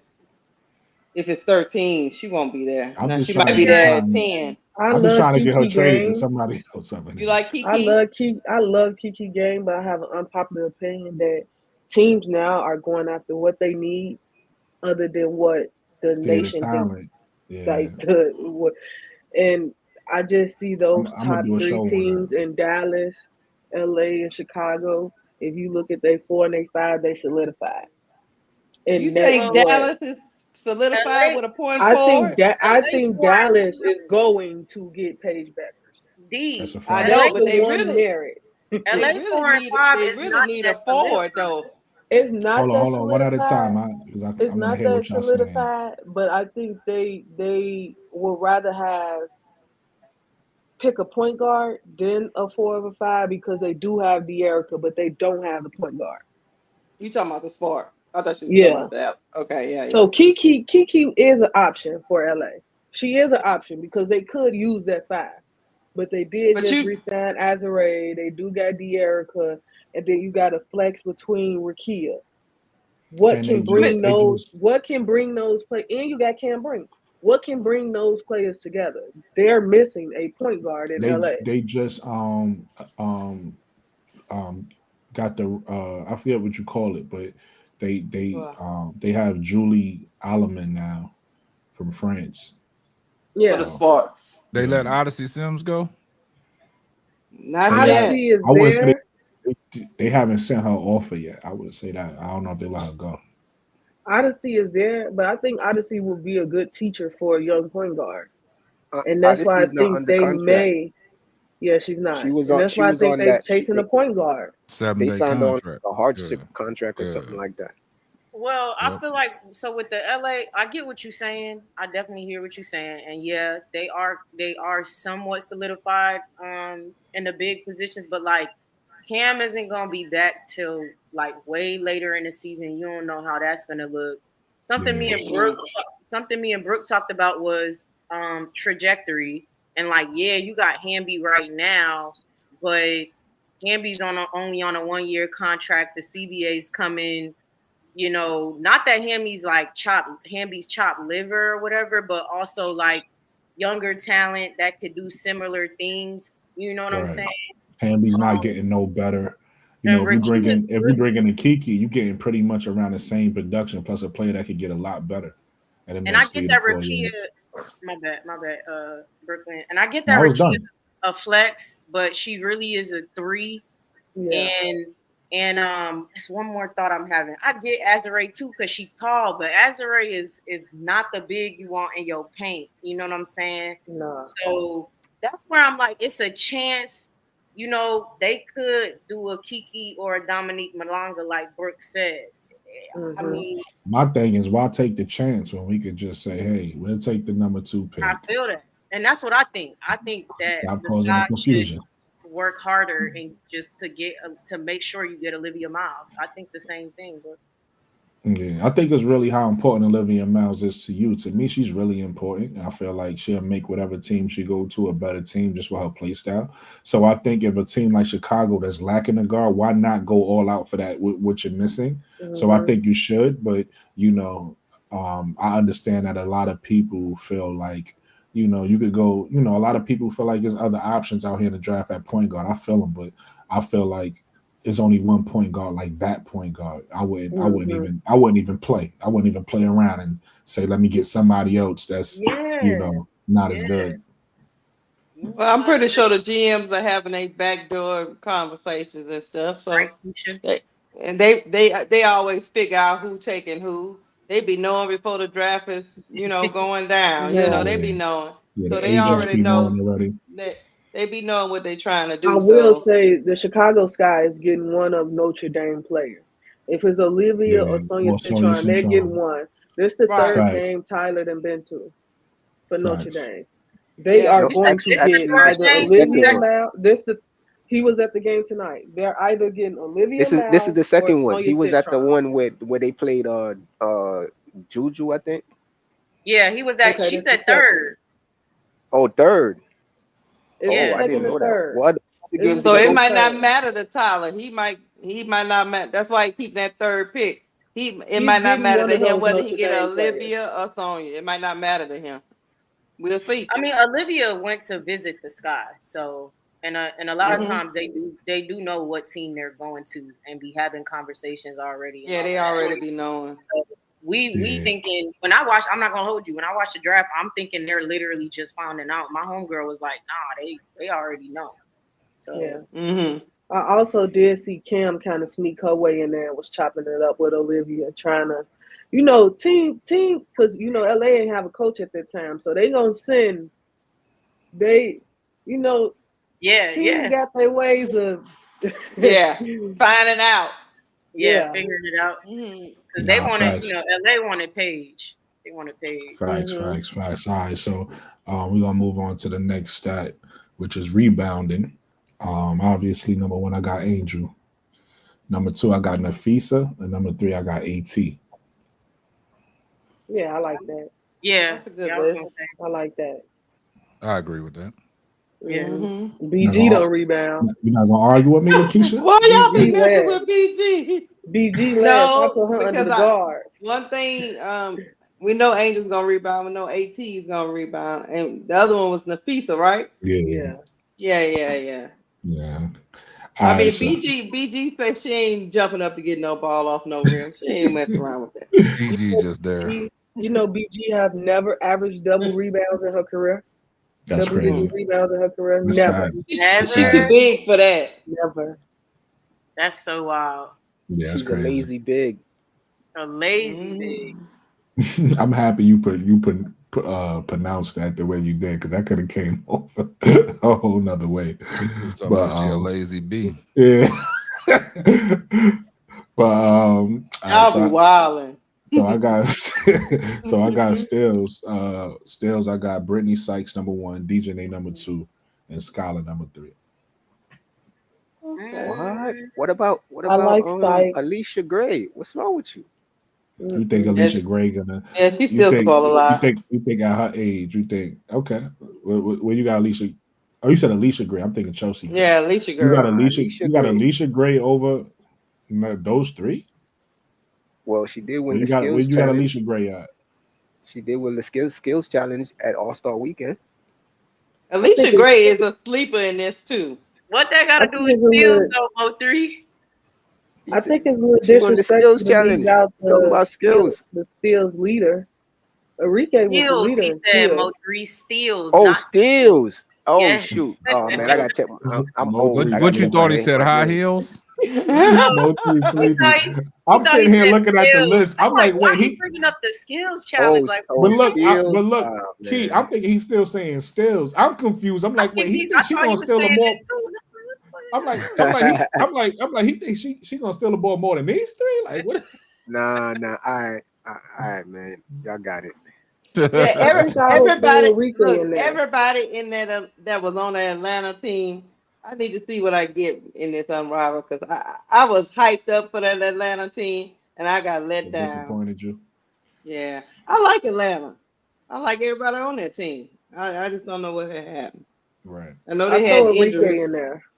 Enrique was leading the league. I can see that. She was leading the league in steals. I can see that. All right, so blocks. And the first one is controversial because he might not play enough to do it, but I got BG number 1. Oh, yeah. I got Aaliyah Boston number 2, and I got Nafisa number 3. I'll put Azure in Boston.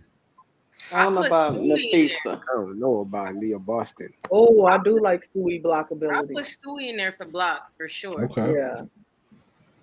Stewie. I throw Stewie in there. Dejanay can, yeah. Okay. You think she's gonna lead it more than some of the bigs? Blocks. Dejanay got to come from the backside to get a block, man. I don't think she's blocking nobody straight up. I give the steals. BG gonna slap all them helpers right upside. You know how many she get. She might not be on this default. list. BG might just be on the bench having fun. She might not even be on this. Nah, the coach might just throw her in just to protect the rim. Right. And win by default on the blocks. She just go stand there and look at him. Slap. She really don't. Yeah, because I think when y'all talking about Dejanay Carrington with her blocks, yeah, she's a good block. She's almost like a chase down block. You know what I'm saying? From the backside. If a person gets by her, she got enough to make up speed to get back into play and get a swat that way. But as far as like guarding your man straight up and somebody rising up over top of you, I don't think she has an advantage there. But she'll get you from the blind side. She'll catch you from the blind side. I mean, and a little Boston block shot too is just. I don't know. I gotta think. To me, Aaliyah Boston and them the reason why I elbows. said Aaliyah Boston is because you got to realize this is not the WNBA, right? In this league, she one of the biggest players. Like, she's not a lot of, you know what I mean? Is she gonna be? I think she's gonna be one of the bigs that get minutes, right? I think BG is gonna be one of the bigs that might not play that much, but Aaliyah Boston gonna be on that floor, and she one of the biggest players on the floor. So I think That's she's why I gonna wish have an Cam was opportunity. playing. But another player that I didn't think of to just now that depending on how many minutes she get. That could be a factor in the block shots of Shakira Austin. Oh yeah, So Shakira. she might affect that list a little bit. All right, so we're gonna move on to. Oh my, go ahead. Now you good, guys. You got segue into the next topic. She not really a what? I mean, I'm with you with what you said. I think what you said is valid. I feel like it's to be seen when it comes with her because anytime I've seen her play, which is obviously 5-on-5, so that's different. She not really a rim. She not a rim protector for real. She don't really do like. She kind of be playing the 4 more than the 5 for real. No, again, 5. You know, this is gonna be different than 5-on-5. Yeah. Leah Boston, Shakira Austin is gonna be some of the biggest players out there, and if they at the rim, they gonna block a shot. Like she's 6'5". Right, like it's just that simple. Like that's what I'm saying. They both say Leah Boston 6'5", Shakira Austin 6'5". So even though you might feel like they not the even Azarae Stevens, like you said, typically in 5-on-5, she's not the person that's going to be intimidating. But just that length alone, she's still her size. And if you at the rim and it's there, you know what I mean. Somebody like Angel, I think Angel, it might be the way she positions herself on the floor. But she's never really been a great shot blocker. That's why I didn't put her in this list, right? She's a great defender. She's a great defender, but she's not necessarily a shot blocker. But she might even get some block shots in 3-on-3. You never know. John Chef say most blocks come from the help side. That's Stewie or Nafisa. What's gonna be the my bad for cutting you off. What's gonna be the rules pertaining to standing in the paint? That's a good question. I don't think they put that out there for real. Because I don't even think you'll be able to stand around in the paint. I think if that's the case, then you guys are severely underestimating how many jump shots they're going to be taking. People are going to be less likely to go inside if the defender could just like BG could just camp out in the lane. I don't think that really negates anything we're saying, regardless if you take jump shots or not. If BG or Shakira Austin or Leah, whoever's down there, if they down there when you're driving, they have the ability to block your shot. Yeah. So it'll be less blocks. If you're taking more jump shots than driving to the hole, then BG is gonna have less opportunities to block shots. Because BG is not gonna be running outside the paint to go outside. To go Mo3, you agreeing with us? You just saying that the block shots numbers will be lower, but it still be the same people. That's what I'm saying. For somebody, the people won't change though. No, I'm not totally agreeing with you. What I'm saying is the block shots are going to be lower, yes, right. But they're going to be lower for the bigs that's camping out in the lane, and the block shots opportunity is going to go up for the people that's outside contesting the jump shots, because those are going to be the shots that are being taken more. So they have more of an opportunity to have more block shots than the actual bigs camping out in the lane. That's what I'm saying. I understand that, but I doubt that's going to happen. I'm saying that it depends on the rules. If they're able to camp out in the lane all day, I guarantee that's what's going to happen. Nah, I feel you could be right, but I don't think I ever seen a league where guards have more. So like you're right, maybe, because in most leagues they can't camp out in the lane. There's a rule against that. But I'm saying I played basketball. Listen, I played street ball. And there's no rule about how long you can be in the paint. The perimeter people not blocking. You're gonna get your shot block on the perimeter, but it's not gonna be at such a high rate where you're gonna have so many block shots. So that's what I'm saying. I don't see it. I could be wrong. You could be right. I'm just saying I don't see that being a factor, even with the rules being what you're saying. But we're gonna see. My doubt is gonna be a rule where I doubt. It could be, but I highly doubt it's going to be a rule where you can't camp out in the paint. This is 3-on-3 basketball. Well, I don't know because I got to do some research. I know 3-on-3 is meant to be played fast paced, so I don't know about them allowing a person to just sit in the paint. I got to look that up. No, yeah. I'm just saying. I'm just judging on 5-on-5 basketball and 3-on-3 basketball. Typically, there's no rule, but again, they playing. This is different. They playing full court, right? So it might be a rule because of that, because it's full court. So they might have their own special rules, or whatever the case may be. But 5-on-5 basketball and 3-on-3 basketball is totally different. Yeah. I know they don't want, just the look of it. I don't know if they want BG just standing up, big self, just standing there looking at people the whole time they dribbling the ball. I don't know. I don't think again. I don't think that's going to be a factor because with the transition game, that's going to kind of negate that anyway. You can sit there and stand in the paint all you want, but we got like what Mo 3 is saying. You're going to have perimeter shooters, and it's going to be a run and gun game. So you just standing in the paint ain't going to help your team. You won't have to be a mobile rules big. at? Yeah, I had seen. That's what I'm looking for, Lakeisha. I had seen them the other day, like the exact rules. Because somebody in the comments said, "Are there going to be free throws?" Yes, there are going to be free throws, but it's like it's going to be different. It's not going to be like 5-on-5 free throws. Yeah. I think it's going to be like one shot or something. One shot. It's one shot. 2 point. Like if you get fouled. 18-second shot clock. It says. If you get fouled taking a 2, that one shot is 2 points. If you get fouled at the 3-point line, that one shot is 3 points. That's how you do it in Big 3, I believe. And like, of course, an and one, the one shot is 1 point. Which it just makes it interesting because say you got BG or who's not a good free throw shooter. BG pretty good. You got somebody who's not a good free throw shooter, but they're outside taking threes, and you foul them. You putting them to the line to get one shot, and they miss that one shot. Now that you negated your team 3 points. That's a fact. Yeah, this is gonna be interesting.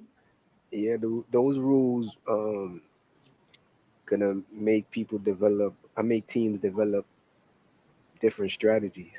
Yeah. Certain play styles. I need the whole rule book. That's what I need. What's the shot clock? They have a shot clock?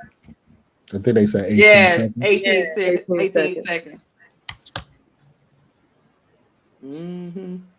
You got to get that ball and do something with it. You can't be running around there for no 24 seconds. And I know a lot of people not too fond of like the fourth quarter rule, but I kind of like it. What's the fourth quarter rule? It's a little different than an NBA. So the first 3 quarters, your score is your score and what you end with. But it puts an emphasis on keeping the game close.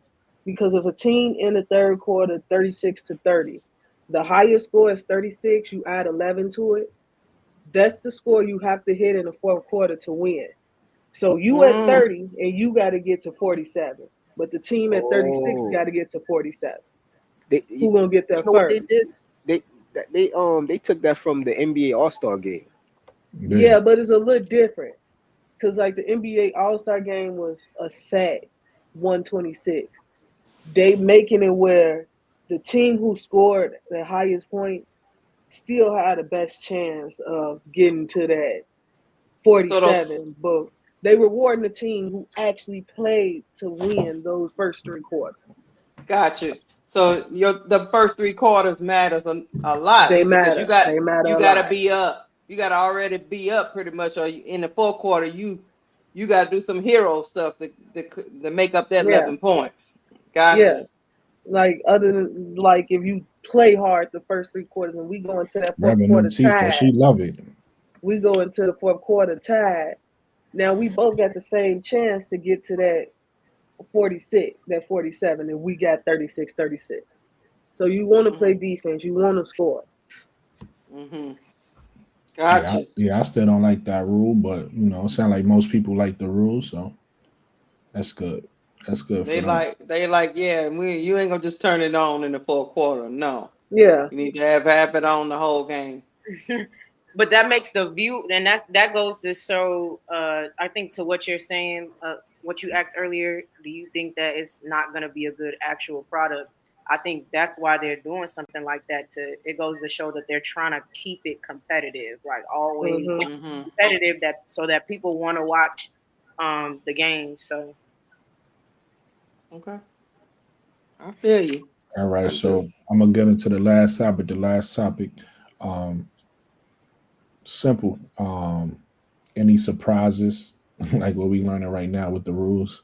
Any surprises or anything you excited about for the first season of Unrivaled?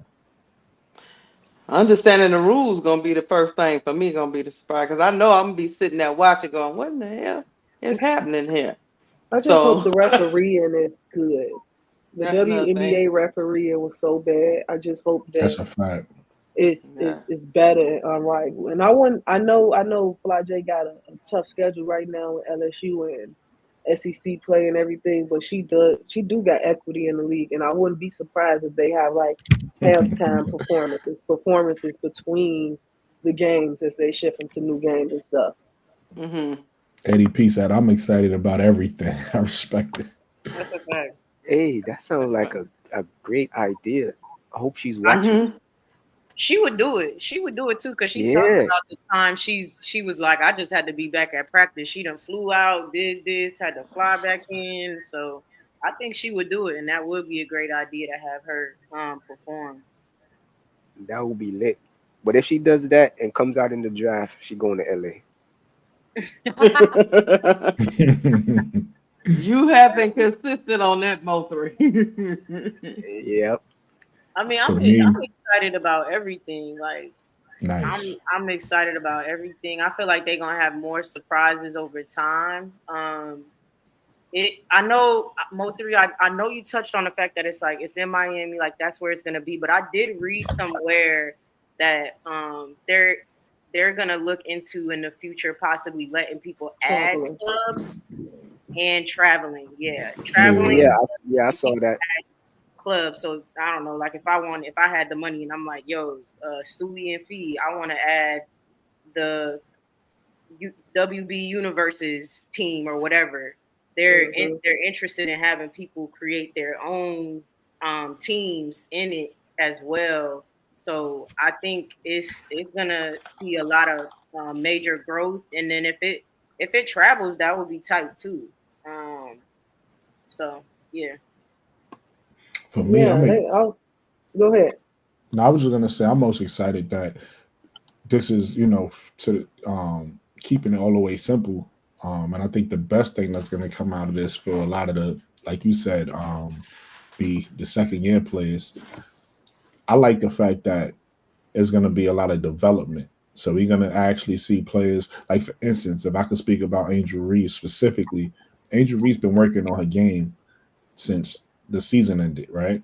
So in Rival, we're gonna see how better she is, but then also throughout in Rival, she's gonna be getting better, even better, right? Because this is development league. You have coaches that want to develop the players. You're gonna have other players talking to players, developing the younger players.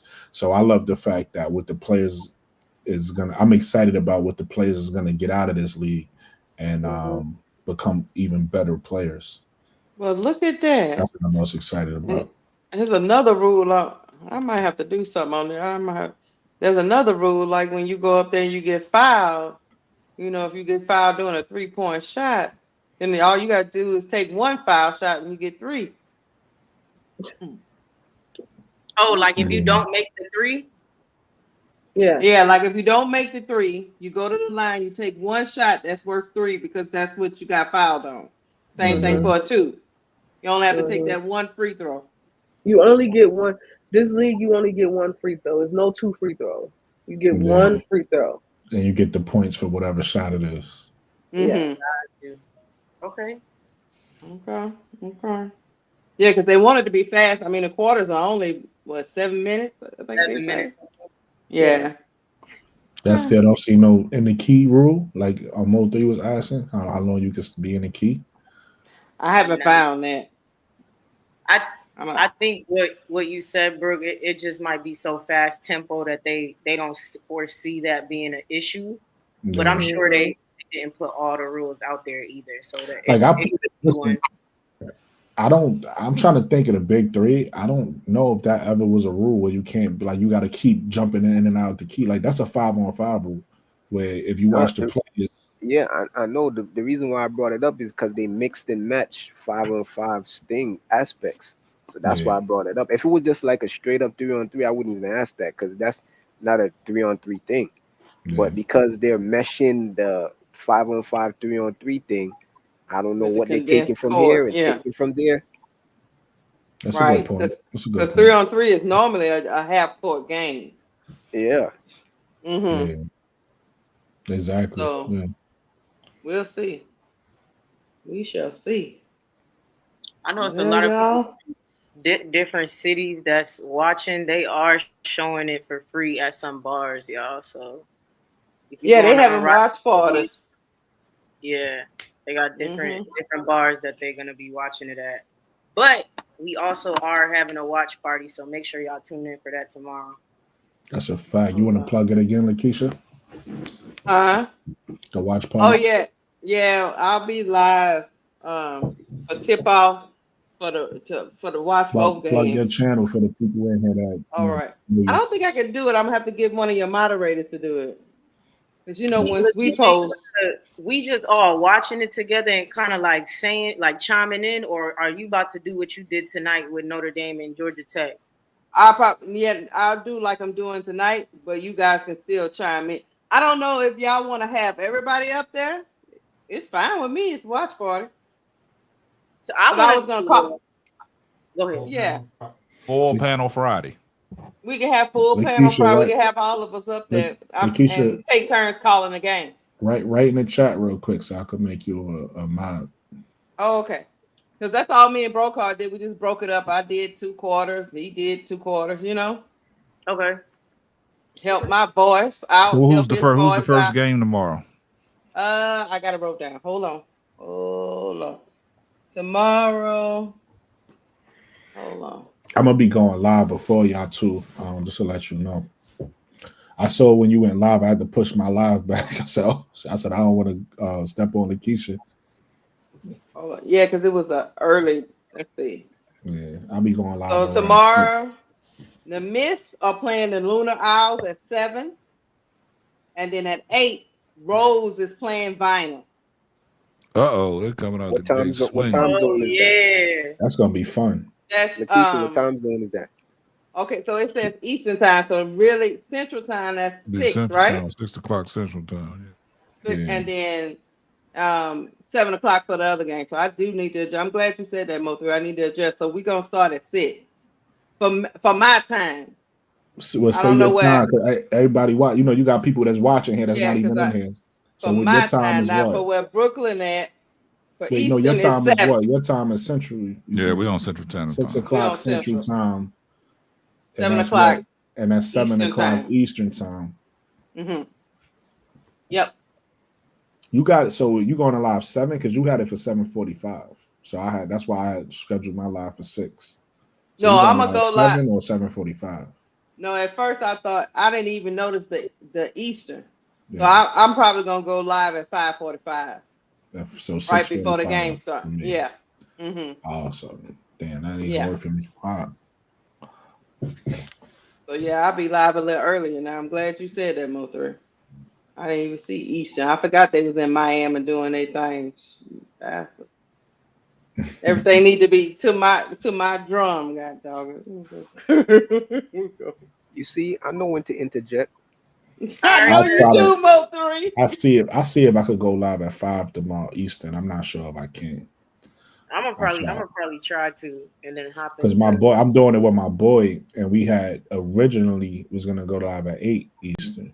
But then I saw Lakeisha posted, so I said let's move it back to 6. So I don't know if he's gonna be available at 5. We'll see. I'll ask him. Because it'll be what? It'll still be 7 o'clock your time, right? I don't know. I'm being confused. Yeah, I'm Eastern. So. Yeah, it's 7 o'clock Eastern. Yeah. Yeah. It'll just be 6 o'clock my time. Okay, so I should be all right then. You should be okay. That's what I was thinking. Yeah. Because your stuff is still straight. It's just me. I need Yeah, to it's adjust you. my You gotta time. be early. Yeah. You're right. You're right. Mm-hmm. Yeah, I got confused with the Central Eastern. Yeah. Yeah.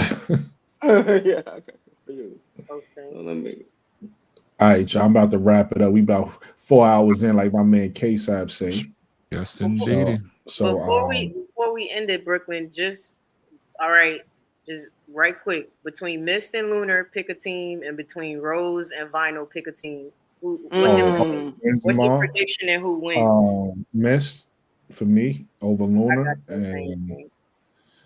Rose and Vinyl gonna be interesting. I'm gonna and I mean, even though I feel like Vinyl, I'm gonna say Rose. I'm gonna say Mist and Rose. Let's just keep it a buck. I got Mist and Rose tomorrow. Mist and Rose tomorrow. Okay, that's what we going with. Y'all got Vinyl at Mist and Rose. y'all picking Mist. Because it's a long season. It's just a game. It's a long season. You could lose again. Vinyl can beat everybody else. They cannot beat the Did you Rose. write something in the chat, Lakeisha? I don't see it. I got you. Oh, hold on.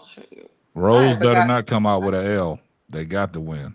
They got to win. Got to win. It's a must win for the Rose. Hold on. Yeah. The must win. It's a must win early. It's the first game, and it's a must win. They got to show something. Yep. Because if they don't win, listen. Everybody regardless of who win, we're gonna get a good game though. That Rose. Angel's about to have them shoes on. Also, Unrivaled smart, man. Unrivaled smart. They doing what the W didn't do. Angel Reese is going to be on the first day. I don't care what superstars we got right here. Ain't nobody moving the needle like she moving the needle. That's why I said in this they league. better win tomorrow. And she's going to be on the first day, and she's going to be our last game. Because we're going to make sure all eyes is going to be here. Yep. And it's smart. You can't knock them for how smart they doing this. Like, we're going to ride this show pony. Yeah, they doing everything right. They making all the right moves. That's another reason why they're going to keep going up. I put it in the private chat, Brooke.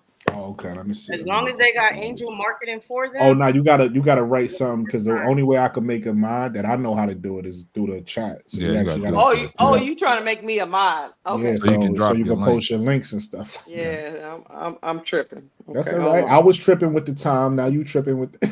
I'm tripping. Hold on. Other than that, man, great show. Great show. Thank you. Great panel. Great panel.